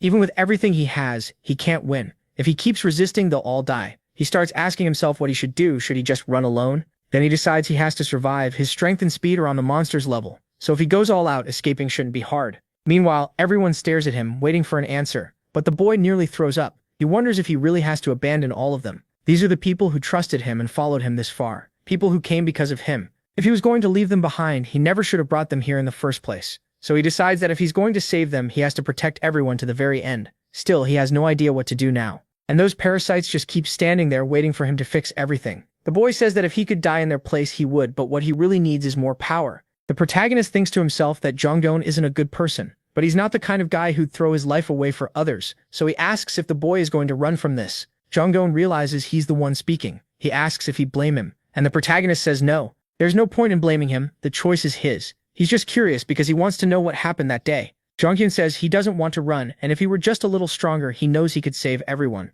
Then the protagonist calmly walks past the group and kills those monsters in 1 hit each. He says that kind of power is still beyond the current Jong-hyun. After that, he keeps burning down every monster that appears with fire magic, leaving everyone stunned, and tells them they're moving on to City Hall now. At last, they make it there and find a lot of other survivors. Someone asks why there are so many people in this group since it's the first time a group that big has arrived. The others answer that it's because that man protected them. But Jong-hyun says that's not true. The protagonist cuts him off and tells him to be quiet. Jong-hyun keeps saying he didn't do anything, while the others say that now that they've arrived, it's time to go inside. The protagonist notices that what looks like City Hall is packed. The city had 1 million people, so that means only about 100,000 survived. Sometime later, while he's staying off by himself, Jong-hyun walks over and hands him a bottle of water. He says he had to come thank him, calling him Tae-san from solo mode. Then he says he used Attack Breath really well, and the protagonist answers that of course he did. He learned it from the boy. To be honest, even after hearing about that skill, he never fully trusted what people said in the community because it sounded impossible.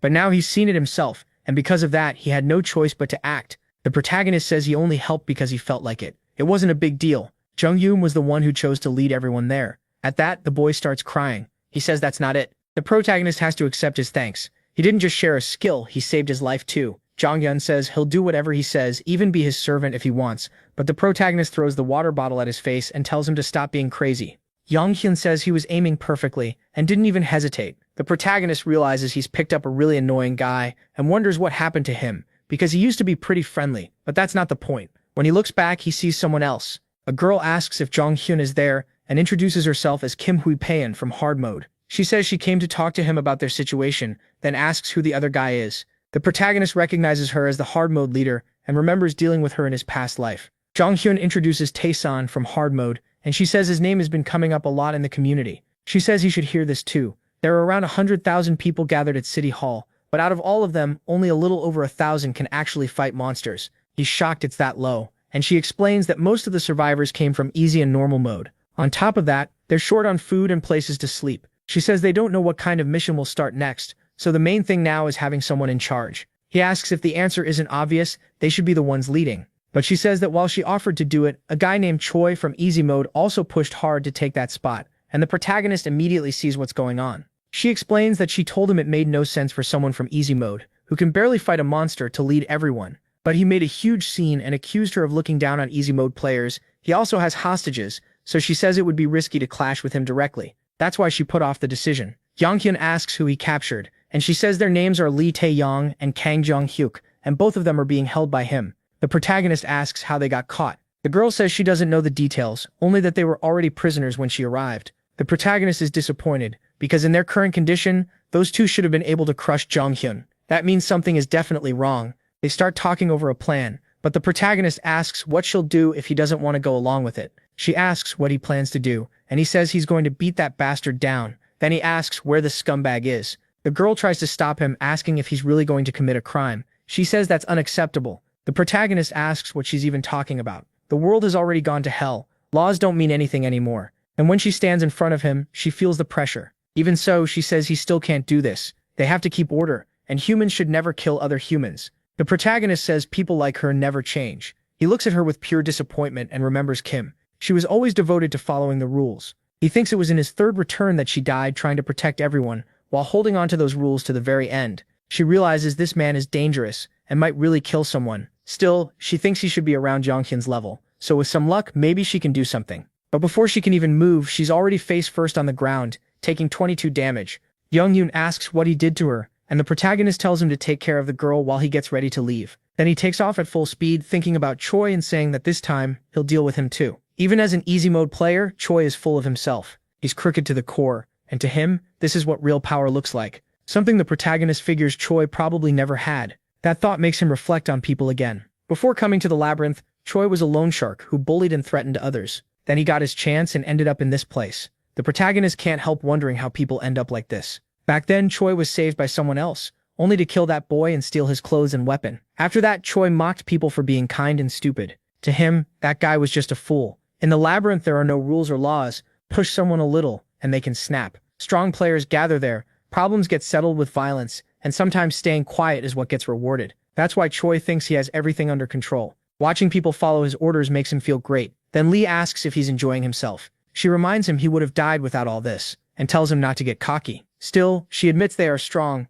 but luck has been on his side. He landed in a safe zone close to City Hall with no monsters nearby. Even the solo mode thugs he feared turned out to be as weak as the easy mode ones, so dealing with them was simple. While beating down the guy in front of him, Choi says the solo players spend all their energy just trying to survive. That's why they're not that strong, and thanks to that, he realized something. He was a little surprised when they first showed up, but in the end, humans just need to know how to use their brains. So he ordered everyone not to move. If they wanted to save their solo friend, they had better obey. And just like that, everything fell right into his hands. To Choi, those idiots are unbelievably dumb. He thinks they should have abandoned that guy and killed him. Instead, that bastard used them because they were weak and too nice. As far as Choi's concerned, the solo players are just a bunch of chickens. Then the protagonist walks in and asks if that's really what he believes. He blasts the door open and scares everyone in the room. Choi asks who he is, and then realizes it's Tae-san. The moment he steps inside, Choi gets nervous because this guy is clearly dangerous. Every instinct in him screams not to let Tae-san get any closer. But as he watches, the protagonist stays calm.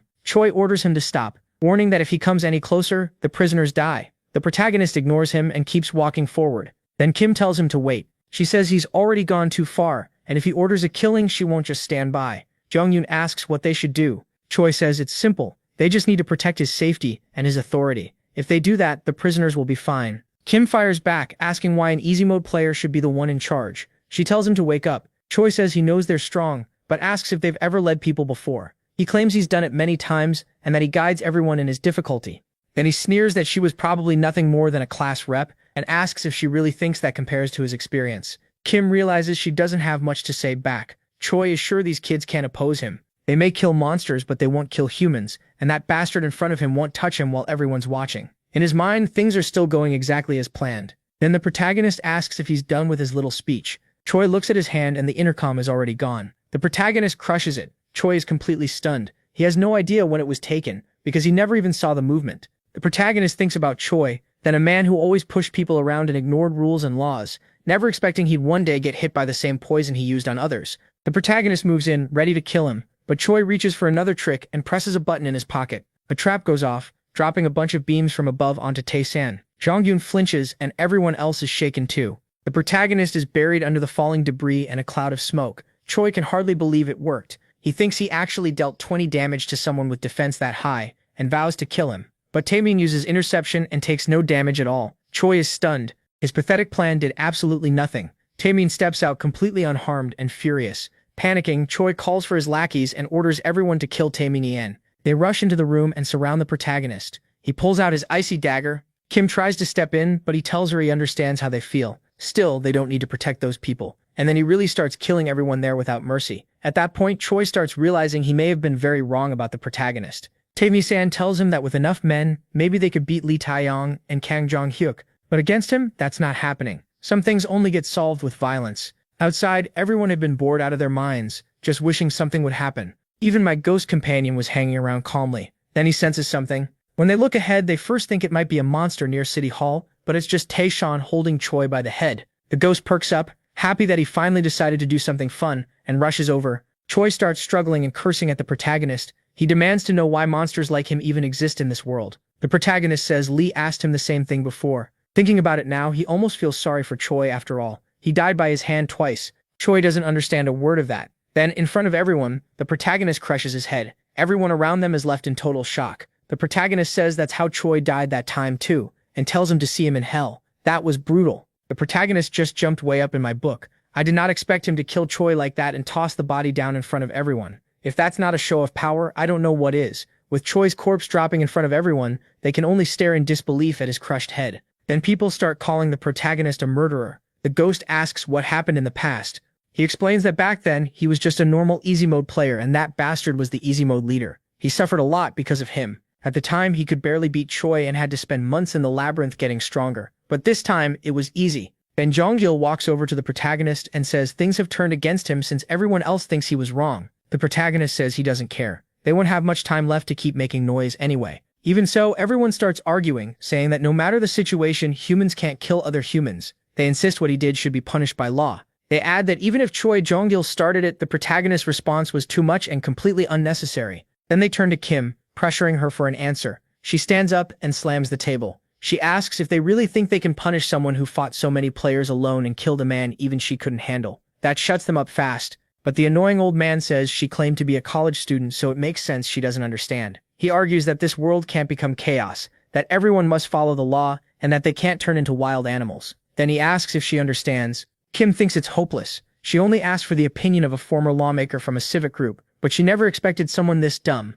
someone who still can't grasp what the world has become. He never even tried exploring the labyrinth. He just lived off his followers' food. People like him talk big and do nothing, and she thinks that's pathetic. So if the protagonist has to be punished, who exactly is going to do it? Is there anyone with power anywhere near his? And if they push him too far and he turns on them instead, what happens then? That thought scares her. Kim realizes everyone is just trying to get back the authority they used to have. She starts to wonder if Tae-san sees her the same way she sees those people. Then another system notice appears. The special mission is about to begin. The first wave starts after 12 hours. The whole City Hall area must be defended, and they have to kill every enemy and protect that place. That catches him off guard, and everyone rushes over to talk to Kim. She tells them to be quiet. She'll give orders, but she needs things organized first. When she looks over, though, the old men have already run off. The protagonist asks if it's finally started, and thinks Kim can handle this. She led well in the previous life. Then the two people following him show up. One says this is the first time they've met in person, and thanks him first because the other prisoners stayed safe thanks to him.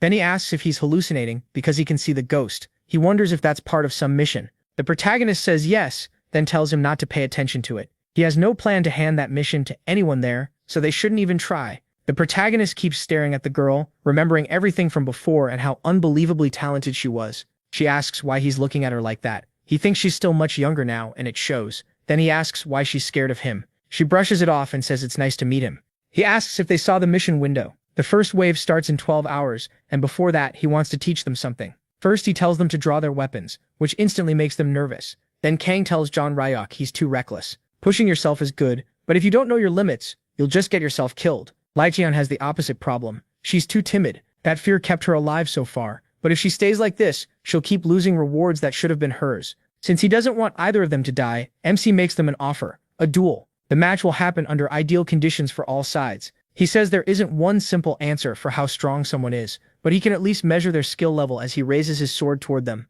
John Ryok panics right away, saying they're way too weak to fight him. Kang explains that everyone's stats will be adjusted to match the weaker side, and he won't use his activation skill. Then he makes it clear this isn't optional. They need to accept, so John Ryok agrees. Ryok asks if he's lost his mind, but he says this is a rare chance, and he can prove he's not useless, that he has real value. The boy gets excited. Under normal conditions, fighting Kang would be impossible, but if their stats are equal, he thinks he actually has a shot and calls him out to begin. Once the protagonist agrees to fight, John Ryok goes all in and rushes straight at him. Kang calmly stops the sword strike with just one hand. John Ryok tries to recover by changing the angle of his blade and attacking again, but MC deflects it and slips past his guard, landing a clean hit with no effort. Taemyeon is terrified by what he's seeing, but John Ryok only takes 8 damage. Kang tells him to keep going, then keeps striking him over and over across his limbs. John Ryok can't understand it. No matter how hard he tries, he can't block his attacks. The protagonist steps in close and tells John Ryok to admit it already. He's weak.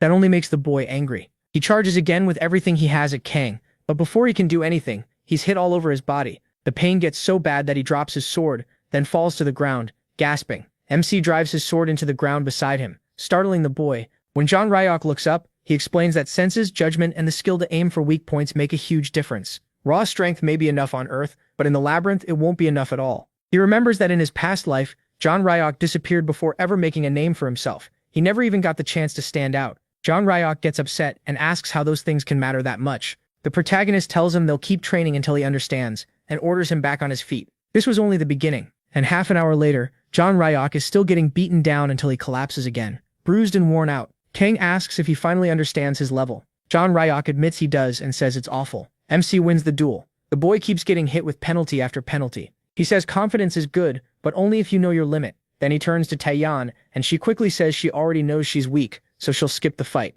She insists she always stays within her limits. But Kang says her problem is different and tells her to get ready. Even then, she stays tense and scared to fight him. The protagonist rushes her and tells her to fight back. She only sticks her sword out in front of her, eyes squeezed shut in fear. MC strikes right at her blade, forcing her to defend with everything she has. She twists her sword and knocks his away, but then he follows with another attack to her side. She throws up her hand to stop it, and his strike slams into the back of it. That sends her flying, and she's left in serious pain. Meanwhile, Jo-hyuk notices that even though her movement looked random, she still managed to block those attacks. She keeps coming at him anyway, but this time Kang doesn't use his sword. He grabs her with his hands and throws her hard to the ground. After beating her, he asks what she thinks now. That's when she starts to realize she's not as weak as she believed. Still, that doesn't mean she can act crazy. Hearing that actually makes her feel a little better. Kang says that was their training. Now he'll teach them how to gain more skills and take control of the labyrinth, so they need to listen closely. Both of them focus hard on what he's saying. As night falls, he says that's enough for today. If they want to share what they learned with the other players, they can. But he asks both John Ryok and Taemyeon for one thing. Don't die. That catches them off guard. When he asks what's strange about that, John Ryok says Kang's been surprisingly kind, especially since he seemed cold earlier. He replies that if he were really cold, he wouldn't have handed them all this help so easily. He said enough, and now they should go rest. They split up, while the protagonist heads off on his own. He says the time left before the wave starts is for him to get something done. Only 6 hours and 12 minutes remain. At the same time, the girl leading everyone is buried in stress and feels like she's going crazy. Kang walks over and asks what's wrong. Startled, she asks how long he's been standing behind her. He tells her to close that window. People with high stats can use it to get in. Then he asks about the plan. She says the enemies will come from every side from the start, so she wants to split their forces across all directions. Defending inside City Hall would be hard with so many people to move, so before the mission starts, she's going to send everyone outside. Kang looks over her plan. She adds that some people refused. They said they don't want to fight. She doesn't know what to do since she couldn't convince them. MC tells her to leave one side to him alone. She is shocked, but he repeats it. He'll defend one side by himself, so she can strengthen the others. She asks if he'll really be okay, and he says if he offered, it's because he can handle it. So she thanks him again and again. Kang says she can thank him later. First, she needs to survive until tomorrow. Now only 30 minutes remain before the start. Everyone's morale drops and they keep asking why they even have to fight at all. They still don't want to do it. While they complain, she steps forward with a firm look, ready to protect this place. She stands at the front, fully determined to defend it. On the west side is Jong-gyun. On another side are Kang's two disciples. And on the north side there's him himself, alone in front of that wormhole where the monsters will come out. Then he feels it. The special mission has begun. They have to defeat the enemies and survive. At that moment, the whole area starts shaking. Everyone notices something has changed as a barrier rises between the sides. A wall appears, and with that, a swarm of monsters rushes toward them. The people panic, scream for help, and run as soon as they see the creatures are real. Some shout that they're all going to die, and several slam against the wall trying to escape. Then they realize there are barriers even inside City Hall. The girl in charge sees what's happening and yells for them to stop panicking and return to their positions. But she's in a terrible spot. She really has to carry this fight herself as she charges at the monsters. One man drops to the ground in front of a creature, shaking in fear. When the monster brings a tentacle toward him, he shuts his eyes and takes 7 damage. He's shocked. The hit wasn't that strong, and she uses that opening to kill the monster. She tells everyone those monsters don't hit that hard. If they stay careful, they can beat them easily. And now is the time to fight together. That wakes them up. Since the reward depends on their performance, they finally get serious. At last, they start acting like they mean it and charge in, killing monster after monster. She finally relaxes a little, seeing that her words actually helped. Meanwhile, Tae Mien and Jong-gyu clear out enemies with ease. This time, the girl is moving with more confidence. The people around them start saying those two look more like monsters than the creatures coming from the portal. Jong-gyu says this still isn't real strength. Someone asks how that can be true, and Tae Mien says the real monster isn't here. He's on the other side of the building. Kang is there handling everything alone. He's moving at crazy speed, cutting through monsters like it's nothing. Bodies keep dropping to pieces all around him, and the ghost says there are a lot of them, though at least these are weak ones. It even wonders why the others are so scared of them. The protagonist doesn't answer. Then the ghost notices something. He's already killed everything on this side, but the mission still isn't over. The protagonist says it will end when the other side's finished too. So he walks up to the wall and punches it, but even that isn't enough to break it. He realizes there's no way through the barrier. The ghost says it's probably there to stop people on the other sides from interfering, so all they can do is wait. At the same time, on the other sides, they finally shout that they won. Jong-gyun doesn't celebrate with the others, but the special mission is finally cleared. Their rewards will be given once they return to the labyrinth. But then the special mission starts again. The second wave begins, and they have to defend the area one more time by defeating the enemies and protecting City Hall. Everyone is shocked it still isn't over. They think it's that monster coming in, and since there's only one, they figure this should be easier. Still, Jong-gyun notices something is off and gets wary of it. One guy charges in, saying it's only one monster, and he wants the reward all for himself. But when he gets close, the monster just watches him calmly. The boy drives his sword into it, and the monster takes only 1 point of damage. That completely freaks him out. A second later, he's killed in 1 hit after taking 54 damage, and everyone who sees it panics. He loses his head right in front of them. Now they're all asking what just happened, and what that thing even is. The monster is clearly not messing around, and it starts screaming, terrifying everyone and crushing the army's morale. A bunch of people die from that first burst of attacks alone. Jong-gyun yells at them not to fall back because if they run now, they'll die for nothing. But then he notices something and quickly ducks to avoid getting hit. When he looks behind him, there are bodies torn apart all over the ground with blood pooling everywhere. He starts wondering if they really have to clear a mission like this. Meanwhile, on Kang's side, the monster there is already as good as dead. MC thinks this is cruel. These people really have to risk their lives just to win. Then he keeps staring toward the other side, where people stand near the wall with their heads down, just waiting to die. So he says it's time to do what has to be done, and jumps off the monster. He gets ready with everything aimed around that wall. The ghost asks again if the barrier keeps them from leaving the area. Kang says yes, it does. Then he keeps moving toward that wormhole-like opening, thinking he knew it was there. When he reaches it, the system updates the mission and tells him to destroy the black swamp vessel. He says it's smaller than the one in the sky, so it probably isn't the main one. But if he destroys it, the monster should start thinning out. He starts stabbing into it, and the black hole begins to split apart. But then a wolf jumps out, and Kang recognizes it as a rank D monster. If the others were already struggling against that nightmare blob, then a wolf like this is even worse. The beast doesn't play around either. It catches his dagger and blasts him away with a howl alone. Even while being thrown back, he still lands on his feet. He thinks the monster is loud, then reminds himself that monster numbers show their strength. The lower the number, the stronger they are. The monsters from the earlier wave were rank F and E, so the bastard in front of him now is rank D. Rank D monsters have 6-digit numbers, and before the regression, attacks from rank D monsters pushed humanity to the edge of extinction. He says that in his past life, he could barely kill one by the third return. But now things are different, so he rushes in and pushes the wolf with everything he has.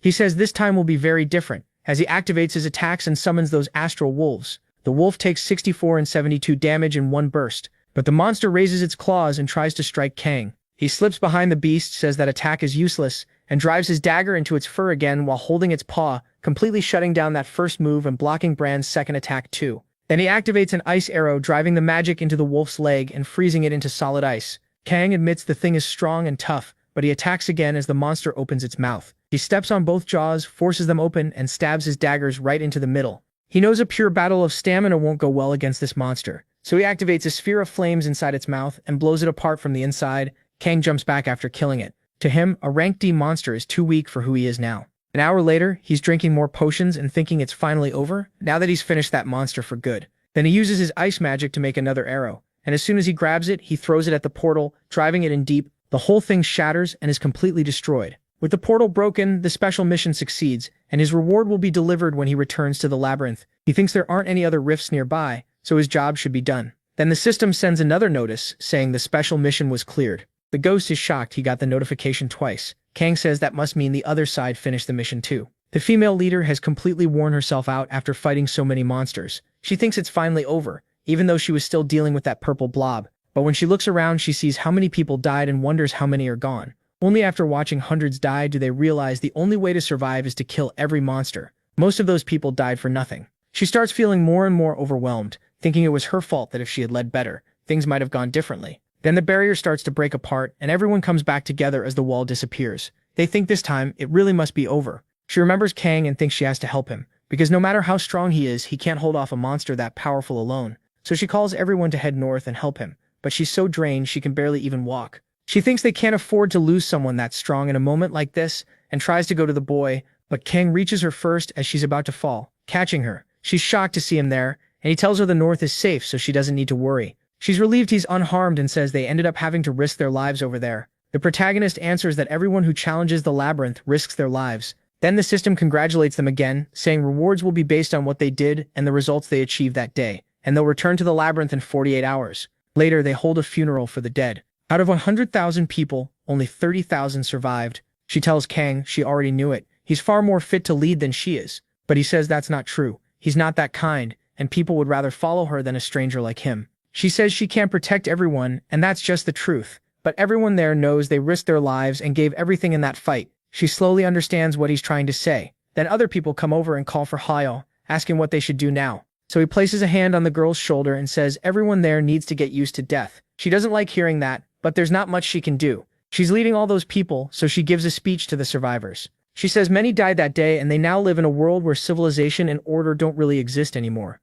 It's a world where many people died that day, and the old rules are gone. It's a world where even the people comforting you can die overnight and worse. This return isn't the end. That's why they have to survive for those who are gone, for the truth. So they'll come back even stronger. Sometime later, Hwayoung goes to Kang and asks him to wait. He asks if they really have to split up. MC says yes. It is time to return to the labyrinth. He tells them he'll see them next time. Taemin asks if they really will meet again, and Hwayoung says they will. He even says next time he'll crush Kang, but Taemin laughs it off, saying they haven't even gone back yet and he's already talking crazy. Then Jonghyun also comes over to thank him, saying he'll work hard to become stronger. Hwayoung agrees and says they'll survive and meet again. In his usual antisocial way, the protagonist says he's the one who should be saying that himself, then tells them to do whatever it takes to survive. He leaves them behind and steps back into the world of the tower. Back in the labyrinth, he hopes they'll do everything they can to stay alive.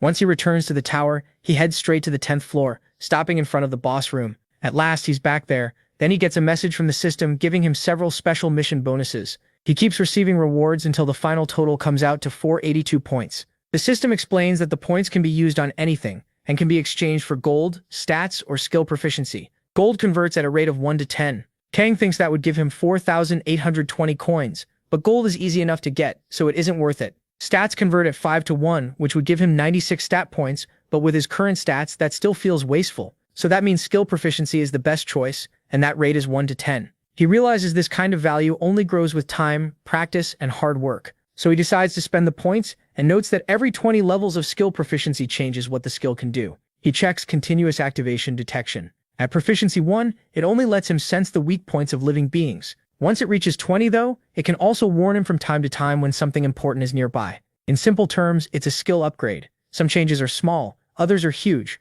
With that in mind, he turns to the ghost. He asks if the ghost has been off in his own world since he's been so quiet. The ghost asks why he's bringing that up. Kang just thinks it's odd, because ever since they got back from Earth, the ghost has been deep in thought. Then he asks what would happen if he raised storm/sword proficiency all at once. Could he do it with no conditions at all? The ghost says he's not fully sure, but it probably wouldn't be that great. In the end, the body still has to be trained. No matter how much the brain understands, moving that body properly is a different problem. MC knows exactly what he means, so he looks over his other skills: weapon arts, Arak, protective shield, vitality golf, and craving for battle. Some are good, but not worth spending proficiency on. Others feel too risky. Having so many choices becomes its own problem. Then his eyes land on magic. He starts wondering if that's where he should invest. A while later, he heads to the safe zone on the 9th floor and finds the crazy little mage again, still blowing things up. She's nearly choking on her own smoke, muttering that the mix still wasn't right. Then she glances over and notices Kang walking up. She's shocked when he tells her he might be able to raise a skills proficiency all at once. That catches her completely off guard. She says she never thought something from outside could affect the labyrinth's inner system, not even her, and asks how he figured it out. He asks if it's really that strange. She says, of course it is. Proficiency is one of the labyrinth's laws. Even people with no talent can grow strong here, but they're also bound by those rules. Nothing can break them, not even the gods. The protagonist asks how much proficiency can be raised. He answers 50. That number terrifies her. She gets so jealous the place practically starts shaking. A moment later, she manages to calm herself down, now looking totally drained. She warns him never to tell anyone. If word gets out, people will hunt him down. Watching her reaction, Kang asks if it's really that big a deal. She says tons of people would give up a finger just to gain 1 point, and even she still hasn't properly reached 20. Then she explains why it matters so much. The higher your magic proficiency goes, the more efficient your spells become. She guesses MC is only around 2 or 3 right now, which is why he can't even cast a beginner spell properly. He asks if the difference is really that huge. She says the labyrinth lets him learn any spell: beginner, low, middle, high, even peak rank. The rank itself doesn't stop him. What changes is how much power he can actually bring out. Learning a mid-rank spell this early was an unusual case. Normally at 20 proficiency, you can use the full power of a beginner spell, and about half the power of a low-rank one. At 40, low-rank spells work perfectly. At 60, the same goes for mid-rank spells. She wraps up her explanation and says she hopes that helps him decide. Kang thinks it over. Then he returns to the labyrinth and decides to spend 100 points first. His detection proficiency rises by 10. Now he can pick up information on hidden rooms, estimate an enemy's condition, and occasionally get warnings about important things. He figures detection only gets more useful as it rises. As for the rest, he puts 380 points into magic proficiency, raising it by 38. That unlocks magic acceleration and magic explosion. Now he can finally use magic the right way,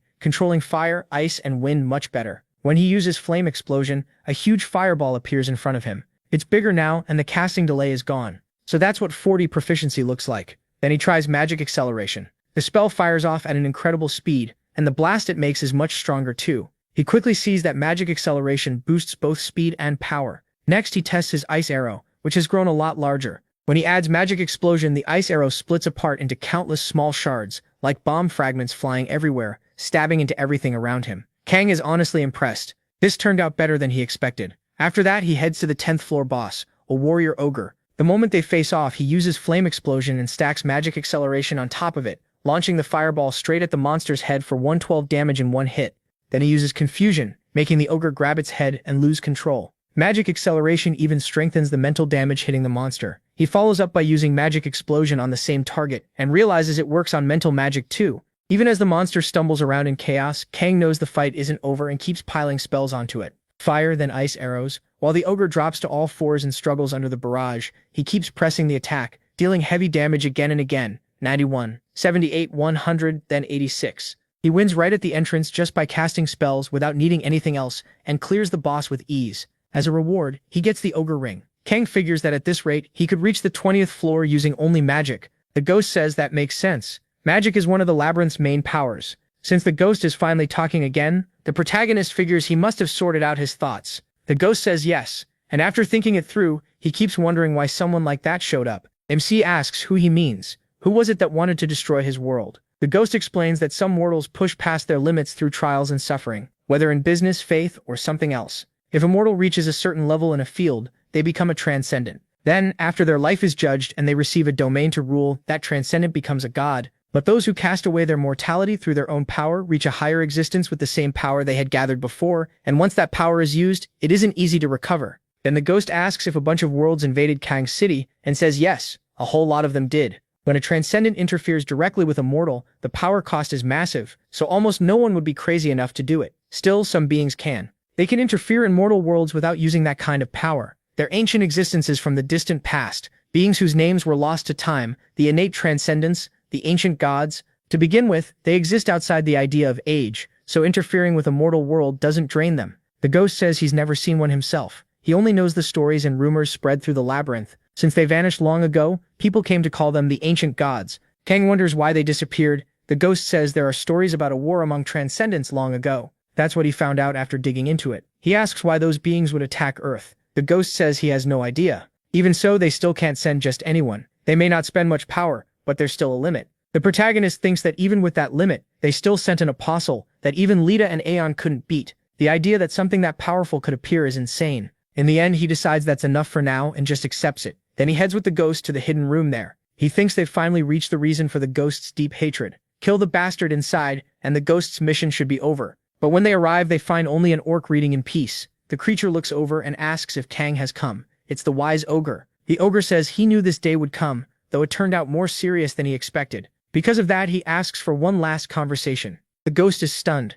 The ogre tells MC he holds no hope of beating an opponent like him. If the ending is already decided, then at least let him speak honestly before it ends. That makes the ghost furious, but he still holds himself back and tells the ogre to continue. The ogre says he didn't expect such restraint. Who would have thought someone so fierce and bold could stay calm? Then he pulls something from his clothes and says the one who sought his god was rejected. The lost king cast him aside, and he, who wore the fate of ruined worlds, had a weak heart. That's why he wasn't killed, because he was the only one who listened to his story. And that was the warrior's mistake. He was a monster, while the warrior was an adventurer. As a monster, he did what he had to do, and in the end he went and killed that warrior. The ghost gets even angrier and says that's enough, telling him he can kill the ogre now, but he asks him to wait. The ghost asks what he's trying to do. The ogre says he assumed the protagonist was only a puppet obeying the warrior's will, but clearly he's different. MC says there's something he wants to know: who gave him that dagger. The ghost is shocked. It's explained that a fixed damage dagger is one of the rarest weapons there is. It's not something a normal 10th floor monster could ever get, so Kang asks where it came from.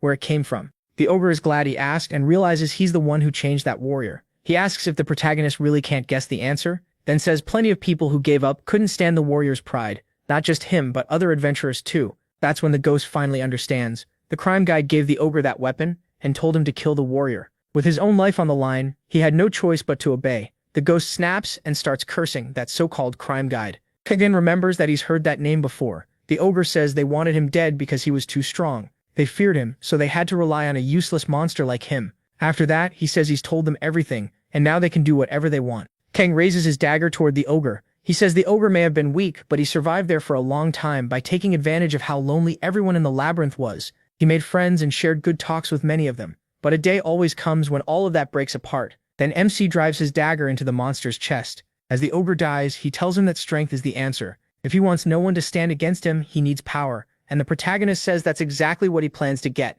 The ogre makes one last request: conquer this place and free them all. With that, the wise ogre is defeated. The 10th floor is cleared, and Kang realizes the beings in this place are starting to notice him. That could help him, or turn them against him. He also gets the prelude of disaster. The ghost accepts this ending, though he can't tell if he feels relieved or furious. In the end, he says MC will get the reward he deserves. Kang receives Covort's relic, a sword soaked in ancestral blood. It came from a world now in ruins, and once took the lives of many in the Imperial line. It gives +20 attack, and against enemies of noble blood, it gains another +10.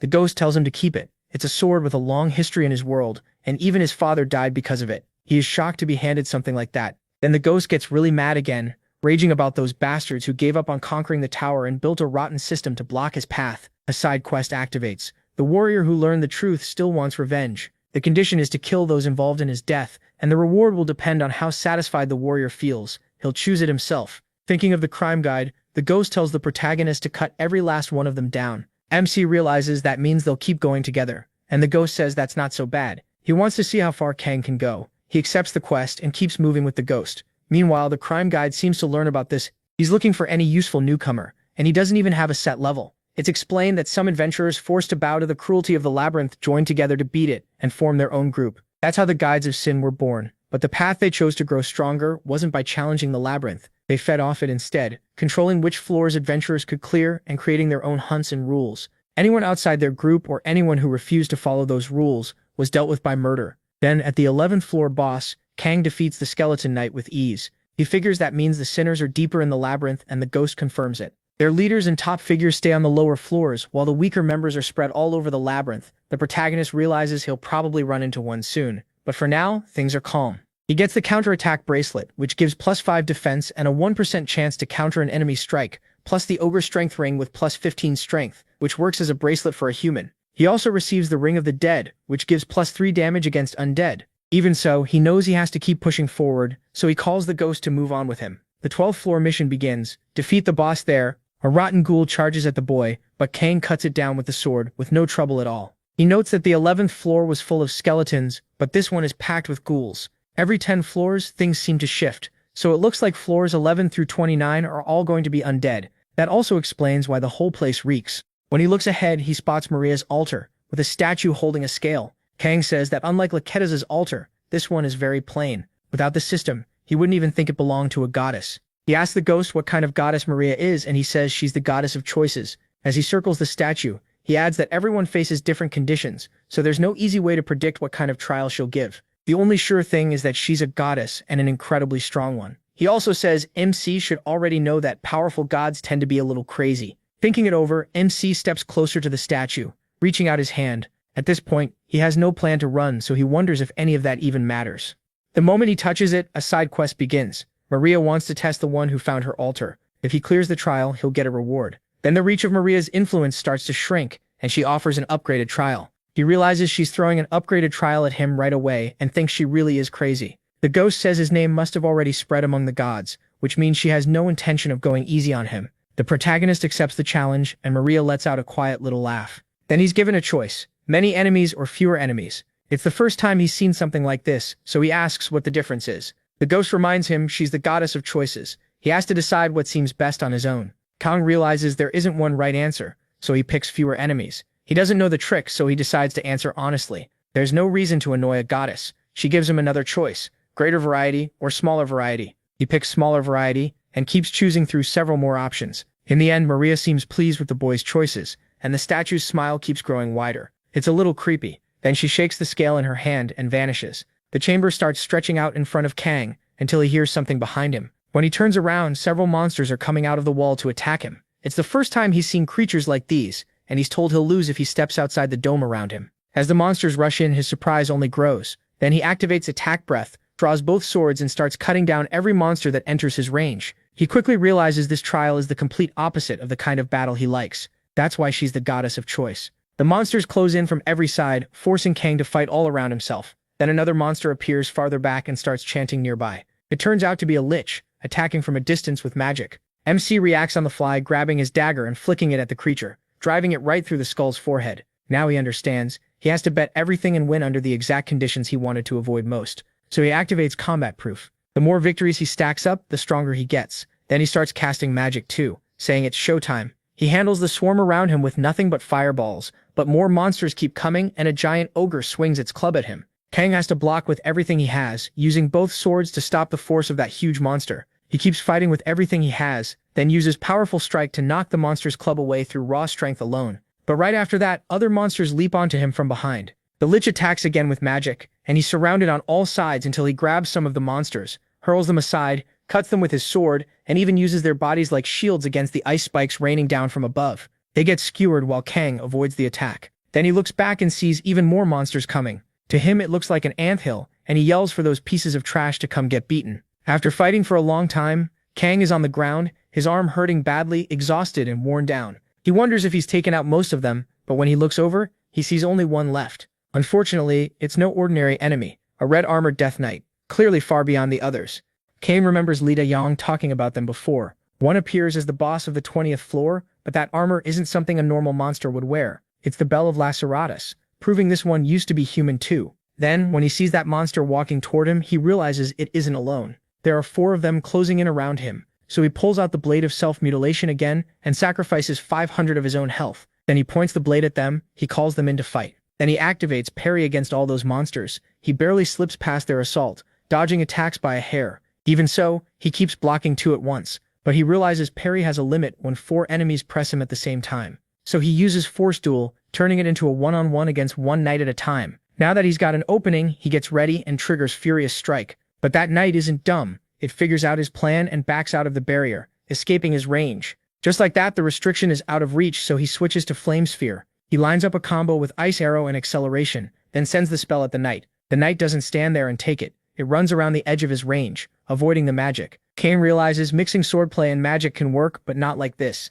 He'll need another plan. Before he can react, another knight rushes in and lands a hit right in the middle of his chest. But the protagonist uses that chance, grabbing the knight's arm and pulling it close. Once he has it, he activates Force Duel while holding the monster in place. That pushes the other three away from him. While keeping his grip, he starts attacking from every angle and activates Attack Breath. He follows up with Powerful Strike 2. Then he drives his dagger straight into the monster's neck. One of the Death Knights goes down and he throws the body aside. Cain realizes he only has about a tenth of his life left. He can't afford to do that again. Even one-on-one, he can't take a single hit now. He's in really bad shape. So he defends against one while attacking another. While blocking, he uses a side slash and kicks one of them back. He keeps chaining attacks together. After constant parries, his body gets weaker and weaker. He's getting close to his limit against that brute and starts wondering if his style is too rough. Fighting while watching Ghost sword art, he thinks the first form of Stormcourt Sword Wolf's Fang might help. It's a savage move like a storm tearing into an enemy with a wolf's fury. Then he wonders if he should tone it down a little. And that's when Ghost notices something.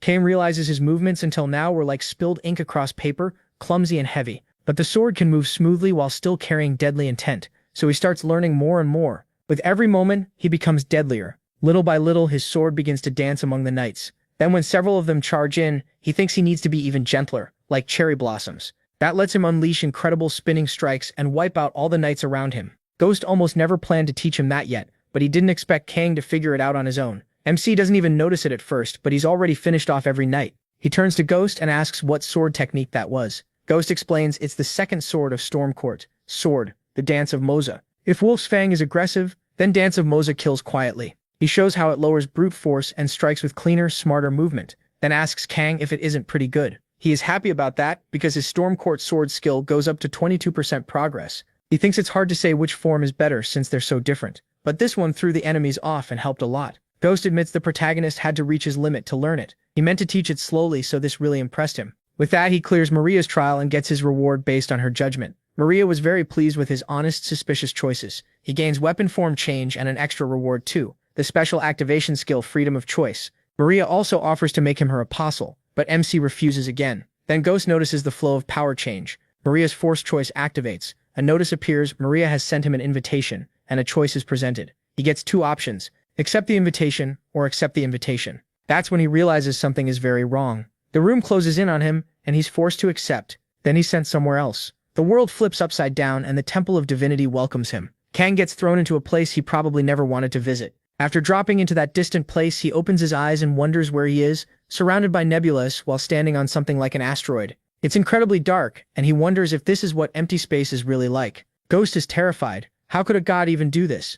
He was sure bringing someone here was impossible, so now he's panicking and asking how this happened. Kang is shocked too. It's his first time seeing Ghost act like this, and the little spirit still looks terrified. He wonders if this is really the place. Then he heads toward a temple that looks like something from ancient Greece. Ghost warns him not to just walk in like that, but he says he was invited, so the least he can do is look at her face to face. Inside, there's a hallway that seems endless. Jewels are scattered everywhere, decorating the place like flowers in a garden. The ceiling is so high he can't even see the top, and at the very end of it all, she waits. Kang can only think she's a being beyond this world, a giant blonde woman watching him with calm eyes. At last, he stands before Maria, the goddess of choices, lying in front of him. She's unbelievably imposing, and she looks down at him like he's an ant. Still, she says she's happy to meet him. Then she starts testing him. Confusion, fear, insanity, even instant death. He passes every one of them. Ghost starts glitching beside him, breaking down into a mess, coughing and looking miserable. Kang finally asks why she's treating a guest like this, and Maria stops the tests. Even then, her expression still seems suspicious. Ghost is still shaking with fear though, and thanks her for showing mercy. Maria keeps staring at the protagonist with clear interest and says it's been a long time this is their first meeting since that unfortunate encounter. Ghost doesn't seem to know what she's talking about. She introduces herself as Maria, the goddess of choices, the one who forces the final choice on mortals who arrive there after repeating bad choices again and again. Then she welcomes her precious child to her temple.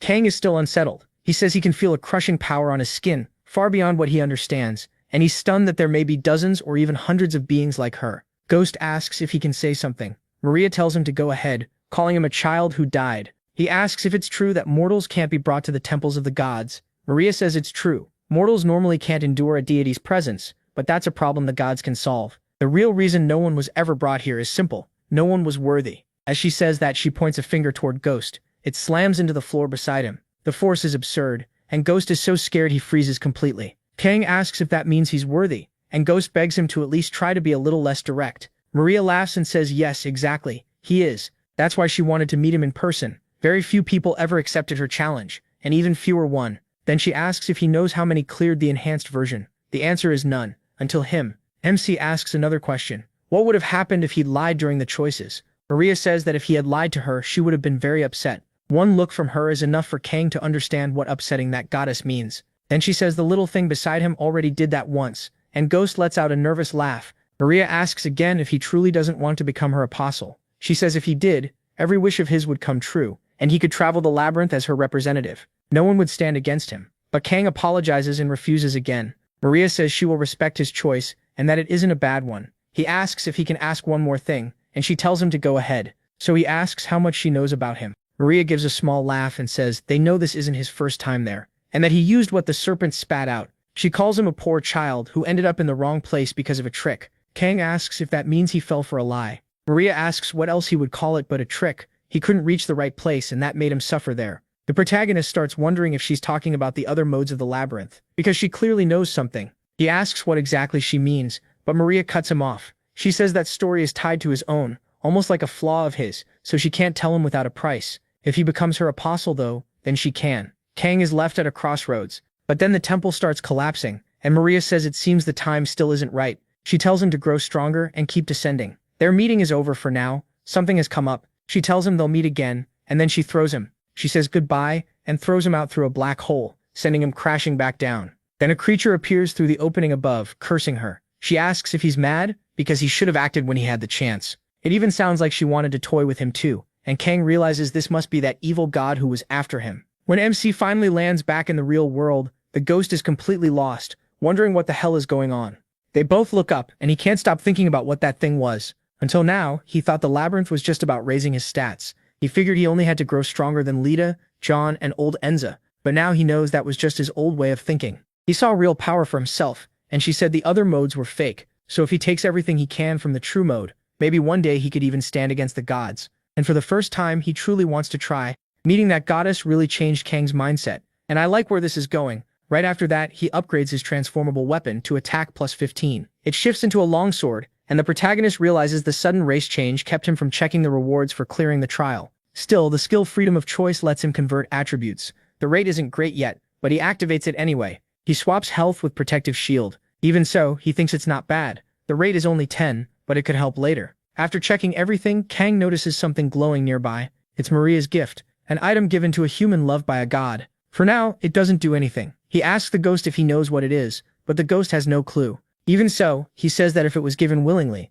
it probably isn't bad. So MC calls him along and keeps descending. On the 12th floor, he reaches the boss, a barely rotting ghoul, and kills it with ease. The reward is the Glove of Strength. Attack plus 5, defense plus 3. Kang complains about the awful smell and thinks the bosses are getting way too easy, which means the rewards probably won't be very good either. Still, there's nothing he can do about that. Then he enters the 13th floor and moves through a graveyard. Before long, he reaches a horde of zombies. Kang cuts through them like it's nothing. It feels almost too easy until he reaches another area. From above, the man who betrayed the little ghost watches him in silence, smiling as he sees what the boy can do. The protagonist senses something right away. Someone else is here besides the monsters. Then he notices the person above jumping down and leaving his hiding spot. He heads straight toward Kang, saying it's been a long time. After calling him a rookie, MC uses detection and sees that Elevabas Ida is level 42. That shocks him. Level 42 is 14 levels above his own. Elevabas introduces himself as a guide of sin, and before they can really talk, he pulls something out and blows a trumpet. It's the long-range horn, and once it's activated, the monsters start rushing in from every side. Annoyed at being interrupted, he says he'll handle them himself. Then he charges in and starts killing monsters with his bare fists. Kang admits Elevabas is pretty strong for a guide of sin, but that's not the issue. What really annoys him is that this guy is stealing his monsters. The ghost is stunned too. That sneaky bastard is still alive, and after being terrified before, he's now acting like the ghost doesn't even exist. Then Elevabas glances back and keeps calmly wiping out monsters. That finally makes Kang lose his patience, so he jumps into the fight himself, catching Elevabas off guard. The ghost notices he is matching the monster's movements and controlling the flow on purpose. Elevabas also realizes he has a deflection skill, and he knows that's trouble. Even so, he says he won't lose. Then he activates Powerful Blow. Elevabas asks Kang what he thinks of that, but the protagonist barely reacts. Instead, he asks why a level 42 fighter is showing off on the 13th floor. Elevess calls him no fun, and says people who never enjoy themselves die early. Still, he says MC looks useful, and might qualify for permission to reach the 20th floor. That's why he's always patrolling, and then he asks for MC's name. He can tell he's talking like recruitment is already decided, but he answers anyway. His name is him. Elevess then asks him a question. What exactly does he want to do here? The ghost cuts in, saying the choice is Kang's. Elevess says the protagonist already knows the labyrinth can make people endlessly stronger, and that's an incredible blessing. So wanting to clear a place that gives them so much just proves he's an idiot who doesn't know his place. MC asks if that means they gave up on clearing the labyrinth. Elevess says no, they didn't give up, they just refused to accept limits. Besides, he claims the place can't be cleared in the first place. He says it should be obvious, the gods keep messing with them, trying to kill them with their trials, and the hidden areas have monsters too strong to beat. Even the little guy beside Kang died. The ghost snaps back that they were the ones who killed him, and Elevess brushes that off like he's just rambling after death. Then he says they formed an organization so nobody would die for nothing, and so they could keep growing stronger. Now they make the rules and run the labyrinth, but if he wants to join them, he has to reject that little guy's request. And since he broke their rules and attacked them, he can't come along anymore. The protagonist thinks over those rules, then says that from what he heard, even the guides need permission if they want to get stronger. He asks if that's true, and Elevess says more or less,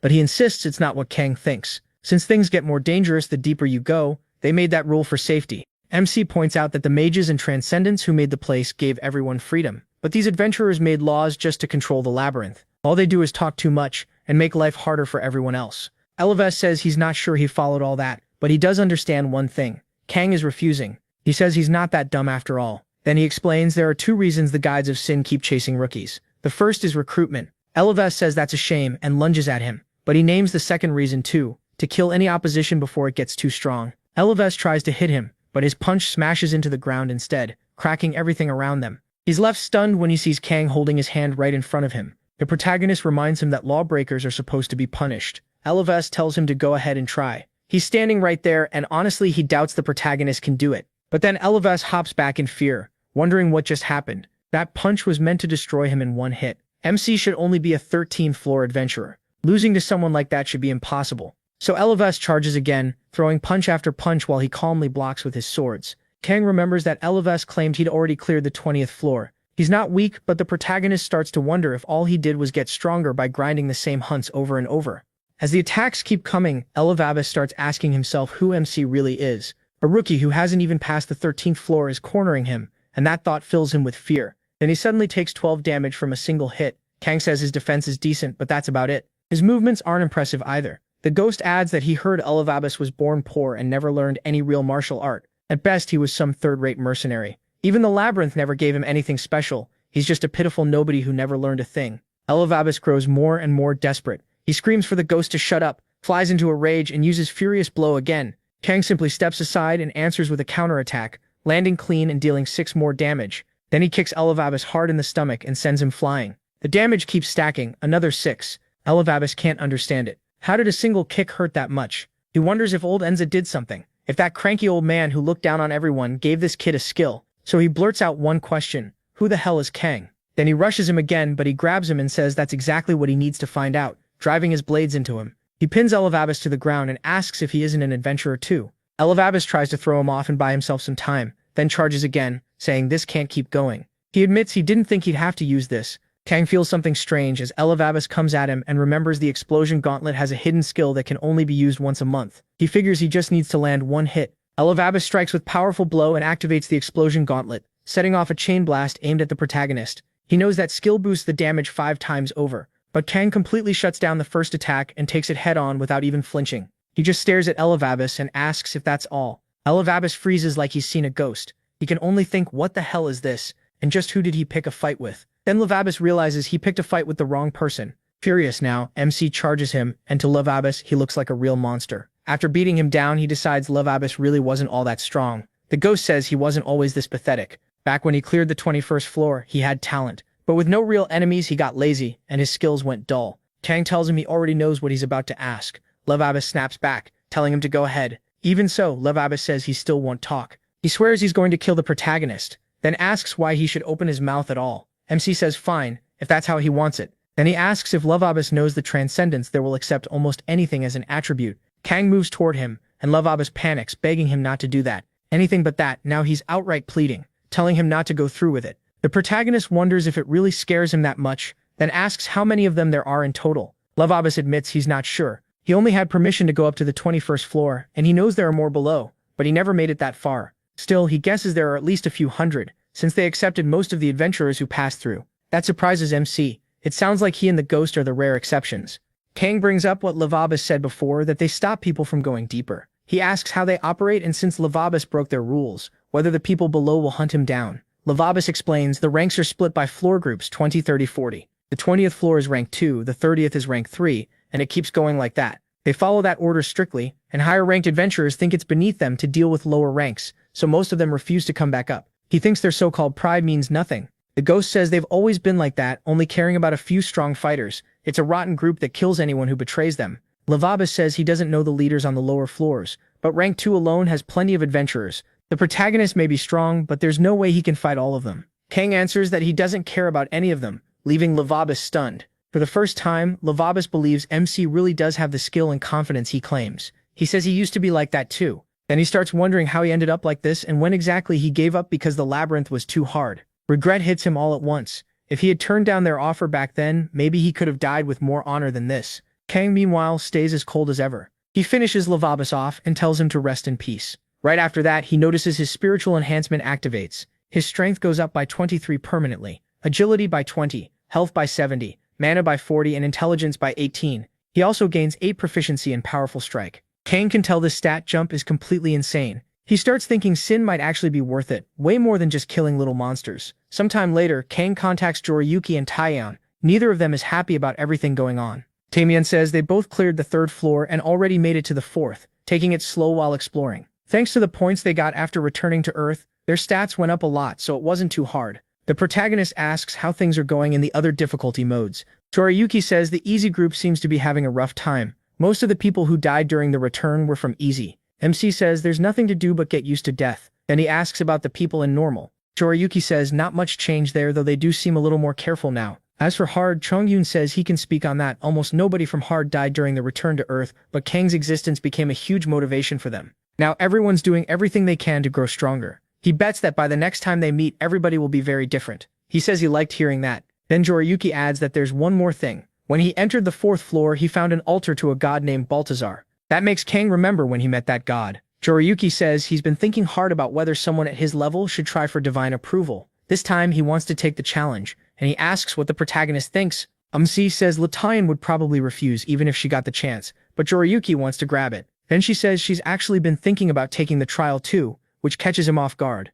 She says he once told her she can't stay a coward forever, and now she wants to find that courage. The protagonist realizes both of them have changed a lot, especially Taiyan. She's different from her past life, and he wonders if that's because of him. He tells them their trials will probably be different from his, so he can't say what they'll face. But if they've thought it through and truly want this, then they should go all in. Just try not to die. He says they'll meet again, all of them alive, and then leaves the chat room. After that, Kang asks the ghost if he also got a trial from Balthazar, and how it compared to Lacaratas's. The ghost says it was easier and actually manageable. That makes MC think maybe they'll be okay. He just hopes they survive. Then he tells the ghost it's time to get moving. Before leaving, he takes the explosive gauntlet from the dead guy. Once a month, it can deal 5 times the normal damage. Kang checks his status window and sees that the earlier spiritual enhancement boosted him a lot. He's been raising his stats by hunting monsters, but this is the first time he's seen such a huge jump. He wonders if it only works like this when he fights other adventurers. The ghost points out that he killed Lavabas, and even if he was low rank, he was still part of the Sin Guides.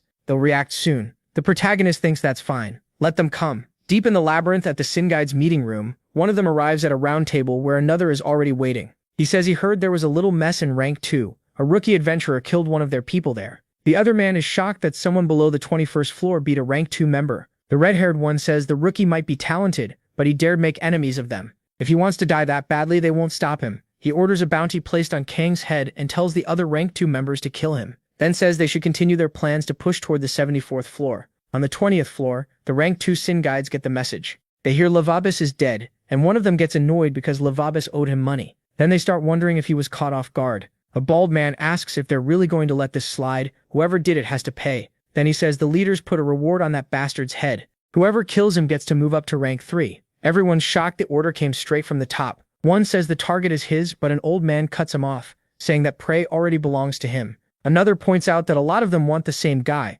so they should decide it the usual way by rolling dice. Whoever gets the highest number gets first shot. He asks if everyone agrees, then he starts first. One by one, the others roll the dice, and in the end, Dota comes out on top. Meanwhile, Kang beats the 13th floor boss with ease. The ghost grumbles that this fight was ridiculous. There were traps meant to help hunt zombies, but MC tore through everything with his bare hands, without even needing them. Then he tells the kid to go eat lunch already, because he's starving and clearly crazy. Just then, they hear a roar. A door opens on that floor and someone jumps out of it. It's Aldo Wata, a rank 2 sin guide, and he immediately asks if Kang is the bastard who killed Livabus. He says that depends who's asking, and if he did kill him, then what? Aldata says then he'll kill the protagonist. Simple as that. He figures someone who hasn't passed the 13th floor will be easy to crush, and then he'll move up to rank 3. But before he can do anything, MC punches him straight in the face. The hit slams him into the wall with no effort at all. Aldata immediately feels how heavy Kang's hand really is. He asks if that's seriously all he's got. The ghost says they really did send someone loud but not very strong.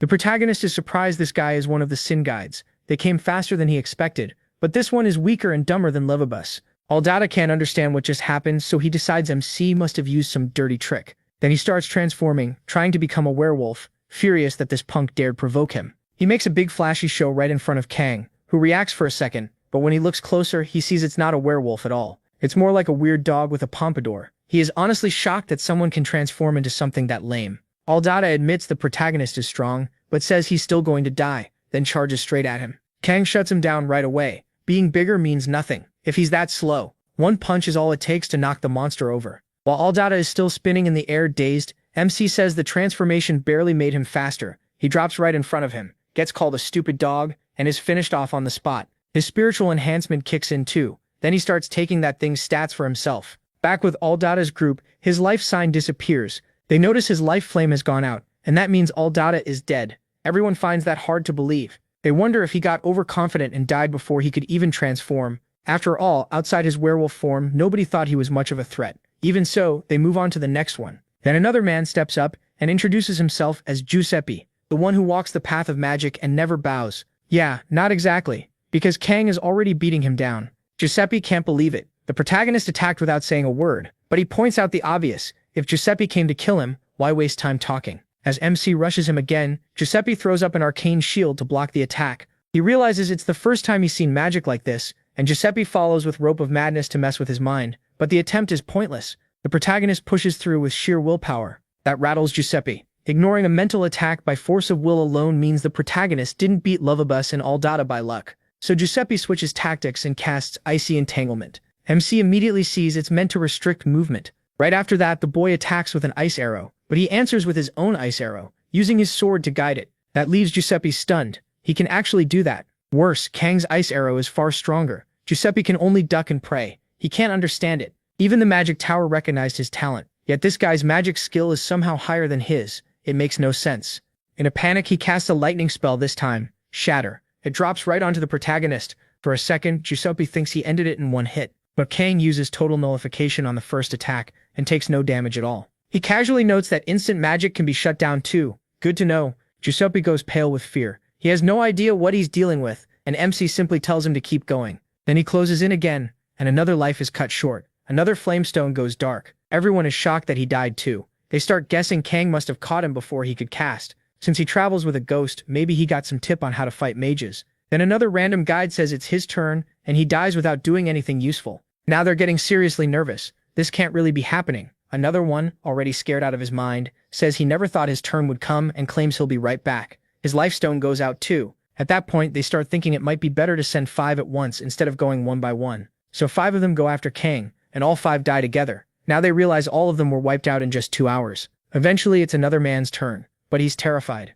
He says he's fine and gives up on the reward. The others start giving up on the rank up too. That leaves only the one leading them all. He knows the gap between an adventurer from the 13th floor and one from the 20th should be like a baby against an adult, but among the sin guides of the 20th floor, half of them are already dead. He can only wonder what kind of monster the protagonist really is. He thinks back on how he only joined the sin guides because refusing meant death. He never had a choice. So now he hopes everyone will agree to stay quiet and just let Kang pass. But then another guide shows up with a grin on his face. He calls them a bunch of cowards and says it's pathetic. That, he says, is why they'll stay stuck on the 20th floor forever. This newcomer is Reagan, a rank 3 sin guide and a half-demon. The others ask if he came to handle this mess, even while thinking things just got worse. Why did someone from rank 3 have to come here? If he's that much stronger, he should have stayed below. The half-demon asks where everyone went. Where's the other half of the group? They answer that they're on the floors above. He clearly doesn't like that answer. He walks up to the old man and drives a punch into his stomach. Then he asks if the fool is really going to lie to his face. The truth comes out. They're all dead. That shocks him. Half of them got killed by an adventurer from the 13th floor. Now his view changes. He says he didn't think much of Kang before, but if he can kill this guy, he'll prove his strength. He says MC is lucky he showed up. He even claims he'll avenge them, then orders the others to take him to him or die. Their choice. Meanwhile, the protagonist is looting all the bodies of the men who came after him. The ghost asks if those guys ever get tired. They threw away their pride and finally sent 5 at once. But honestly, they took way too long to think of that. Kang figures their attack and defense were pretty high, but since they'd never fought together, they had no teamwork and ended up getting in each other's way. On top of that, leveling up after killing the first one gave him a huge edge because he recovered. So he says that helped him gain a lot. At this point, his stats are seriously high. Still, he complains that if his level rises too much, the reward for clearing the floor will drop, which feels wasteful. The ghost tells him to stop whining and quit being greedy. Then Kang uses the beginner ice spell, Icy Entanglement, and creates a large spread of ice spheres that crash into each other. That's when he finally realizes just how much he's gaining from all these fights. Still, he wonders if it's over. The ghost says they'd have to be complete idiots not to realize they can't beat him, and honestly, they'd have to be animals. Apparently, though, they really are, because now they all show up together with the half-demon walking confidently in front. The ghost jokes that they even sent the devil himself, and Kang can tell at once that this is the half-demon. His strength feels totally different from the other Synod guides, and his mana is seriously intimidating. He asks if MC is the one who wiped out the rank 2 members of the Synod guides. He stares at the boy and notices his mana is also incredibly strong.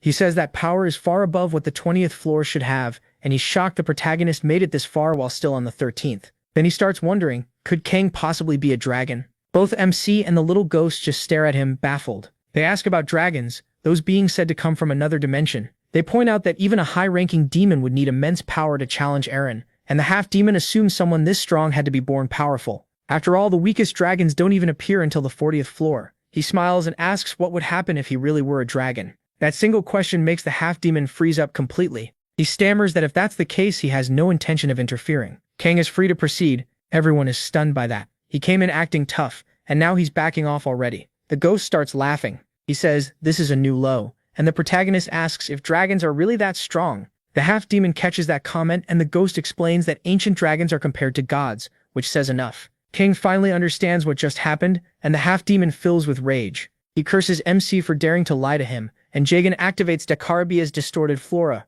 Roots burst out and lash toward him. It said all his skills are named after demons from the Goetia, the 72 demons of Solomon, and now those roots strike again. Kang wonders what this thing is as the roots wrap around his hand. Then he activates Flame Burst, burning the roots away. The half-demon is surprised the protagonist knows fire magic, but he tells himself that won't change anything. Jagan responds with Dakarabia's familiar crows. He sends them at MC, and a flock of crows fills the area while he keeps pressing him. Kang starts swinging his sword everywhere, cutting down the birds one after another. There are way too many of them, but he keeps slicing through the flock with the techniques he learned from the ghost, and he finally realizes magic can be used in much more complex ways. The ghost explains that he uses the magic god's magic, which is fundamentally different from the kind demons created. The half-demon then tells the ghost to stay out of it. This fight is between the two of them. The ghost says he wasn't planning to help anyway, and tells him to relax. That surprises the half-demon a little, making him wonder if the bond between Kang and the ghost isn't that strong after all. He decides that might actually work in his favor. That means he can attack as much as he wants, so he uses Marcosia's false flames and sends Amaterasu at the protagonist. He fires an ice arrow to stop it, but the cold doesn't work at all, and the Amaterasu still hits his arm. Then total nullification on the first attack kicks in. The half-demon is stunned. He can't believe that kind of nullifying skill is even real. Even so, he throws Amaterasu at Kang again. Sure, the boy still doesn't understand how that power works, but total nullification on the second attack activates too. MC still takes extra damage from a follow-up hit, 24 on top of 36. That makes the demon think he still has a shot, so he uses Naberius's despair. Black smoke closes in around him. Kang is caught off guard and gets swallowed by it, while the demon thinks the fight is finally over. Naberius's despair is a dark spell that attacks the deepest part of the target's mind. Inside it, the protagonist covers one ear and stays there until his mind turns completely calm.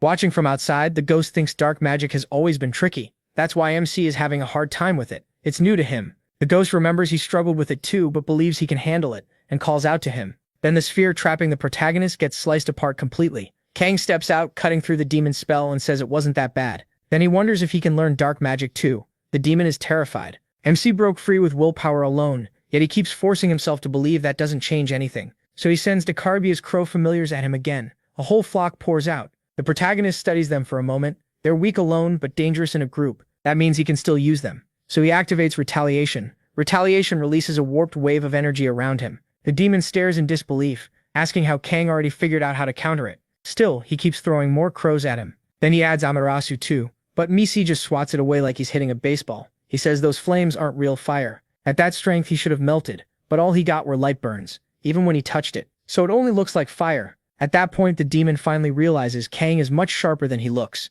He asks how he figured it out, then uses another skill, Doc Arabia's distorted flora. Several portals open around the protagonist, and he notices it follows the same pattern as last time. Roots shoot out from the dark cracks around him, so their path can be predicted. MC figures he needs 3 steps to the left, then 2 forward. The roots rush straight at him, and all his earlier prep pays off. The demon is horrified. Kang avoids every attack without flailing around, and he can't understand how he dodged all of it. He just says it's easy. Then he throws a fireball at Jagan. The ghost thinks this is exactly what makes the protagonist special. He understands the core of a skill, comes up with the smartest way to answer it, and tests it right away.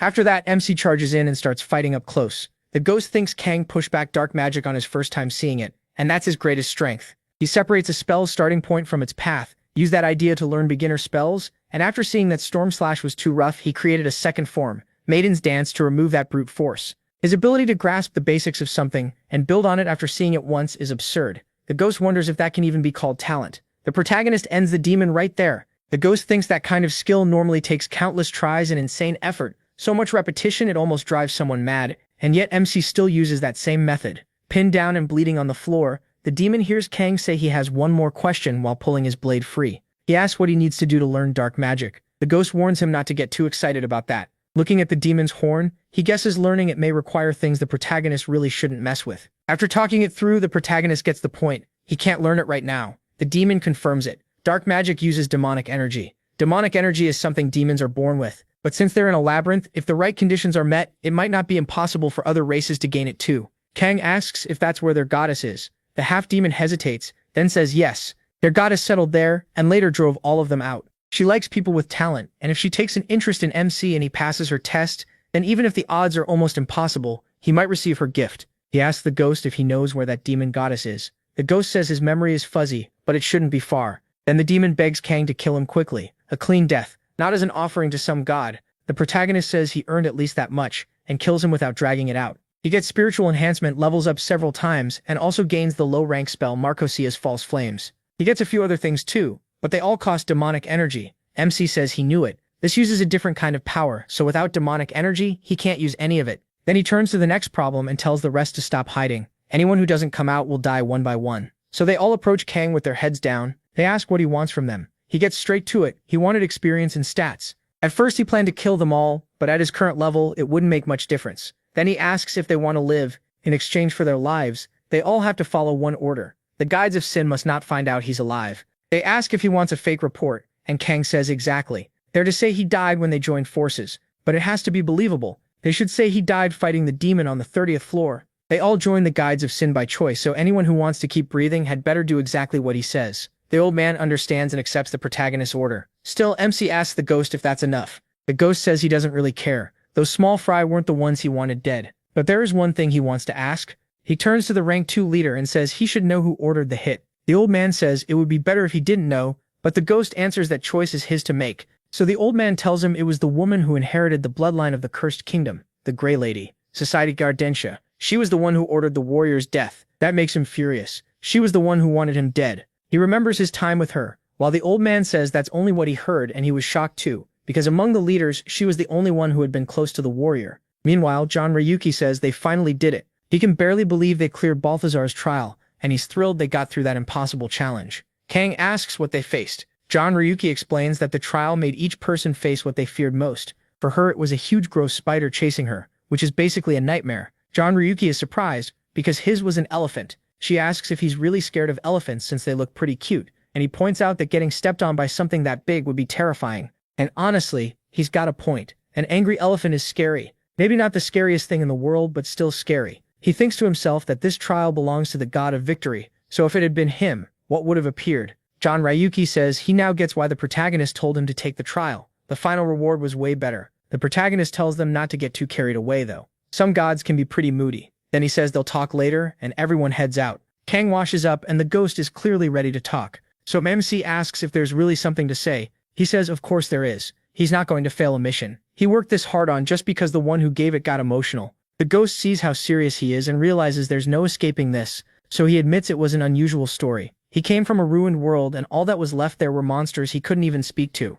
But that girl was one of the few people he could talk with, and since their stories were similar, they grew close. What he doesn't understand is why she wanted him dead. That's all he knows. His goal hasn't changed, so he tells Kang not to worry. The protagonist agrees and says that for now, this is fine. After that, he reaches the 14th floor, then moves on to the 15th. Right before entering the 16th floor, he goes back to the little mage. She's shocked he's already made it this far. Kang says his level has gone up so much that there isn't much left for him to gain there, so all that's left is steamrolling his way through. Even so, he's picked up a lot of magic items and hands those items to her. She starts working her magic. MC trades all the items to her and learns 2 low-rank spells, Invisibility and Slow. Invisibility costs 20 mana and starts at proficiency 1. Slow costs 12 mana and is also at 1. She says this is her first time seeing a slow spell, so she's not fully sure how it works. Then she asks if he wants to test it on her. The moment Kang casts it, the girl starts talking in slow motion, and he figures out she's about 20% slower. She tells him to undo it, but he admits this is his first time using the spell, so he has no idea how to cancel it. So the girl just keeps moving in slow motion and he can't stop laughing. Outside, the ghost bursts out laughing too. He says it's lucky the spell wore off on its own after about 10 minutes, and now they at least know its duration. After that, they head to the 16th floor. Once he gets there, Kang remembers what the old man told him. On this floor, there should be an empty room, and inside it, he'll find the person he's looking for, the blacksmith. When he arrives, he walks up to the blacksmith. The man is already forging a sword. He asks if the protagonist is a new adventurer, and the system announces that he has met the foolish child who melts dreams. That title sounds weird for this guy, but Kang remembers Leta Ion mentioning the foolish child who melts dreams, the blacksmith Arfan. She said Arfan was always blunt, rarely showed emotion, and treated her like nothing more than a customer. Still, since the NPCs and gods of the labyrinth usually only gave her mockery and contempt, even that made her feel thankful. Arfan introduces himself to MC and says he should already know what he does. He explains that monsters in places like this drop 2 kinds of loot, materials and equipment. Usually the materials are either sold to shops or used to request specific gear. If he brings the materials he needs, Arfan can make whatever equipment he wants. Since it's his first time, he won't charge for the work. Then Arfan notices something else too. The great warrior came with him. The ghost asks if he isn't shocked since the last time they met he was still alive. Arfan says he always knew he'd show up again sooner or later, dead or alive. Then he asks if Kang is the man who accepted that mission. He says the guides were making such a fuss that he assumed they had already killed him, so this was unexpected. Arfan adds that if the protagonist wants to do business with him, he should remember one thing. He doesn't discriminate against customers. It doesn't matter if they're weak or a high-rank guide of sin, he only cares about materials and gear, so MC shouldn't even think about telling him to work for him alone. Kang understands and says he wants to place an order. He asks for a bracer. Arfan says that's fine, just bring the materials. In response, he dumps a pile of items in front of him. Arfan says he's not sure whether to be happy or worried about the kid, then tells him to come back in half an hour. The protagonist is surprised it'll be that fast, but Arfan says these aren't materials from the deeper floors. They're all common, so there's no reason it should take long. For him, it's easy work. So he tells the boy to come back later, and once MC leaves, he says half an hour is exactly how long he needs to clear a floor. If he goes all out, he can finish in 10 minutes, but this time he takes it slow. Half an hour later, he returns to the blacksmith, and Arfan says his timing is perfect. He just finished. Then he hands over what Kang asked for. He checks it and sees the stats are really high with over plus 13 defense. Arfan tells him that from now on he'll start charging. The price will depend on the kind of equipment he asks for, and Arfan will keep the materials in stock. The protagonist agrees. He says he'll bring better stuff from the lower floors next time. But then the ghost cuts in and says Arfan should be able to make something even better. Arfan says of course he can, but he needs the right materials. The ghost calls him out and says he knows that's not what he meant. That instantly annoys Arfan. The ghost says he's talking about special equipment. Gear Arfan can make that others can't. Only people with permission can enter that place, and some items can only be crafted with materials from there. He says there's no point hiding it, because someone like Arfan can do it.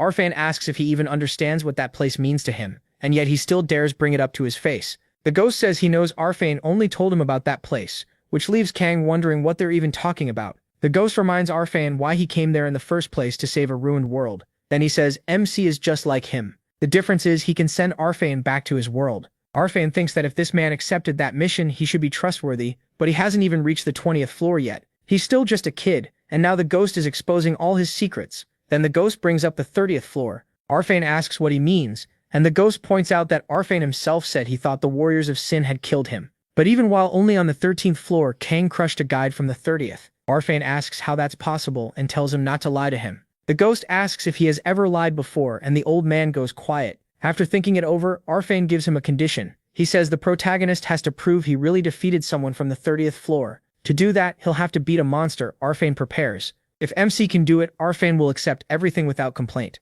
A while later, even the ghost starts wondering if he rushed things. He thought that if they missed the chance now, it might never come again. Kang says he's fine with it as long as it helps him get stronger. He says he wants to find out if this place really is that special. The ghost tells him to trust him. This place is full of good stuff. If he earns Arfan's favor, he'll become much stronger. And since he wants to reach the gods, this is the path. The ghost asks if he noticed. After meeting Maria, Kang's eyes were shining so much that it was impossible not to see it. Even if aiming that high sounds crazy, if that's truly what he wants, this will be an important experience. Just then Arfan opens the door and says he's done preparing. The protagonist looks at what's waiting in front of him. The system identifies it as a sealed Balrog, and even the ghost is surprised to see it. That's one of the strongest monsters from the lower floors. Arfan says this one is heavily weakened, and nothing like the original. Its power is only around that of a boss from the early 20th floors, so MC should relax. Even so, he asks if he is really going to accept the challenge. Kang Tae-san is already drawing his sword and says of course he will. With that, Arfan breaks the contract in his hand. The monster is released and roars through the room. Then it locks onto Kang and charges straight at him, without hesitation. The sealed Balrog activates demonic energy eruption, getting ready to fire it at the protagonist. MC instantly uses deflection, then follows up by casting slow on the monster. The Balrog's movements drop a bit, and it seems thrown off by what just happened. He immediately uses Ice Arrow and Flame Explosion, then fires Ice Arrow again and keeps attacking. Arfan can't believe what he's seeing. Even weakened, the Balrog is getting completely overwhelmed, and the ghost proudly says he told him Kang was the real deal. Still, Arfan thinks something is off. Even if the protagonist is strong, there should still be a gap in raw stats. The ghost agrees it is strange. MC's skills are clearly abnormal, especially spiritual enhancement. Not only does it boost his stats, it also steals the target's abilities. It's totally different from normal skills. There's no real comparison. By then, Kang has already driven his sword into the creature's neck and killed it with shocking ease. The ghost wonders if a mortal can really have a skill like that while he completely finishes off the sealed Balrog. For now, the ghost calls him immortal. Emphasis on for now. After seeing that display of power, Arfan thinks for a moment and says fine. He'll let the boy go to his world. The protagonist finds that odd and asks if he means a ruined world. Arfan says exactly. He pulls something from his inventory, a small black orb, and says his world was destroyed in a very unusual way, so this gem can send MC there. He adds that as useful as this place is, there's a limit to what he can make here. But if Kang brings back reagents that can only be shaped from that ruined world, he can create something far more powerful. The two of them stare at the orb. Arfan starts thinking about what he could realistically bring back at his current level, and decides the boy should be able to collect fortuitous roots from the Grey Forest. As the protagonist goes deeper into the labyrinth and grows stronger, Arfan will let him explore more of that world to gather better ingredients. MC receives a side quest. Arfan is waiting for something from him. He must enter Arfan's ruined world and bring back fortuitous roots from the Grey Forest. The reward will be equipment made from those roots. After giving him the quest, Arfan hands over a map and says that once he reaches the forest, he'll understand how to gather them. Then Arfan takes the black orb in hand and casts magic right in front of Kang. A portal starts to open. Arfan tells the boy to step inside. When he puts his hand on it, he gives the boy one warning: that world will try to kill him. Right after that, Kang is already falling through the other side of the portal, headed into the ruined world. He asks the ghost what the hell is going on, and the ghost says it's spatial travel. The farther the destination, the longer it takes, so he should just wait a bit. The protagonist thinks this is his first time entering a ruined world, and wonders if Earth might one day end up like this too. If it does, he wants to see what would be different. The moment he arrives, he's caught off guard. He starts coughing and wonders what just hit him. Whatever he breathed in feels wrong, maybe poison, so he turns on breathlessness. After that, he notices he can't feel much with his hands. If there were normal air, he'd at least feel wind or some resistance. Instead, he's in a place so strange it feels like the ground itself is trying to swallow him. Everything around him feels hostile. He quickly realizes this whole planet is wrong. It's actively trying to kill anything alive. So as he moves through that deadly place, his feet keep sticking in the gray mud. He takes constant damage little by little, covers his face to stay alive, and figures there must be at least a little oxygen left. The ghost warns him not to use flashy attacks. If he makes too much noise, this place will notice him even more. Kang can already tell this world is brutal. He pulls out the map and wonders how far he still has to go to reach the forest. Maybe he's halfway there. Then something shoots him from the side and deals 4 damage. That catches him off guard. Just a second ago, he'd been wondering what the difference was between NPCs and adventurers. The ghost asks if he means the contractors, and Kang realizes that's what the labyrinth's NPCs call themselves. The ghost circles around him and says the answer is simple. Adventurers are free, while contractors are chained to the labyrinth. Adventurers can leave whenever they want, but contractors can't. In exchange for a chance to get what they want most through a deal with the mage, they give up that freedom. MC asks what each of them wanted badly enough to accept that. For the ghost, it was revenge. Lilise wanted a chance to walk the path of magic, and Zhao made a contract to find his god. The seller and Arfan aren't much different. That's why they keep asking adventurers like him for help. The protagonist is surprised, so that's why they all hand out quests. Then he asks how they became contractors in the first place. The ghost says there are probably a lot of ways. In his case, the mage came straight to him and offered the contract. Kang asks who this mage is, but the ghost can't answer. He says MC will learn on his own. Deeper in the labyrinth, and MC figures he may have pushed too far. While they're talking, a circle of mana starts forming around him. It grows more violent and turns into a raging tornado around his body. He realizes a storm had already been building. This world wants him dead even faster now. He activates deflection, then resistance too, but he still keeps taking chip damage. Even with skills active, it barely helps. The storm doesn't move away from him at all. It's like it locked onto him and exists only to kill him. Kang draws his swords and slashes into the whirlwind, but it does nothing. He follows with flame explosion and ice arrow,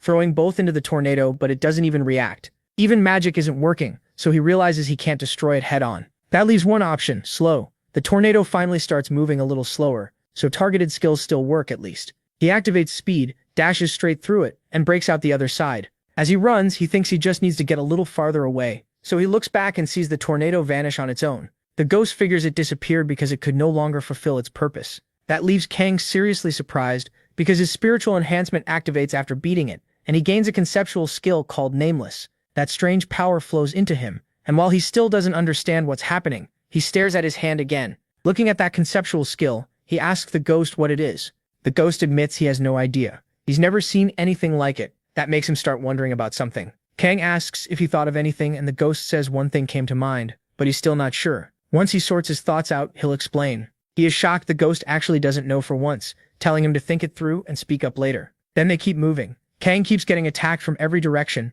but he still manages to escape without too much trouble. At this point, he's sure this day is full of weirdness, so he activates mental acceleration. He slips past the attacks, cuts through the rocks flying into his path, uses Wolf's Fang, then Maiden's Dance, tearing through everything around him. He also uses an attack step to stop on top of the walls. Even then, the attacks keep getting through his defense and there's no end to them. But when he looks ahead, he freezes in shock and blurts out, "What the hell is that?" The ghost asks what he's seeing. Kang realizes it's the same thing carved into the wall before. He immediately accelerates and charges straight at it, just like he thought. Now he wonders if that new skill is what let him see it. He strikes the thing while forcing a path through the rocks, keeping his focus on the target deeper inside. He knows he only needs to push a little farther. Even as the attacks speed up, it almost feels like that thing got mad the second he came after it. So he starts preparing one of his skills to go all in and cut through that section of stone. Kang locks onto that same carved thing in the wall. Then he presses forward. His focus stays fixed on that mark hidden in the wall. He keeps chasing that same target without letting up. As he pushes through, his proficiency keeps rising, and he gains willpower. The ghost is stunned. That's the power of a will strong enough to face this place. He realizes that in Arfan's world, the star itself is trying to kill all life. Then he remembers the whirlwind and the flying stones. There's a much greater force behind all of it. The star's will, the will that rejects life, can be treated as the will of the world itself, and Kang just defeated that will. That leaves one question. What kind of skill is this? The ghost can tell the protagonist didn't just beat it. He absorbed its power, and not something physical, but something conceptual. He thinks a low-rank stealing skill would never be able to take something like that. Spiritual enhancement must rank even higher than the star itself. This isn't a power meant for normal mortals. It's the kind of thing only transcendent beings should have. Meanwhile, MC keeps moving forward. Eventually, he reaches the place Arfan told him about, and he finds one of the roots there. Kang says if he takes that root back, he should be able to get better equipment, but the tree itself attacks, trying to kill him. He rushes in with his swords and shreds root after root. After a hard push, he manages to climb onto it and realizes this thing is huge. The monster tree keeps trying to catch him from every angle, lashing roots upward and even trapping one of his legs below. Kang uses Retaliate, stopping everything aimed at him. The roots can't reach him, and he tells the thing to get out of his way. Still, the roots eventually break his shield. One nearly smashes into his face, but he barely dodges to the side and activates mental acceleration. Then he starts searching for the main core. He hacks through everything to find it, carving up the tree while asking himself where it's hidden. There's no glowing weak point, no clear energy source, but when he looks back, he sees all the roots gathering into one spot. That's when he finds the tree's core. So that's it. The ghost yells for Kang to be careful, but then realizes the protagonist probably can't even hear him. He's too locked in, focused on only one thing, getting stronger no matter what. After taking a hit, he uses complete notification from the first strike and keeps pushing forward. Then he throws himself into the opening and cuts the tree apart completely, destroying another will. The system activates spiritual enhancement, and Nameless proficiency rises by 1. Kang says he knew it would be hidden deep inside, and he takes the fortuitous route without much trouble. MC says that was easy. The little ghost reminds him that at his level, not much will be hard anymore, but getting back fast matters more. He realizes it really is what it looks like. The world is seriously trying to get rid of him, and this really looks like it wants them dead. So he takes the portal and gets out, saying he'll deal with that world another day.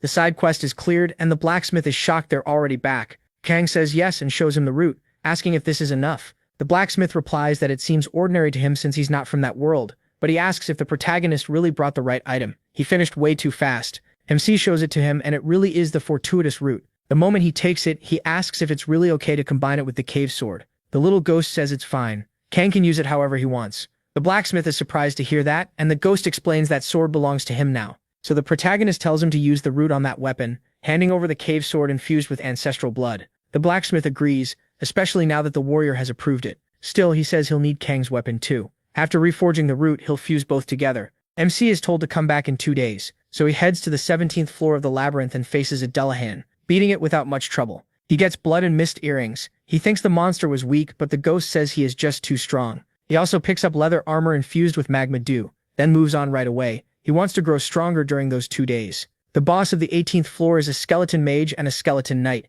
and the protagonist clears them easily too. On the 19th floor, the boss is a lich. Kang takes it down just as easily and levels up again. The warrior acts happy to see him leveling up, or maybe just pretends to because MC is getting a little too strong. After that, he heads for the 20th floor, but something stops him. It looks like a skull with dark energy in front of it. He notices right away. The ghost says it's an altar to the goddess of the demon race. She rules over everything demonic, and she's his leader. So this is Lucifer's altar, built by those who serve Lucifer. It connects to the gods, letting Lucifer spread influence through it. As the first to find it, Kang gets a permanent bonus +3 intelligence and +10 mana. The protagonist asks if he knows what the trial is like. The ghost honestly says he has no idea. Then the protagonist asks if he's never gone through one. The ghost tells MC to remember this. Gods give trials tied to their domains. Then he asks what kind of trial the goddess of the demon race would give. He asks if she's really a goddess, and if she gives trials to demons. The ghost says no, but for humans, it'll definitely be worse. Kang says he'll think about that later,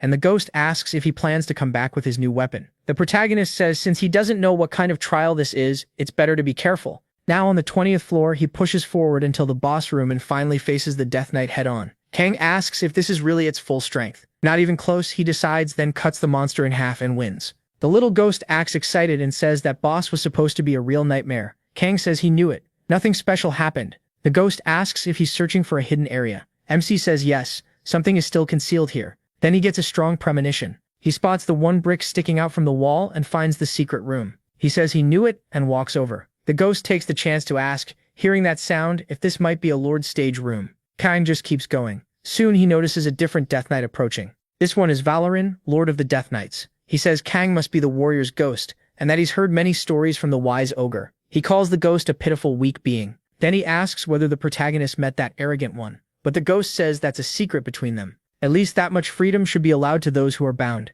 Valoran then asks if MC is his opponent too, though he says he is so strong that he likely has no chance. He says they've crossed swords in the chamber given to him. Kang immediately draws his blades. Valoran says that even so he is a knight and will not throw away his weapon to run. It has been centuries since adventurers found this room, so he is deeply grateful and now they will fight. With that he charges straight at the protagonist, who blocks the slash. The blow is heavy, and MC admits the knight is strong. Kang attacks back, while realizing Valoran is probably above the level of the 25th floor, not something a normal player could handle. Then the knight rushes in and drives a kick into his chest, but first attack total nullification activates. Valoran thinks that attack nullifying skill is pretty amusing. He slams his sword into the ground, sending chunks of rock flying at the protagonist. MC notes the attacks hit hard, but the knight is too big, and his movements are slow. He leaps across the rocks and closes in. They clash in a pure contest of strength. Kang says the knight really is powerful. A normal player wouldn't stand a chance against him, but he isn't a normal player. He hops back a little and tries something, but then the knight moves first, throwing an uppercut into Kang's face and crushing it. But the protagonist turns it back on him, smashing the knight into the ground. The ghost is stunned. He asks why Kang isn't using his usual skills. He could have used acceleration or magic. So what's going on? MC stares at that knight while part of the knight's mask breaks and Valorant is already shaking from it. Still, he attacks again and thanks him, saying he has long wished for an honest, direct battle, and this is truly impressive. That strike forces the protagonist to get out of the way. Valorant says he waited hundreds of years for this day, and Kang lands right on top of his sword while the knight starts swinging it. MC stays on it, using it as a launch point to dive straight for his head. The knight speaks to him again, thanking Kang deeply. By the end of the battle, the knight is on the ground, sitting in front of him. He starts thanking him because he never expected the protagonist would purposely avoid using his skills. The protagonist says Valorant did the same. Then the knight removes his helmet and says that, as a knight, he never wanted to rely on skills. He only wanted to fight with his sword. That selfish wish was his alone, so he had no right to force it on MC. But thanks to MC's choice, he can now die satisfied. He says he'd like to claim he's finally free, but he should know how people like him, beings with their own minds, end up trapped in the labyrinth and treated like monsters. The protagonist pauses at that, surprised Valorant was imprisoned here. Kang says he doesn't understand how that happened. Valorant says it's simple. For some, this place is a land of opportunity, but for others, that is not the case. It's unfortunate, but there's no time to explain everything. He says he trusts MC can reach the final floors. When he does, he'll learn what they really are, and what kind of being the mage is. And when he finally finds out, Valorant asks him to please remember those who cannot escape. Then he fades away, leaving his sword behind in front of the protagonist. With that, he defeats Valorant of the 20th floor. He receives Valorant's helm, which gives plus 22 defense and plus 3 action speed. Kang is surprised, since gear like this usually only shows up in sabbats. It's a very good helmet. He also notes that the title stats are much better than they were before his regression. He gets a continuous activation skill called Proof of Self. His achievements so far take form and wrap around him. According to Leetone, it gives off an intimidating presence. He also equips the Boots of Extensive Damage, which adds several more stats. On top of that, he gets a Strength rune plus 20. Then he opens his status window and says the rune made him 20 points stronger. He thinks he's finally reached the stats Ladies had before his regression. After that, he goes to the 6th floor to Lilise's tower. She's surprised to see Kang. She asks if he made it farther, and MC says he reached the 20th floor. She's shocked he advanced that much already. Then she asks if he came to offer tribute and learn a new spell. He says yes and tells her to get started. She begins her little ritual and gives him another spell, Extra Jump, a low-rank spell that lets him jump once more while in the air. For now, he only gets 1 extra jump, so Kang is basically turning into Elden Ring's horse, and he's pretty impressed by it. He tests the jump right away. Lilise says she knew he would. He always gets excited and tries out a new skill immediately. As the protagonist uses Extra Jump, he thinks it's a really good spell. Then on the 20th floor, he goes back to the Death Knight. The ghost asks why he's taking off all his gear because he must be planning something again. The ghost asks if he's trying to learn another nullification skill. Kang admits that's exactly the plan, leaving him stunned. He can't believe there's still another one to unlock. Standing before the knight again, MC tells the ghost they're about to find out. He starts dodging the Death Knight's attacks one after another. Then the nullification for the first hit triggers, and the second one does too. The ghost is shocked that Kang wants to erase even the third attack. He insists there has to be a limit. No way this should work.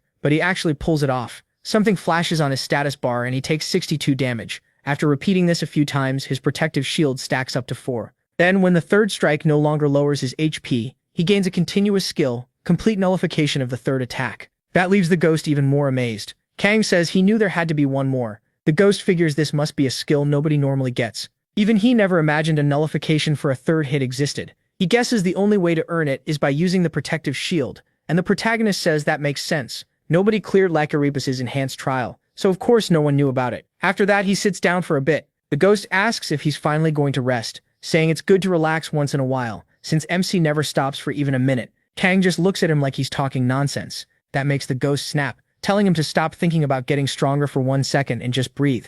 In other words, take a break already. Instead, the protagonist heads back to the 16th floor and goes to the forge. On the way, he checks Torment Slash and sees its proficiency is at 29. The ghost says it grew this fast because he was there to guide and correct him, but from here on leveling it up will be much harder. MC says gaining 5 levels in 2 days is already great, and that's enough for now. Since the time he asked for is up, it's time to visit the forge. He opens the door and asks Arfan if he came too early, since the smith is still working. Arfan says no, his timing is perfect because he just finished and wants to show him the result. He takes out a crystal ball with light glowing inside. Arfan explains that he processed it into its simplest form, and the changes in the combining method were meant to boost power. Then he tells Kang to bring his weapon over. He presses the item against the blade. The crystal sinks into the sword and vanishes. and the relic's stats change with a new boost added on. The ghost is shocked it could be strengthened this much. The weapon's damage goes up by 15. Kang is pleased with the upgrade and thanks him. The blacksmith brushes it off, saying it's just business, so there's no need to thank him. He adds that they'll meet again every 5 floors as the protagonist moves up, since carrying all his gear more often than that is too much trouble. Then he wishes the kid luck in the labyrinth.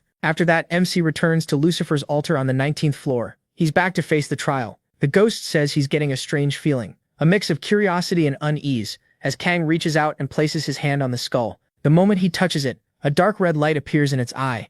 A demon speaks, saying, "The same goes for its own curiosity." He is startled and a message appears. Lucifer has invited him into her domain. Calling it an invitation feels generous, since he'll probably get dragged in either way. Still, Kang accepts Lucifer's offer. The story really tries to sell this name as harmless, by making Lucifer look like a little anime girl, and the protagonist is completely caught off guard. Lucifer's domain welcomes him. Once inside, he asks what this place is, because he can barely see anything ahead of him. It's all dark, and at the far end sits a girl on a throne. When he looks forward, he greets the goddess of demons. She says she likes that he knelt without putting up a fight. Kang stays tense and says he's not dumb. He understands the situation. She just laughs, clearly enjoying herself. Then she says he did pretty well, and asks his name. Kang introduces himself to Lucifer. She tells him that if he had acted arrogantly, she would have crushed his skull with dark magic around his neck. That shocks MC. Then she eases the mood, telling him to calm down, it was a joke. She says she wouldn't smash his pretty little head. Besides, if she did, some people would get very angry.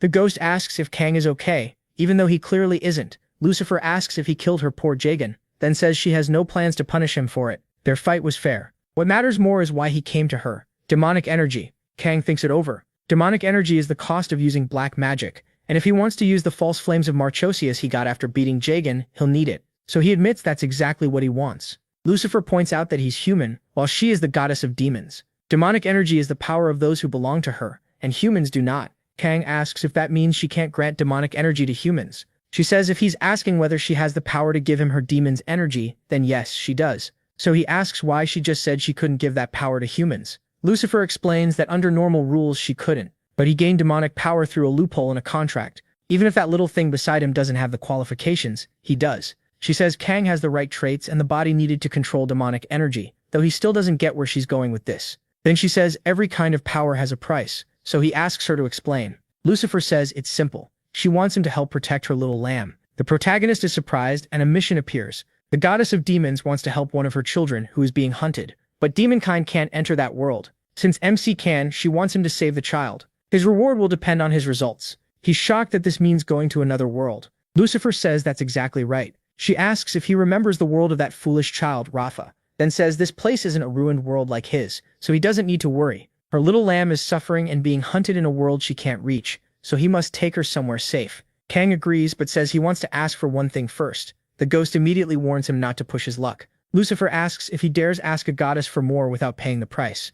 The ghost panics, saying she'd kill them for less than that. Still, Lucifer tells him to speak. If she doesn't like it, she'll be merciful and ignore it. The ghost watches Kang, waiting to hear what he says. The protagonist asks the great demon goddess if she knows who is trying to conquer his world. She laughs and says she'll forgive that unpaid question because she knows why he wants the answer. If he completes her mission well enough, she'll tell him. Kang says that is enough for him. She accepts the deal as fair and gives him the basics. The world he's being sent to is Vekaseta. Magic exists there, and it is protected by a dragon. The world itself has average strength, but its guardian is troublesome. Hamon, the god of light, born in that world. That is where Kang is headed. Lucifer wishes him luck on the mission, and then MC gets thrown out. He lands roughly and realizes this must be Vekaseta, noting that it doesn't seem all that different. As he moves through the area, he notices birds and butterflies. The ghost says that judging from that Sin Guide's appearance, the most common form across worlds seems to be human. Kang is surprised but thinks that's good news. At least he won't be chased just for how he looks. Right away, he activates presence detection. The ghost says it looks like he won't have time to stand around sightseeing.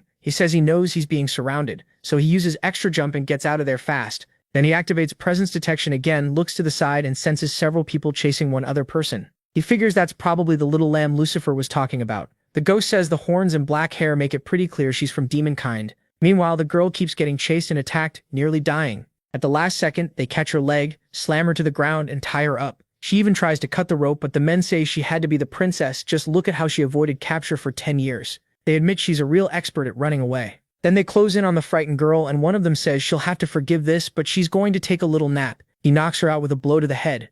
After that, he thinks that if they split the reward evenly, each of them gets 100 gold coins. One of them complains that the pay is too low, but the leader snaps back. How is 100 gold each not enough? Then he reminds them he covered the tracking costs, the request fees, and even the bribes to keep people quiet, so he changes the split. They get 90 gold each, and he takes 190. One guy clearly hates that deal, and the redhead warns that if anyone wants to argue, they can take it up with his sword. Right then, Kang steps up behind the gray-haired man and asks how much his share is. They all jump in shock and yell, asking who the hell he is and why he showed up like that. Then they notice his black hair and wonder if he's from the demon race too, though something about him seems different. Wanting answers, they ask who he is. The protagonist realizes black hair must be common for demons here, then says he has business with the horned girl. That makes the gray-haired man tense up right away. He assumes MC is another bounty hunter after demons, grabs his sword and threatens the girl, saying MC won't take his reward.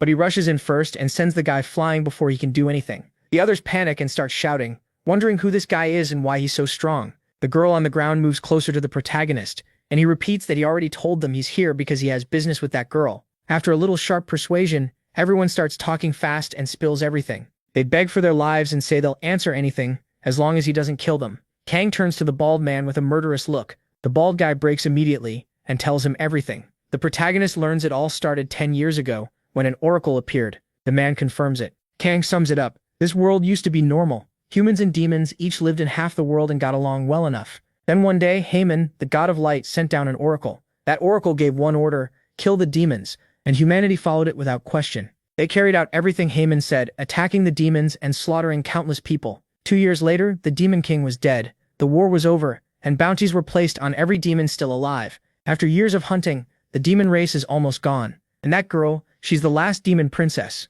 Kang realizes Lucy's failed mission was to protect this girl at all costs, so he tells the bald man they're done, and lets him go, which is surprising since MC has been killing everyone else. Later, he takes the girl to a cave and lets her rest. When she wakes up, he tells her she should still be resting, and asks why she's already up. She only thanks him for saving her, then asks him to leave. She says it's dangerous to stay near her. Someone like her shouldn't even exist in this world anymore. Then she says there's no one left to stay by her side. She remembers how her people were destroyed, until she was left completely alone. She adds that those men weren't the only bounty hunters after her. Many stronger and more famous ones are still searching. Kang asks if she means the ones behind them. The girl looks confused and asks who he's talking about. Then a man steps out of the bushes and she freezes in surprise. He's glad to find the princess there, saying he heard rumors she was nearby but didn't expect them to be true. She recognizes him as Gareth and angrily reminds him that he once swore loyalty to her father, asking how he could do this. The shady-looking man instantly changes his tune, saying that's all in the past. Now whenever he remembers those days, all he feels is anger over what he did and says he never should have sworn loyalty to a demon. Then he charges forward, slips past the girl, and goes straight for Kang. She tries to stop him, saying that boy has nothing to do with any of this. But he stops the older man with nothing but the hilt of his sword, leaving Gareth stunned over how he did it. With his eyes closed, Kang completely embarrasses him, giving off a ridiculous amount of pressure. Then he drops the old man with a single punch, crushing his face and sending him flying. The girl is shocked, and the ghost is shocked too that Gareth is still alive, even jokingly praising the old man. Kang coldly says some random brute really dared to attack him. Gareth gets furious, and starts pouring out mana to use his special move.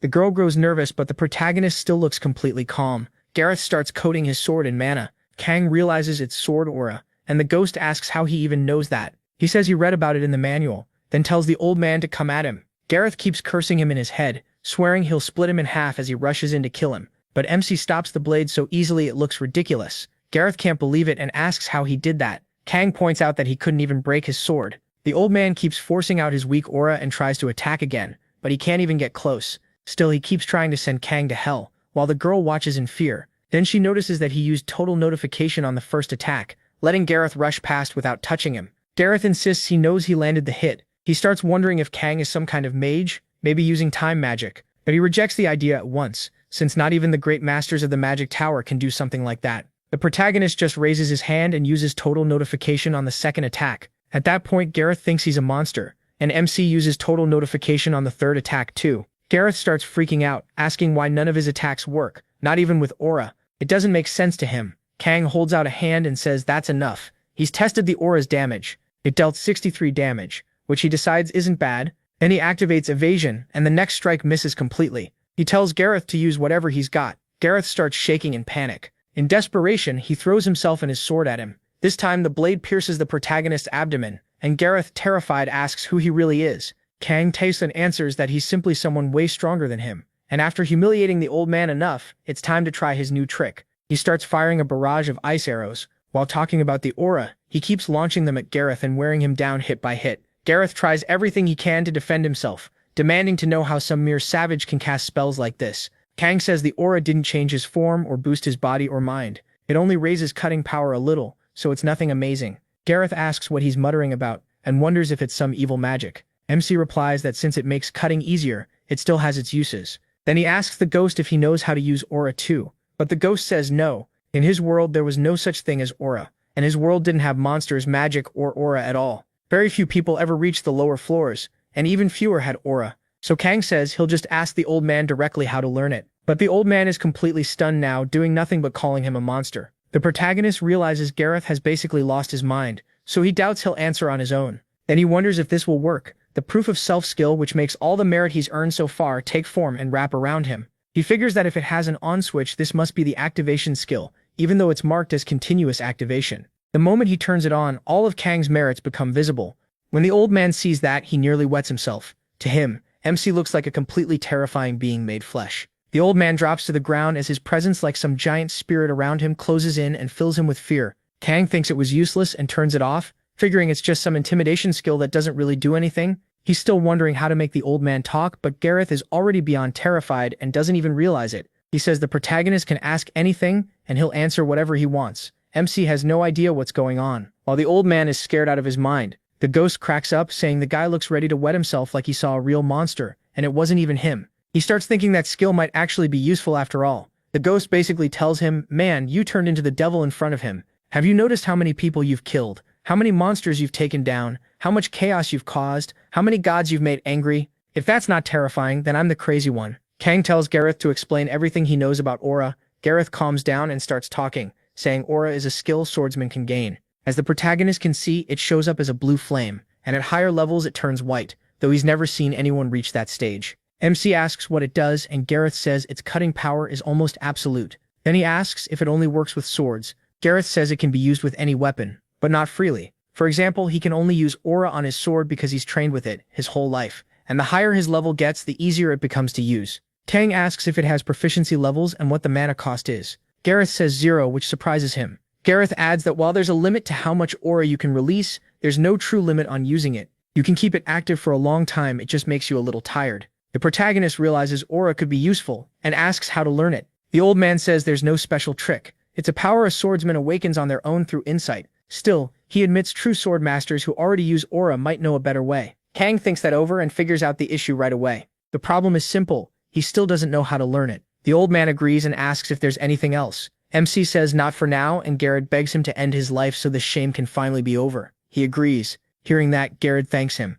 Then Kang finishes him with his knife. Honestly, the protagonist makes the smart call here. In a situation like this, leaving someone alive is just asking for trouble. Gareth had already seen too much and knew far too much about the protagonist. If he teamed up with stronger people later, that could turn into a huge problem. So the protagonist kills him, and when spiritual enhancement activates, the gap between their souls is so big that he gets nothing from the kill. After that, MC asks the demon princess for her name. She introduces herself as Anisha, then asks his. He gives his name and quickly adds that he's her guard before she can ask. She's clearly confused by that. Right then, the ghost rushes over and warns the protagonist not to say Lucifer sent him. He needs to make up a believable story.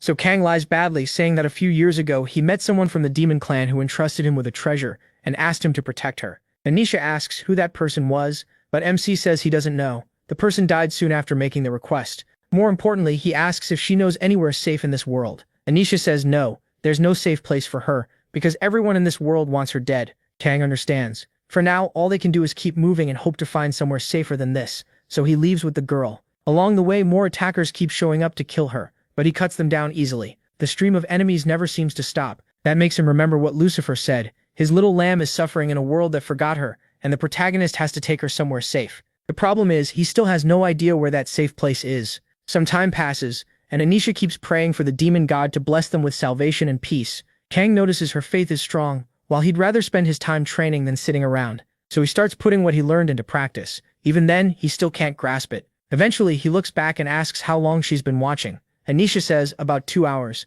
She asks what he's training, and Kang says he's trying to learn aura. That surprises her, She thought he was already a master. MC explains he came from another place. Then Anisha says that now that things have calmed down a little, she never properly thanked him. So Nisha Brichette, the demon princess, offers her sincere thanks to her savior Tien San. Kang is caught off guard and says he's only doing what he promised. Just then the ghost warns him that more people are coming. A group arrives asking if this is where the demon princess is hiding. When they get close, he asks if they're mages. One of them proudly says he's a mage from Melfrey Academy of the Great Magic Tower, and his name is Bar Moen. The protagonist thinks this might be more fun than fighting hunters. Maybe they'll teach him something new. But the old mage asks if Kang is the princess's protector, and immediately talks down to him. He says they follow Ramon, the god of light, so the demon princess must die. Then he orders MC to kneel, calling him a mere swordsman, and uses mental magic. Anisha quickly says they must have come by order of the oracle, because Ramon commanded the death of all demons. He thinks they're more annoying than a rash and tells her to get inside the cave. The mages attack at once. Kang calmly cuts through several of them without trouble. The old mage realizes his spell doesn't work on the protagonist, so he orders everyone to keep their distance and cast together. They fire a barrage of different elemental spells at him. MC dodges every single one with ease. He mocks them, saying it's amazing that even working together, that's all they can do. To him, they're way too weak. Then they see him launch an ice shot without chanting anything. Several mages are struck and killed, leaving the rest shocked as they ask how he did it. Kang asks if that spell is called Ice Shot and says the name sounds pretty fancy. Then he apologizes but says he still has to protect the princess. After activating High Appraisal, he says only the head mage is left and promises not to kill him yet. First, the old man is going to teach him some magic. After a while, Kang figures out that depending on the mage, chanting is required to cast Imbegaseta, and the basic spell for sensing the surroundings can be used starting at the intermediate level. He also learns that Ice Shot or Ice Arrow is a high-level summoning spell. In the end, though, it's nothing amazing. After that, he asks Anisha if she's okay. She apologizes and says she feels a little dizzy. The whole situation is getting to her. The ghost points out that she's been living under death threats for who knows how long, so she's probably hit her limit. He pulls something from his item box, surprising her. He tells her to drink it. Once she does, she asks what it was. Kang says it's a stamina recovery potion, and it worked just like he expected. She wonders why he'd give her something so valuable, but he tells her not to worry. It's not something he can't replace. So she starts asking if there's anything she can give him in return for his kindness. Later, as evening falls, she tells him she cooked the fish with a few herbs she found and hopes it tastes good. The protagonist is surprised because it looks great. Anisha thanks him and says it's been a long time since she cooked, but she still thinks she's pretty good at it. She says that back when the world was peaceful, she loved cooking for the people around her. As she says that, memories of her family come back. That makes Kang remember she said Ramon only arrived less than 100 years ago. She confirms it. Back then, this world didn't follow one god, each region and clan had its own. But during that time, a god was born in their world, and that god was Ramon. Kang realizes Ramon came into existence not that long ago. Then Thason asks if he's thinking about something, and MC says yes. He remembers hearing that the gods who were divine from birth disappeared, while the current gods were once mortals who rose to transcendence. If that's true, then 100 years ago, Ramon was just a mortal, and gods are insanely possessive. That much is obvious from Ramon's actions. He tried to wipe out every demon clan just to become Begaseta's only god. Kang figures the demon god would never accept that quietly. The ghost says that's exactly right, and that's why Lucifer sent him here, where Lucifer has no influence. No matter how powerful Lucifer is, fighting another god outside his own territory is hard. Even if he's stronger, he'd still be at a disadvantage in Ramon's domain. He starts to understand that he has to stop Ramon while also protecting Alice, the demon princess. He looks at the girl and realizes that if he can finish this mission, he may learn who tried to destroy his world. Sometime later, somewhere else, even more people gather. They say they even brought an advanced mage, and the force they've assembled is enough to destroy a city. Then they all come together for one goal only: kill the demon princess, no matter the cost. From above, Kang sees they brought a lot of people. Everyone is startled and asks if he's the guardian of the abandoned princess. They tell him to move aside. Their target is the princess, and they don't want to fight him. They're here to carry out Ramon's order and kill the demon princess. Kang says that's not happening. He has his own reasons to protect her, and besides, he wants them to spread a few rumors about him. They ask what rumors he means. The protagonist asks if everyone's already here, saying the more people there are, the better it'll be for him. That leaves them all wondering what he's planning. And MC tells them to come at him, because it'll be easier if he wipes them all out at once. He is on another level here. He throws that challenge out in front of everyone like it's nothing, and now the whole crowd is left wondering what kind of confidence this guy has. They scoff at him, saying he's barely out of diapers and asking how he can talk such big nonsense. To them, he's just trying to play hero and make a name for himself. They ask if he misspoke because it sure sounded like he wanted everyone to rush him at once so he could wipe them out faster. And on top of that, he says this is perfect, since he wanted to test something anyway. Then he activates an Ice Arrow skill. Everyone is stunned, calling it Frost Shot. They realize the bastard is casting magic, so they decide to strike right now, calling him a filthy heretic. They swear he'll pay for ignoring Ramon. One knight charges straight at Kang and drives his spear into him. But the first attack nullification kicks in, and the knight can't understand why it did nothing, while the protagonist calmly forms huge ice spears above them. The others are baffled, and one insists he definitely landed the hit. Then they shout at him to stop staring like an idiot and keep attacking. Kang keeps creating icy shots while the whole group keeps hitting him. None of it works, but they think their attacks are finally starting to get through and that they'll finish him off. Then the second full attack nullification activates too. He keeps making more ice and gathers it all above his head. The third nullification triggers as well, and Kang mutters that he knew it without aura they were never going to do much. Even after that, more of them keep dropping near him. Everyone asks what that giant ball of ice above him is. Then they notice dozens of frost shots packed together overhead. MC says that's exactly why he likes having lots of room to fight. Wide spaces are great for testing things. That icy mass above him turns into a new skill. He activates Ice Orb. They watch in shock as that sphere made from countless frozen shards starts moving toward them. Then he uses magic acceleration and hurls it at full force into the entire group. A bunch of them turn into frozen statues and get swept away. The old mage is left speechless by what he just saw, because that level of destruction is like a dragon's attack, and it tears through them with ease. Kang says it took a while to set up, but it worked pretty well. Then he asks if they still want to keep going, and the old man is shaking in fear. He begs everyone to run. They call Kang a monster, saying the one guarding the demon princess is like a dragon in human form. The princess asks him if this is going to cause trouble. He asks what she means, and she says those mages will spread word of what he did everywhere and brand him a heretic who betrayed Ramon. The ghost says that won't be a problem, because that's exactly what the protagonist wants. He's been waiting for stronger people to come after him, and she asks what he's talking about. Kang looks back and says the last group was a letdown, but this next one should be good enough. The little ghost is surprised, realizing MC's plan must have worked, and the news has already spread, bringing even more powerful fighters straight to him. The princess recognizes them as master swordsmen. Kang says they came all this way, and there are only a few of them. Then the red-haired man asks if he's the princess's guard. The princess urgently tells him to run. She says they all know how to use aura. They're elite swordsmen, and it's 4 against 1. Even if he's strong, she doesn't think he can handle this, but the protagonist just knocks her out to spare her the panic, telling her to rest for a minute. He leaves her in the cave and walks back to face them. They ask if he's done talking and joke about whether he already said goodbye to the princess. Kang thanks them for waiting and says she just fell asleep, so they shouldn't wake her up by yelling. Got it? The redhead says MC looks way too young, like they were really called in to deal with some kid. But the white-haired man snaps back, asking if he thinks he came here because he wanted to. Another one tells them to quit complaining, since this is a direct order from their god. They were sent to kill the demon princess and her guard, while Kang stands in front of them without a hint of worry. One of them says he has guts for someone protecting the princess, and the redhead tells the others to stay back. He's going first, and he releases a red aura. He says he's heard about him, the boy who can nullify enemy attacks. Now he wants to see how many times Kang can really do it. This time he'll be facing a real master. You'd think the protagonist would be smashed into the ground right away, but that's not what happens. The first attack nullification activates, then the second, then the third. A storm of swords rushes at MC, and the fourth one finally lands, dealing 52 damage. The red-haired master says that settles it. Kang can only block 3 times, and that's nothing special. He notes that an aura-coated sword only did 52 damage, so the boost doesn't seem all that huge. The redhead tells him to show his power. Use the same move he used on the mages earlier. If 3 uses is his limit, then what is he going to do now? The protagonist realizes the man's swordsmanship isn't much different from the adventurer on the 20th floor. That means beating him with magic should be easier. The redhead keeps pressing forward, stabbing from every angle with his swords. Kang thinks to himself that a sword wrapped in aura is more like a skill than pure sword technique, and honestly, it's pretty cool. So he rushes in, slipping through all those blades and sending the redhead flying. The man is shocked by how heavy Kang's hit felt, and the others start wondering if he really is a mage, since he's clearly good with a sword too. MC figures the man's actual technique isn't that impressive compared to his aura. He thinks that if he raises his own power enough to shape aura, he could boost his attack without using stamina, and that's not bad at all. The redhead doesn't like seeing him smile and demands to know what he's muttering about. The protagonist answers by activating acceleration. The redhead is caught off guard by that speed, as Kang closes in before he can launch his swords properly.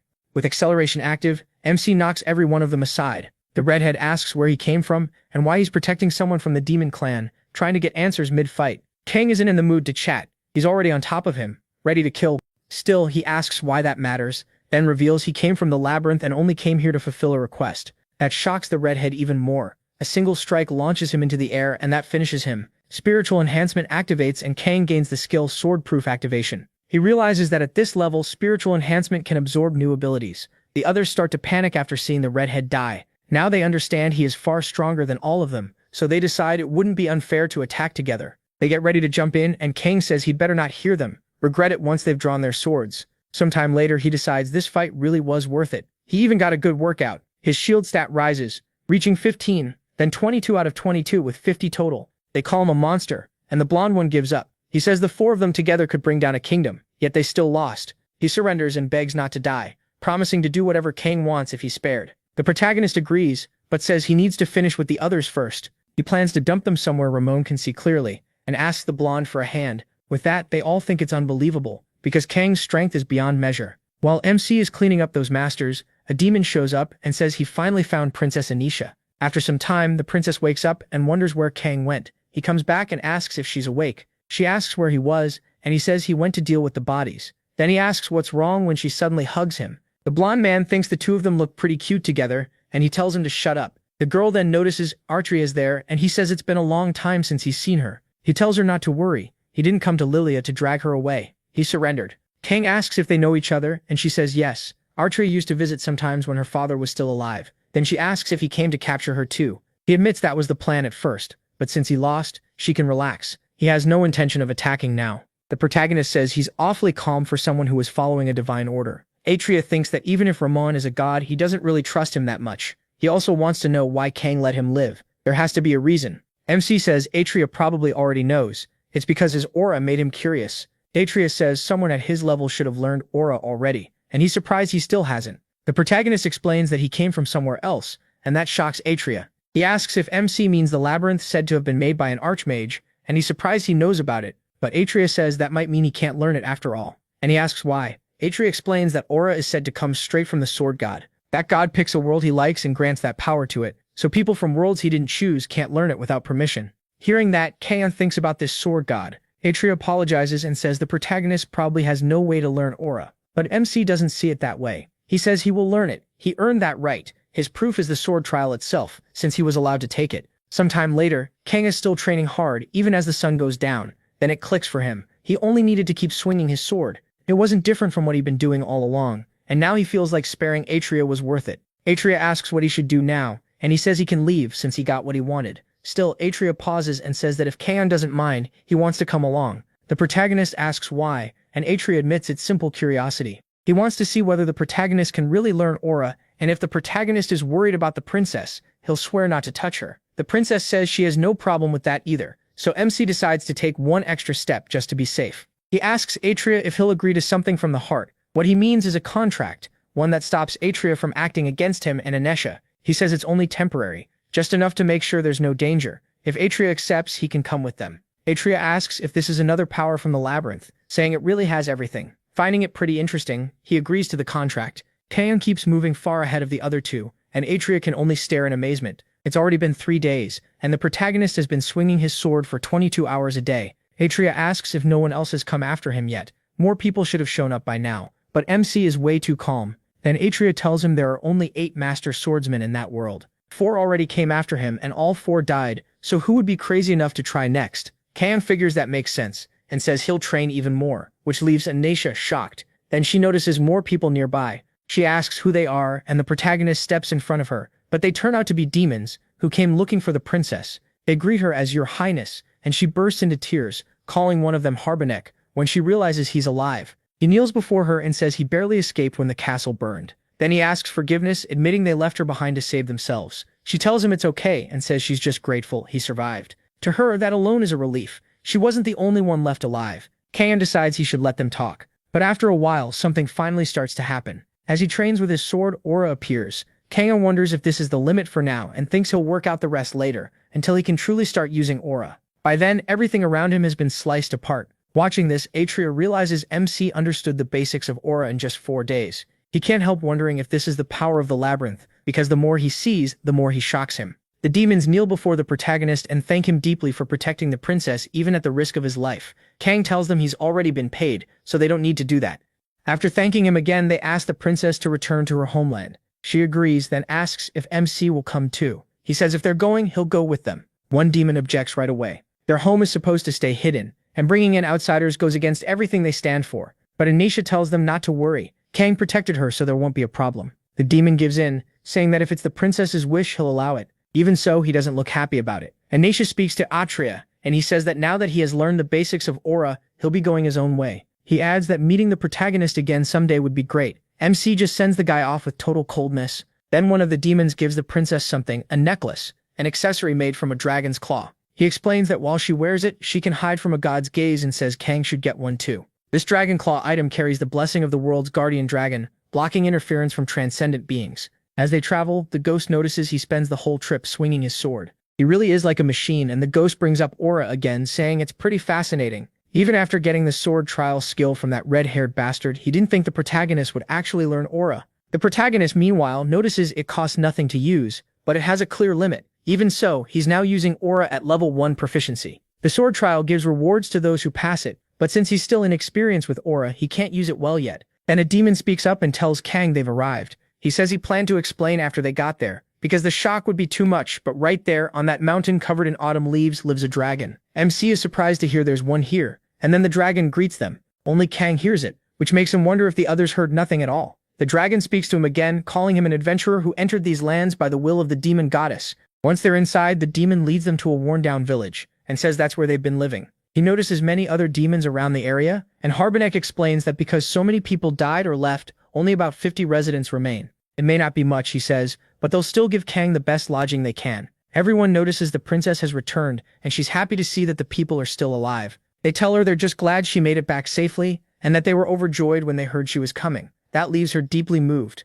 But Kang says now isn't the time for that, so the princess thinks about introducing him to everyone later. When she turns around though, the protagonist is gone. He's already somewhere else, and the ghost asks if it's really a good idea to head off alone. Kang says the monster he's sensing is insanely strong. He also makes it clear he doesn't trust the demon people, and he wouldn't be surprised if something here attacked him. So he moves closer to the source of that power, following it straight ahead. When he enters the cave, the ghost realizes that presence isn't far below a god's level. Kang understands at once that this is the place. The energy here is overwhelming, and even if he were at his best, he still couldn't win. The dragon welcomes him, saying he came here by the demon goddess's will, and there, MC meets the golden dragon Valbenaris. Kang asks if the dragon plans to kill him because of a god's command, but the dragon says never. He explains this has nothing to do with the god's actions. None of them would raise a hand against the children of the demon goddess, who made their home in this land. As for why he called him here, the protagonist is surprised by all this, and the dragon says he is the guardian of the land, an existence tied to that world itself. That's why he's curious. This place was made by an archmage, yet great gods and lesser gods live here. He brings up the great labyrinth, and while Kang gets the general idea, he asks what the dragon means by his final curiosity. The dragon says the young demon goddess is furious, especially at the god Ramon of this world, who is trying to kill her people. Because of that, this world will be torn apart by her hands. She's only waiting because some of her followers are still alive, so once they're safe, this world is finished. With that, the dragon says his curiosity has been satisfied. Kang is the first mortal he has ever met, so he gives him a small gift. If MC finds someone who can refine it, it should help a lot. The dragon adds that meeting a mortal like this will likely happen only once, and now he must prepare to leave. Kang asks what he means by that, and the dragon says he's going to make his final effort. Then he vanishes in front of him. Sometime later, the protagonist returns to Anisha, and she immediately starts shouting at him, asking where he went because she thought he had left without even saying goodbye. MC says he only had something personal to take care of. Another demon says they thought the same thing, and Kang tells them not to worry. He'll let them know when he really leaves. That surprises the demon, who asks if he plans to stay here for now. The protagonist says yes, for a while. He figures if this place were truly safe for Anisha, the mission would already be over. The demon clearly doesn't like hearing that, while MC keeps thinking he still can't leave yet. Even so, the demon says he'll prepare a room for him. Since Kang protected the princess, he'll be treated very well. Honestly, this guy feels suspicious from the start. Later, after things settle down, he is in his room. Then Anisha comes to him and asks to come in, and the protagonist asks what's going on. She says that if he's not busy, she wants to have a drink with him. MC agrees and lets her in. He asks what kind of wine she brought, and Anisha says she asked Rabenik for a bottle, and this is what he gave her. They say this wine was made right here in the village after a lot of trial and error, and it's the best they can offer. She wants him to try it. So when Kang takes a sip, the system runs a poison check. He fails, gets poisoned, and starts losing 5 GP every second. He glances over and sees the girl drinking it just fine, so he wonders if this is normal wine for demons and only poison to humans. She thanks him. Because of him, she was able to see her people again, and even if he says the debt is paid, she still feels like she owes him. So she says she'd be happy if he stayed there with her. But Kang shuts that down right away. telling her not to say something like that. He reminds her that he has to leave while she'll stay here, and he hopes she finds someone in this place who can make her happy. That, he says, would be the best reward he could get. She asks if he's going back to the labyrinth. The protagonist says that's the only place he can go. But the next morning, the ghost teases him, saying he acts tough but has a really soft heart. Kang tells him to shut up. Still, the ghost brings up the poisoning from earlier and asks if he's okay. MC says he's fine. His life is dropping a little, but it's still under control. He says the poison already burned through 150 points of his shield, and the mission still isn't over. That means this place still isn't safe. Then he feels a strange energy. He looks up as the ghost warns that something is coming, and Kang mutters that of course it wouldn't end this easily. A giant angel suddenly charges at him, blasting everything apart. It nearly hits him. He triggers counterattack and blocks the strike. Then he looks ahead and asks if that guy really had to make such a huge mess. The massive figure in front of him is glowing with power. It's Ramon's angel, and it's furious. They quickly realize this enemy is very strong, and Kang decides the mission will only end once he kills it.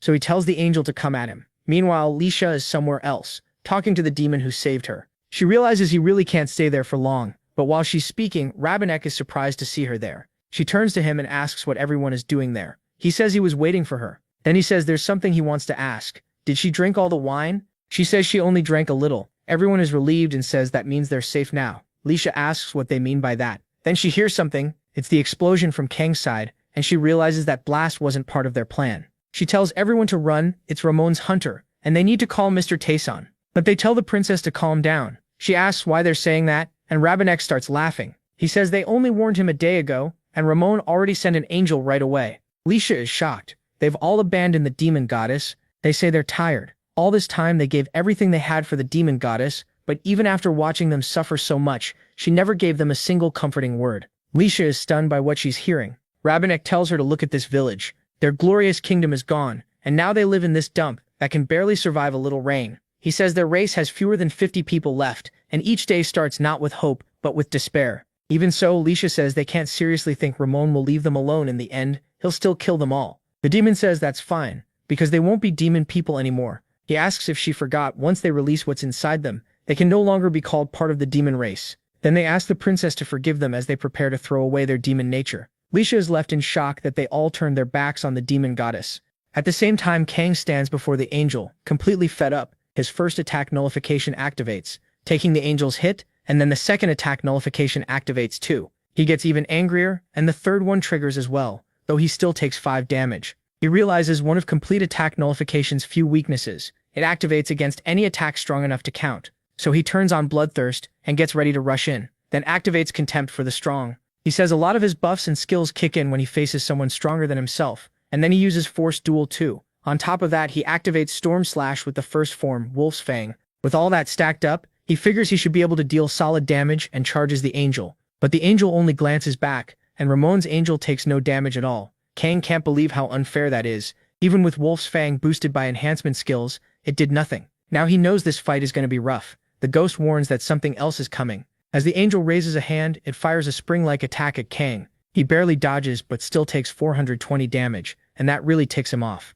He decides it's finally time to get serious. This is what he wanted, and now his attack power really starts climbing. He activates speed and rushes the angel again. This time the angel takes 59 damage, as the protagonist goes all in, then another 51. Kang realizes this has to be working, because Hora can ignore defense. The angel is clearly getting irritated too. It lifts its hand again and launches another deadly attack at him. A storm of strikes flies past MC, piercing his cloak but missing his body. Using his jump, he moves through the air and dodges all of them. The angel stays silent while pressing the attack. Kang thinks now's the time to focus on dodging. This thing is seriously trying to crush him. At this point, he's sure the angel really wants him dead. Then the angel charges again, this time with its sword. It swings at him, but he slips out of the way and avoids the blow. Even so, he has no choice but to activate Force Duel, trapping the angel inside his barrier, then uses double jump to get close to its head. He tells the angel it won't beat him, he still has to keep getting stronger, and Kang comes back with a furious strike. As he fights, he remembers the demon goddess telling him to get her little lamb somewhere safe, so he unleashes another chain of attacks. The angel takes 113 damage, while Kang remembers her asking him to save the princess. He still has a promise to keep, so he tells the angel to get lost. And after a battle that gives him some trouble, he levels up twice, defeats God's messenger, and gains the activation skill Antitheism. His spiritual enhancement triggers too, permanently raising his strength by 32, agility by 22, and intelligence by 1. He also gains divine power now. Watching from afar, Lisha is shocked by what she's hearing. and the demon says it's over. There's no way a mortal could defeat a messenger of God. He tells the princess she'll become their offering, asking her to be sacrificed in his name. She tells Rabanek to let her go. She begs the demon goddess to save her, but then starts thinking that maybe the demon goddess really did abandon them all, until Kang appears and orders Rabanek to take his hand off her arm. Then he pulls the girl away, stunning everyone there. Rabanek asks how he's there. It can't be possible that God's messenger was defeated. Kang says that's exactly what happened. He killed Ramon's angel. Then he asks what they plan to do now,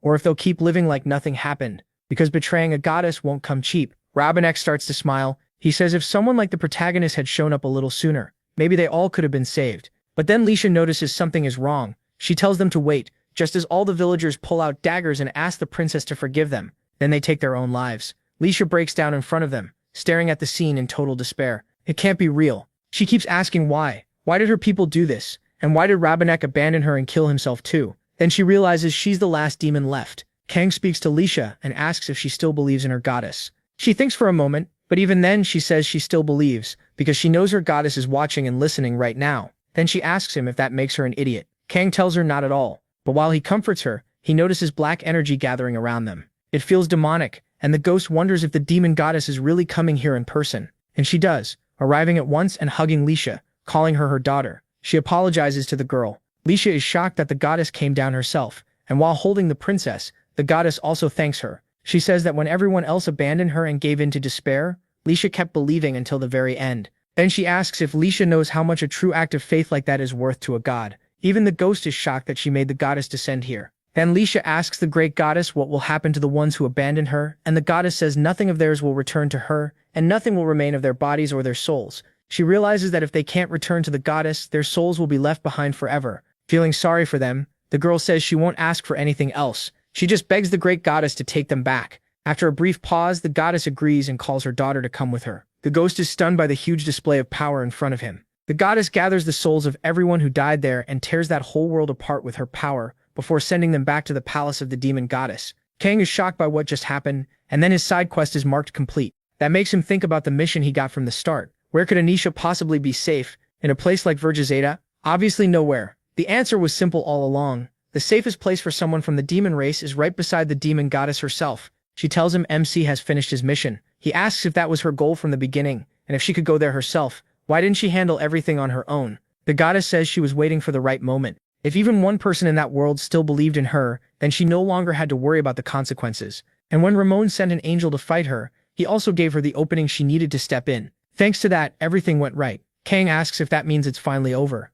She says, of course not. He did very well. Better than that, actually. So now she wants to show him something interesting, and in the next instant, he's thrown out into open space. The ghost freaks out, but she simply tells him to look. That place is Regressor, a world where none of her people are left anymore. She says she can do whatever she wants with that planet, then asks Ramon if that isn't true. The ghost notices demonic energy wrapping around the planet. He starts shouting that it's his world, while Ramon panics at what the demon goddess is about to do. She calmly says he's right, because now it belongs to her, so he can die with it. Ramon screams at her not to do it, but she closes her hand, killing both the planet and that god at the same time. Only then does she say it's truly over. The ghost can only stare in shock. The whole planet was wiped out in an instant. Kang thinks she really is a monster. The gap between them isn't just big, it's overwhelming. She could have handled everything alone, so he asks if she really needed his help for this. She explains that if she had destroyed that world herself, there would have been no way to bring back what belonged to her. The souls, the lives, their wills, everything would have been lost, and that was something she wouldn't accept.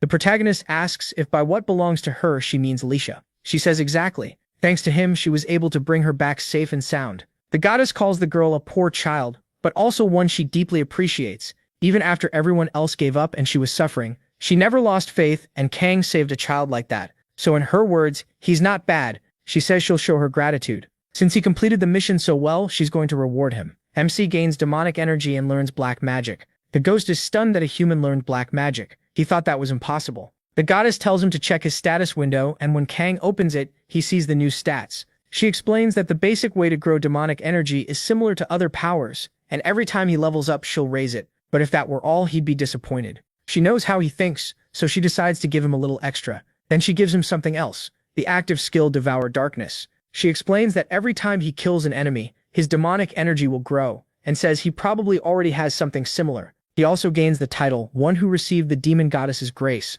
That title is incredibly strong. On top of that, she says if he prays in her name, he can learn more black magic. Of course, it won't be free. He'll have to make offerings to her, just like he does for the god of magic. And if it's something tied to demons, even better. Since she's in a good mood, she gives him one more gift. Kang gains the black magic, distorted flora of Decarabia, along with Round's emotional manipulation. The ghost is thrilled by the reward, while he realizes one of those skills is the one the Guide of Sin used. Then she says there's one last thing left to talk about, the beings that ruined his world. In short, his guesses were correct. The ones behind it were those born as transcendents, now called the ancient gods. There was once a time when every god in the universe was an ancient god, but others stole their place and sealed them away, and she admits she shares some blame for that too. Kang asks why they're destroying his world. She says he's missing the bigger picture. They aren't destroying only his world. In just 12 years, they destroyed 258 planets, and they haven't slowed down at all. The protagonist is shocked by that. He asks why they do something like this, but she says even she doesn't know. The defeated are doing whatever they want, and that much is enough to understand about them.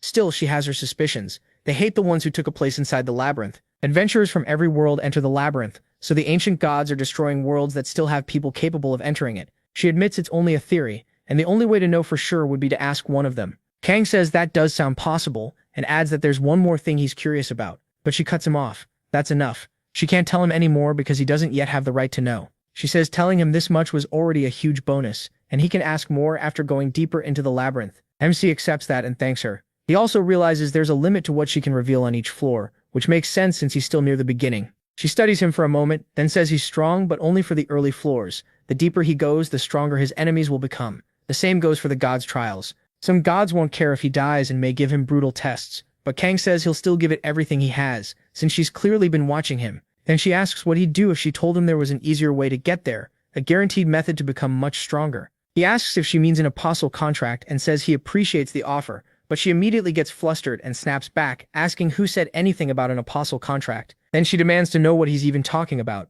She tells him he wouldn't understand and orders him to get lost if he asks one more question. She'll tear him to pieces. She really does turn oddly shy right in front of Kang. As a final gift, she says that when he finds the school of the labyrinth, he may use her name. Then she sends him away. The protagonist thanks her for the last thing she gave him, still surprised that he's allowed to speak the demon goddess's name. With that, he returns to the 19th floor. The ghost is still shaken by how powerful the gods really are. He never imagined they could erase a planet so easily, and he says he felt that pressure himself. Every god he's seen in the labyrinth so far has been completely insane, and he wonders if Kang will ever be able to get that strong one day. Maybe MC, but it might take a while. Then the ghost starts joking that maybe he should try charming that goddess, since she seemed kind of interested. He rambles that she might be hundreds of millions of years old. Who knows, but maybe she could still give him a little boost. Even so, he admits that sounds dangerous, and says MC should stop getting weird ideas before she crushes him. Better to keep going down the labyrinth instead. After that, he goes back to the blacksmith and calls for Arfan. Arfan is surprised Kang met the demon goddess at all, saying it's very rare for her to do that with someone who isn't from the demon race. The protagonist asks how he knows, and Arfan says he can feel her power. Even he didn't expect she'd go that far for someone like the protagonist. Then Arfan notices a mark on the back of MC's hand and says she marked him as hers. At least he adds that isn't a bad thing for him. He says he came to show him something and hands over the golden dragon's claw. Arfan asks where he got that, and the protagonist says it came from outside the labyrinth. In Verge Zeta, he managed to get a claw from Valbenary, along with some other unexpected rewards. He thinks about the skills he earned after defeating Ramon's angel. One is antitheism, a power that helps him resist a god, and boosts all his stats when facing a being directly tied to one, while also strengthening his will. The other is divine power, power granted by a god through faith and devotion, and for now it seems useless. He asks what exactly it is, but the ghost doesn't know. So MC figures divine power is something a god gives, which means it's a power that has to come from someone else. The ghost wonders what will happen if MC keeps it.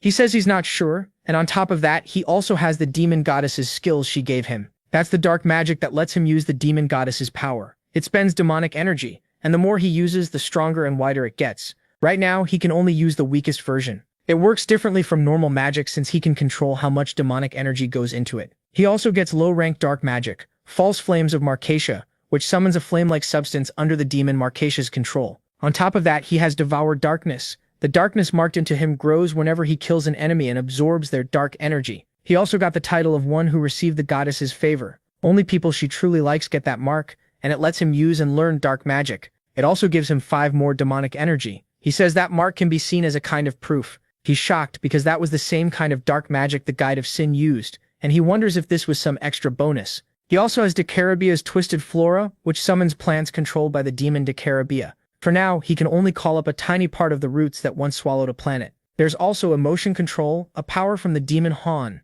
It makes the target suffer a terrible hallucination, though right now it only uses things from a human mind. After checking all that, Arfen asks if he looked through every skill, saying the item is incredibly valuable. Kang asks if it can be forged. Arfen says yes, but the main material has to be a dragon guard. The rest of the materials need to be just as strong, and the next place the protagonist might find something on that level is about 10 floors below. So he tells MC to keep it safe for now and come back once he finds the rest. The blacksmith is fine with that plan. He leaves and says that since they're passing the 20th floor, spirits should start showing up. The ghost asks how he knows that. Did someone tell him? Kang remembers when Li Tian told him that spirits start appearing from the 20th floor on, and normal physical attacks don't work on them. She had a really hard time there. She said the first one he'd meet was a flame spirit, and sure enough, a low-rank one appears in front of the protagonist. It's exactly like she said. His main mission is to beat that floor's boss to get the spirit jade. He also has a hidden mission. Then the monster throws a blast of fire at Kang, but he uses double jump and rushes in with an ice arrow, then triggers flame explosion against the fire spirit, which is obviously not a smart move.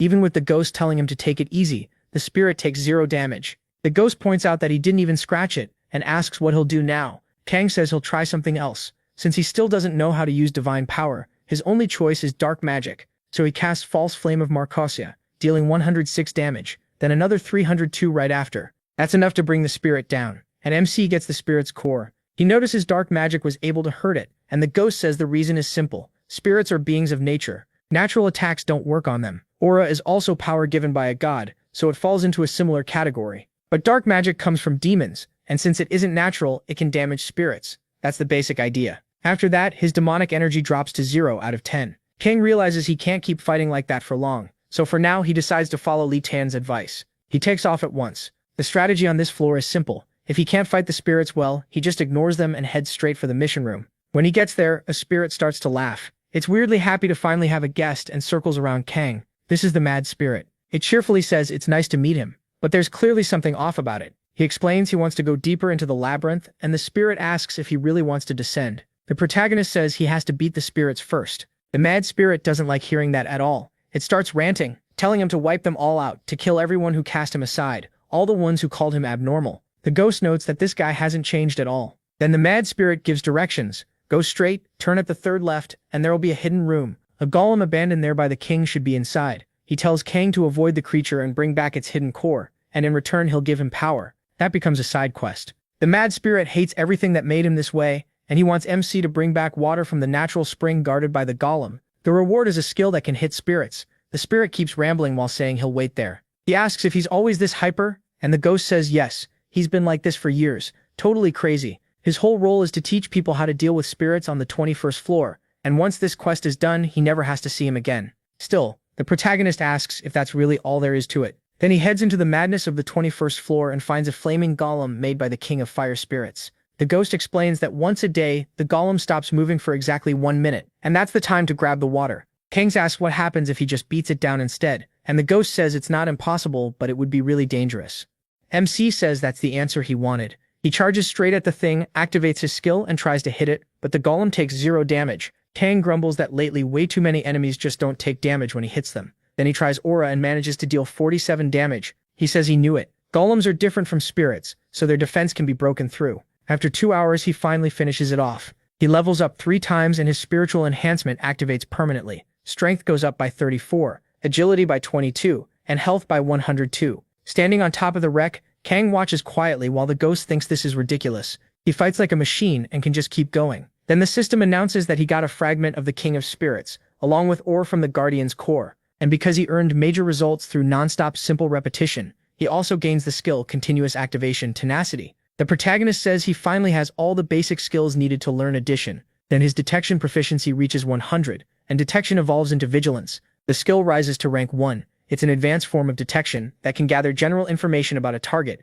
and MC immediately tests it with vigilance. The ghost is surprised he's using it, and Kang reads his info. One line describes him as soaked in blood, and his status says he's a ghost, someone who gave his dream to the train. That description catches his attention. The ghost notices him staring and laughing, then asks what he just saw and tells him to spit it out. After that, the protagonist goes back to the mad spirit and says he brought the spring water. The spirit starts drinking it right away. Its status is unstable, a child that wants to become whole and longs for revenge. It looks a little happier and says, this brings it one step closer to becoming complete. Kang and the ghost just watch the crazy spirit. Then it happily tells MC to take this skill and gives him Spirit Strike. He also mentions that he beat the golem and shows the stone he got from it. The ghost is shocked and quickly tells him to hand it over. The fragment is a piece of power stored by the King of Spirits, and every spirit wants it. That sends the mad spirit into a frenzy. He says the protagonist is different from the other guests, amazing even, and asks if this incredible guest he's always admired will help him. The protagonist steps closer and says he will. The ghost is surprised by MC's choice.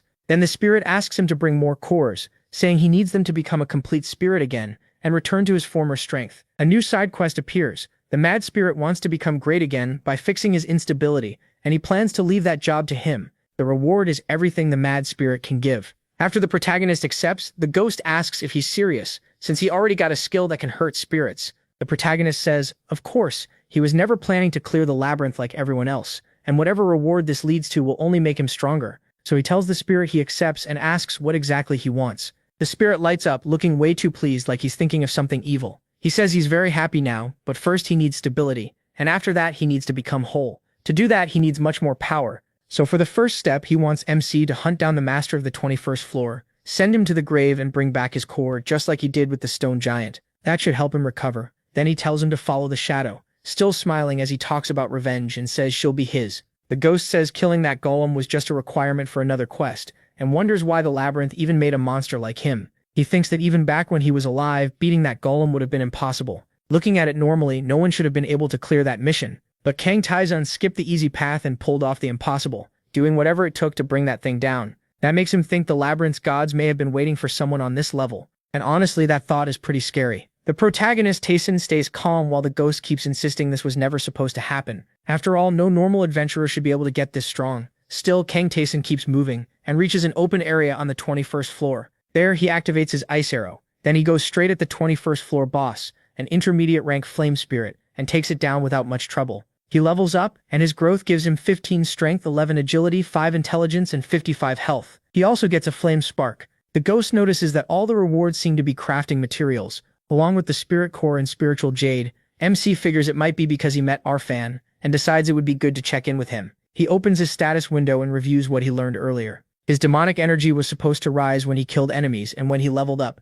Now that energy has reached 27, so it definitely increased, going up by 17 from 10. He also realizes he already cleared all of floor 21, but the number is still too low to tell how big the change really is. For now, the only thing he wants is to report back to the spirit and hand over the core. The spirit is shocked. He can't believe the mission is already done, gets all excited and says he knew Kang Taizun was the real deal the moment he saw him. He asks where the next target is. The spirit explains that absorbing a spirit core can steady someone unstable. After taking it, he improves a little and says the next one is on the 93rd floor inside a hidden room. He gives the full layout of that hidden room, points out the exact spot, and tells the protagonist to beat the boss there and come back. Then the 22nd floor mission begins, and Kang Taizun now faces a low-rank ice spirit. He can tell Arfan did a great job. The weapon is so good he clears the whole floor without using a single skill, and even MC admits he didn't expect it to be this strong. After that, he activates the Relic of World and Ruins and sets his sword ablaze. With his attack already boosted by 10 points, it now has a fire property too,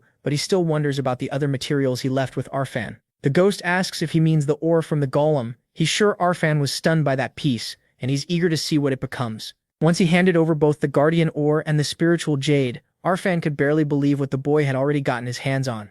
Then he arrives somewhere else. There he finds Pavish's altar. Kang Taizun pauses when he sees it. The ghost wonders why it's on the 22nd floor. Since the last time he saw it, it was much deeper in the labyrinth. He tells the protagonist Taizun that Pavisha is the god of validation. MC asks what kind of trial that god gives, and the ghost says it's pretty much exactly what the name sounds like. He has to prove his worth by showing everything he's built up until now. That's the basic idea. Kang Taizun remembers all the battles he's fought. The ghost talks about how many people earned Pavisha's approval, and says it sounds easy, but he's not sure that's really true. Most adventurers he knew passed it, even the ones who weren't that impressive. Even people around average got through. That's what makes it strange. The labyrinth is never kind to ordinary adventurers, so a test like this doesn't make much sense. And after passing it, some of them changed a little. The way they acted, even the way they spoke. He wonders if they were doppelgangers, but the ghost says no. Even so, people still called those changed adventurers copies, so Kang asks what the people who passed said about it. The ghost says they only ever claimed they had to prove themselves, nothing more. There's too much weirdness around that trial, so he can't say what it really is, and since he never wanted to be reckless, he refused it. Still, he knows the protagonist Tayson will take the test. The protagonist says of course he will. He's not stopping now. A side quest begins. Pavisha wants to test the one who reached the altar. If MC accepts and passes the trial, the god will decide his reward based on the result. Kang immediately freezes for a moment, surprised by the message. It feels like the gods here have been waiting for someone at his level, like this trial was made just for him. Then he realizes he's been moved somewhere else, and sure enough, a copy of him appears in front of him. But it's changed enough to stand out, and the ghost notes that it really does look just like him. He asks if it's a perfect reflection, but he isn't fully convinced. Usually a true copy is identical in every way. Face, height, build, and even equipment. Then the double charges right at him. It even uses Sword of Torment, which catches Kang off guard. That only gets him excited, because it has his abilities too. So he dives in as well, meeting the clone head-on. The copy clearly means to kill him, claiming his soul will be its prize. Even so, Kang quickly realizes the thing is still lacking compared to him. He attacks at full force, and the monster is driven back. Then the god's authority shows up, shrinking the protagonist's area of influence. At the same time, the monster gets buffed, and Pavisha offers an upgraded trial. Kang accepts, the god is pleased, and the copy keeps getting stronger. Another soul enters the clone's body, and it starts to smile. The newcomer sounds calm, saying it's been a long time since he was last in the labyrinth. Then he says it's a pleasure to meet this adventurer. He introduces himself as the apostle of the great Pavisha, the one who once walked the lower floors Malestim. The ghost hates hearing that name. He says he'd been wondering where Malestim disappeared to, and now it makes sense, he really did become an apostle. Malestim seems happy to see the great warrior there and asks what he's doing. Kang asks who this man is, and the ghost explains that he entered the labyrinth around the same time he did, but never joined the Guides of Sin. He was an adventurer who made it past the 60th floor. Like MC, he used twin swords, but with a reverse grip. Instead of relying on skills, he mainly fought with sword arts. Then that doppelganger moves toward him. He asks what floor they're on. Kang answers that this is the 22nd floor. Malestim is shocked. He can't believe someone on such an early floor has stats like this. So many skills, that much magic, and even black magic. Then Malestim activates Ice Arrow and Speed just like the protagonist can. He attacks all out, saying this is going to be a lot of fun. In the middle of that fierce fight against his doppelganger, MC uses Jump and takes the initiative. From above, he fires Ice Arrow at the clone and adds Speed to make the attack hit even harder. But below, the doppelganger uses Complete Nullification on the first strike. That makes Malestim think the skill is even more interesting. Now he's sure this is going to be fun, and he rushes Kang Tae-san again. As the two trade blows, he questions what Malestim is doing, why he's mixing someone else's sword art with his own. The dead warrior answers that the protagonist's sword style had always looked interesting to him. Then he keeps up the heavy pressure against MC. Kang studies the fight and admits the guy is really strong. He's already worked Sword of Torment into his own swordsmanship, but that's all he's done. So he activates Freedom of Choice. Trading agility for strength, he puts even more power into his attacks and starts overwhelming the clone. Then he notices Malestim has that same move and uses Freedom of Choice too, swapping agility for strength. But the protagonist says he's already too late. As Malestim gets pushed back and starts to lose his cool, Kang triggers Marcosia's false flames right beside his face. The clone starts laughing, then gets blown away. The ghost says of course that was going to happen. Malestim then activates Endure, canceling the killing blow. For 1 second, all damage drops to 0. Feeling the hit he barely survived, he admits this is the first time he's been beaten this badly since fighting that warrior. He asks Lord Pavisha for forgiveness while staring into that black void. Then he thinks once more about Pavisha, saying her words are very kind and thanking her again. He says he had fun for the first time in a long while. With that, Kang completes Pavisha's trial and levels up again. Then his spiritual enhancement activates, raising the proficiency of every skill except spiritual enhancement itself. The ghost asks if he's serious, and MC says every proficiency went up by 2 or 3. Even his black magic improved and he's barely used that one. He points out that he has over 80 skills, so the total gain in proficiency goes past 200. Calm Mind reaches 100 proficiency and evolves into the continuous activation skill, Mind Calm as Water. It starts at proficiency 1 and gives him an emotionless heart and an unbreakable will. His continuous activation skill, Sense of Death, lets him detect when death is near, triggering in all dangerous situations. Then Pavisha offers him an apostle contract, but Kang turns her down again and the ghost says he really never changes. Pavisha's power starts fading, his trial ends and she leaves him a reward, the Dagger of the Validated.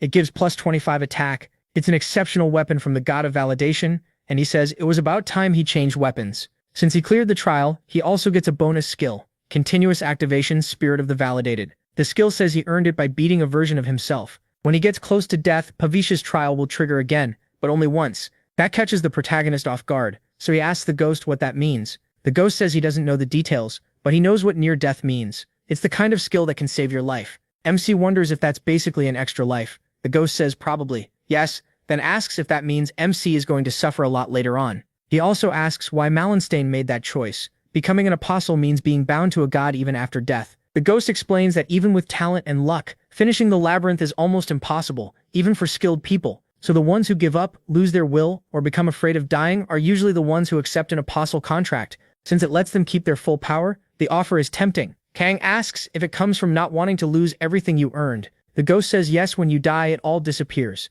But if you accept an apostle contract and tie your soul to a god, you keep your ego. There's no clear answer on which fate is worse, but Malenstain decided death was worse. The ghost says it's not always a bad ending, so the protagonist should think carefully about it, though he already seems to know the protagonist's answer. MC says he's already decided. The ghost tells him to get moving since they've talked enough about that. In the secret room on the 22nd floor, Kang finds the Black Luna necklace. +5 defense, +3 magic, and +10 strength. With stats like that, swapping gear is an easy choice. Then he moves on, defeats an intermediate ice spirit, levels up, and triggers spiritual enhancement again. He also gets the Secret Tome of Darkness, a black magic book that can sell for a high price. On top of that, he picks up draconian leather bracers with +30 defense and +10 attack. Fully geared up and carrying his special weapons, he heads to the 23rd floor. The moment he arrives, he activates vigilance. It lets him find the secret room right away, and he goes inside the place the mad spirit told him to reach. His goal is simple: kill the secret room boss on the 23rd floor, and that will finish the mad spirit's quest.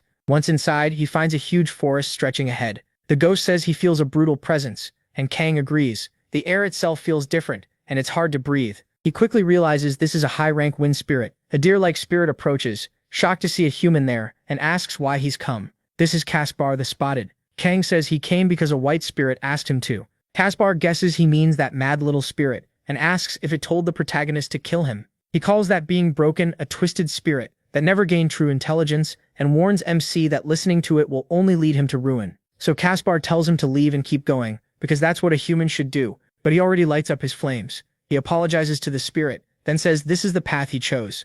As he speaks, the area around Caspar starts burning. Caspar demands to know how Kang dares to do this, then uses Servant that walks the wind to send blasts of wind at him. He says he showed mercy to a mere human, and the protagonist repaid that by burning his land for selfish reasons. MC slips past the attack and asks what mercy Caspar is talking about, because he hasn't seen any. Caspar says he's tired of hearing Kang's voice and decides to kill him. He charges straight in, but he says he doesn't need mercy. He's following his own path. He tells the spirit to come at him. Caspar attacks again, hurling another burst of spirit power and saying he's sick of hearing the protagonist talk. MC activates vigilance and gets through the attack, then rushes in again. Now he can finally see the wind blades he couldn't track before. He closes the gap with both daggers ready. Caspar tells him that reaching this level means he could defeat the king's golem. Then he gathers a huge ball of spirit energy over his head. Still, he says that if this is all Kang has, it won't be enough to beat him. He declares that he should return to nature, and launches his attack, leaving him tense at what's coming. But the protagonist uses complete nullification of the first attack,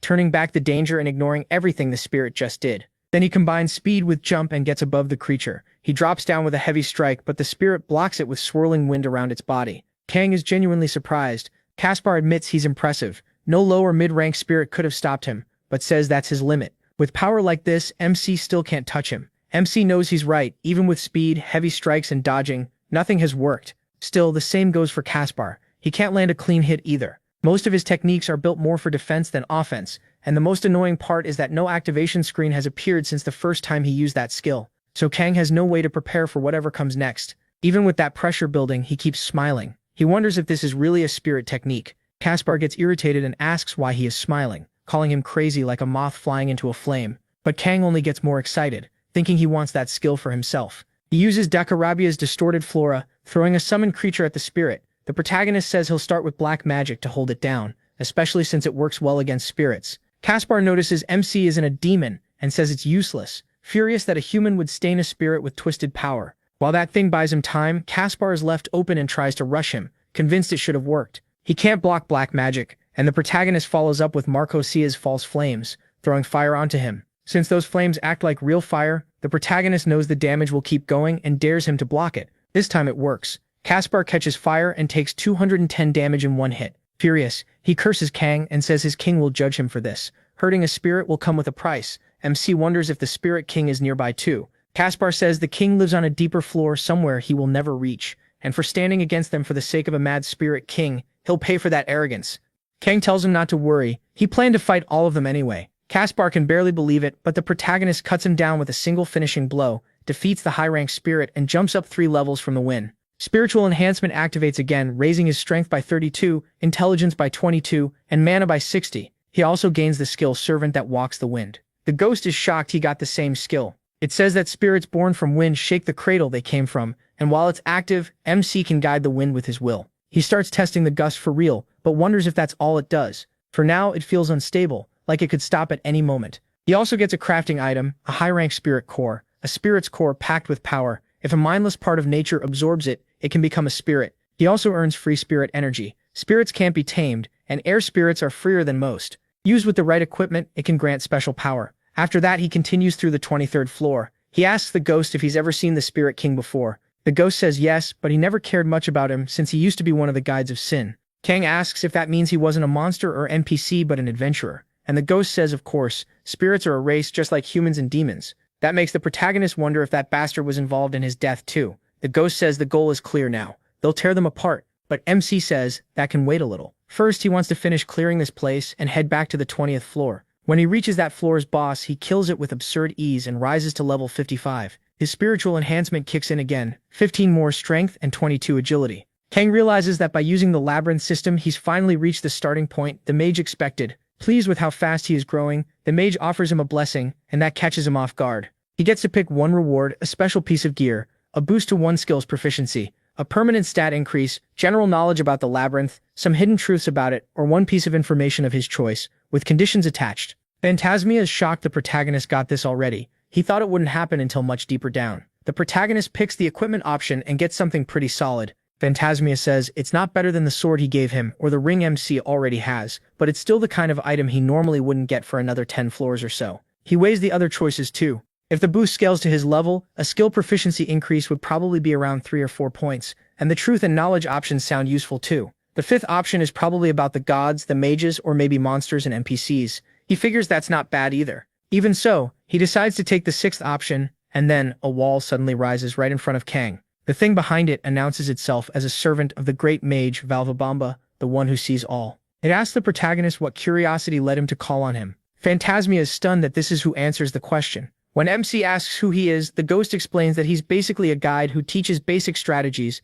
The deeper you go in the labyrinth, the more he shows up now and then to explain things and point the way. Valvabamba introduces himself as a servant of the great mage. This labyrinth was made by his master, he says, and its laws and knowledge are in his hands. Then he tells Kang to ask whatever he wants. Since he knows the labyrinth, he promises a proper answer, and he takes a moment to think. By now he's learned all kinds of skills. Some of them should have been almost impossible to get, and a few aren't even known by adventurers who reach the deepest floors. So he asks how skills are learned. Were they made by the mage from the start, or do they come into being when someone meets certain conditions? Valvabamba says he has received the question, and compares it to asking which came first, the egg or the chicken. Kang doesn't get why he put it that way. Valvabamba explains that the labyrinth holds countless mysteries, and one of them is the endless number of skills adventurers gain. To understand where they come from takes deep knowledge only a servant of the great mage would have. The protagonist cuts to the point and asks for the answer. Valvabamba says skills are not made ahead of time. When someone does something near impossible, or repeats something enough times,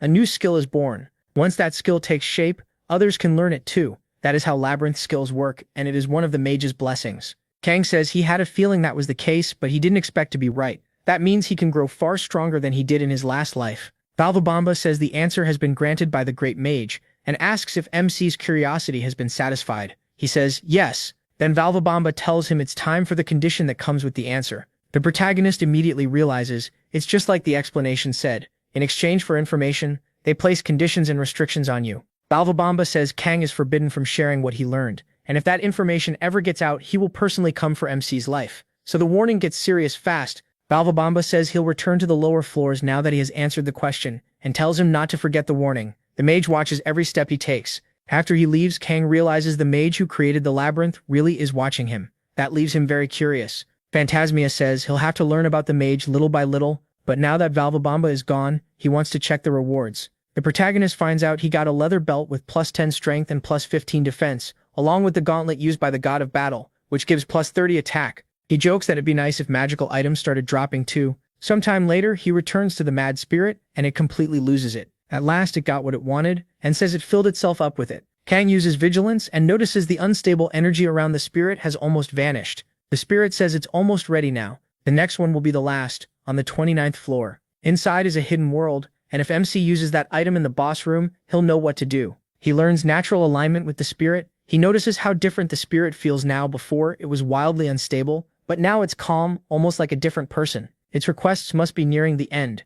The spirit says it is the land of spirits, a paradise for those who ran away. That is where the roots of the tree that preserve the world are kept. It tells Kang to bring them because that's all it still needs, and it's almost finished. As the protagonist looks at the spirit, Phantasmia calls out to him. MC has started giving off a slightly crazy look himself, so the ghost tells him they need to get out of there, and says those spirits are the ones in the wrong. All of them are. He looks at the spirit and comes to the same conclusion. Before going deeper, he decides to collect the equipment he left with Arfam. When he returns to the blacksmith, he heads to the 19th floor. Arfam is surprised the protagonist is back already, then hands over the shoes he made from the material the protagonist brought him. They're shoes made from ore taken from a golem forged with a spirit, plus 15 attack, plus 40 defense, plus 30 agility, plus 15 movement speed, and plus 8 action speed. They can also store spirit energy inside them, which surprises MC, so he asks what that means. Arfam says it means exactly what it sounds like. He can infuse them with spirit energy. He tells him to think of it like what he did with the warrior's weapon. These shoes can hold a similar kind of power. The protagonist remembers how much better that sword became after Arfam worked on it. So the blacksmith tells him that if he gets any spirit energy, he should bring it over and he'll put it into the boots. Kang says that won't be necessary, and hands over the free spirit energy he got for defeating a high-ranked spirit. Arfam is seriously impressed. He says that's what real efficiency looks like, then asks MC to wait a bit while he does some extra work. Before long, he says they're ready. He's infused the boots with spirit energy. Now he gains the power to remove any restriction placed on him, though the boots can only use that ability once a day. He sees that the boots also gained a status condition removal effect. It's only once per day and the description is short, but the protagonist knows that's still incredibly good. Arfam says it's been a long time since he had a project this fun, but he still needs payment. He asks Kang for 3,000. MC thinks that price is a steal for something this good. After selling all the rewards he's picked up so far, he has plenty of money, so it's worth every coin. Then he starts the 24th floor mission by killing a few dark spirits there. He figures it was about time they showed up. Phantasmia says he won't ruin the fun and hides for a bit. Kang activates vigilance, and then someone calls out from behind him. He immediately realizes they've arrived. They're allies of the one who gave up on the labyrinth, the Guides of Sin. One of them questions him, asking if he's really rank 2, and whether he seriously dared to come here. He introduces himself as Reginalba, level 65, one of the surrendered. He mocks him as a rookie. The deeper you go, the higher your rank needs to be, and fools from the upper floors can't just walk in whenever they want. He asks if nobody told him that. But the moment the guy attacks, the protagonist catches the sword with his dagger. Even with a 10-level gap, their HP is almost the same. All that grinding really paid off. Then the protagonist tells him, almost casually, that he's not one of the Guides of Sin.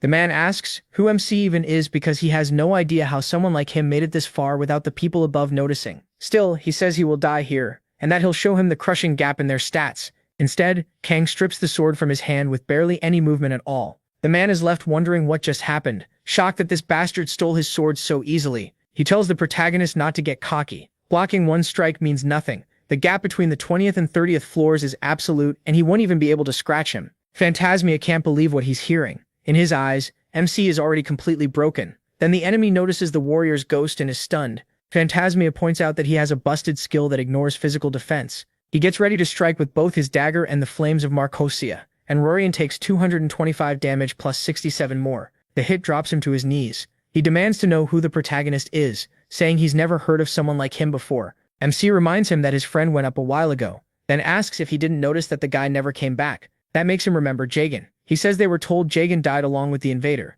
but now he realizes that was a blatant lie. Kang asks what the leaders are doing right now, and the man says they can't come here at the moment because they've been trapped on a certain floor for a long time. He says the leaders have been stuck trying to clear that floor for a long time, so they won't be showing up anytime soon. The ghost is shocked. Those guys still haven't cleared it? Then he asks if he knows them. The ghost explains that the deeper you go, the floors get more and more absurd, like wiping out an entire planet in an hour, or fighting 3 enemies as strong as you at the same time. Some are even worse, like killing a dragon with only starter gear. Floors like that do exist. But Kang cuts back to what matters and asks one thing. Is the Guardian Associate still alive? Robin says he hasn't heard anything about her death, so she should still be alive. That answer is enough for the ghost. A small fry like him probably doesn't know anything more anyway. Robin tells the protagonist he hopes his death is quick, and the protagonist grants that wish. He levels up and steals a big chunk of Rorion's stats, Strength goes up by 26, agility by 24, intelligence by 22, health by 120, and mana by 22. After that, MC opens his status window. His numbers are crazy, and even the ghost is stunned. No normal level 56 should have that much health, and those kinds of stats. The ghost says he is going to become more of a monster than the monsters waiting below. He wants even more power because he still has a long way to go. He remembers how badly his friends were crushed. That's why he knows he has to get even stronger to protect his future. Meanwhile, on the lower floors, they notice that Rurian is dead. They wonder if he tried to enter the 31st floor. One of them asks if the rank 4 guides of Sin killed him. Another shuts that down. Rurian died on the 24th floor, and that's exactly why he called them. Then they start wondering if it was the same guy rumored to have killed Jagan, the one traveling with the warrior ghost. The man who brought it up says Jagan died after going to the 20th floor. That shocks the others, because they thought Jagan had killed the invader. They were told both of them died in the fight, but now they start to wonder if that whole story was a lie. Meanwhile, Kang keeps heading down.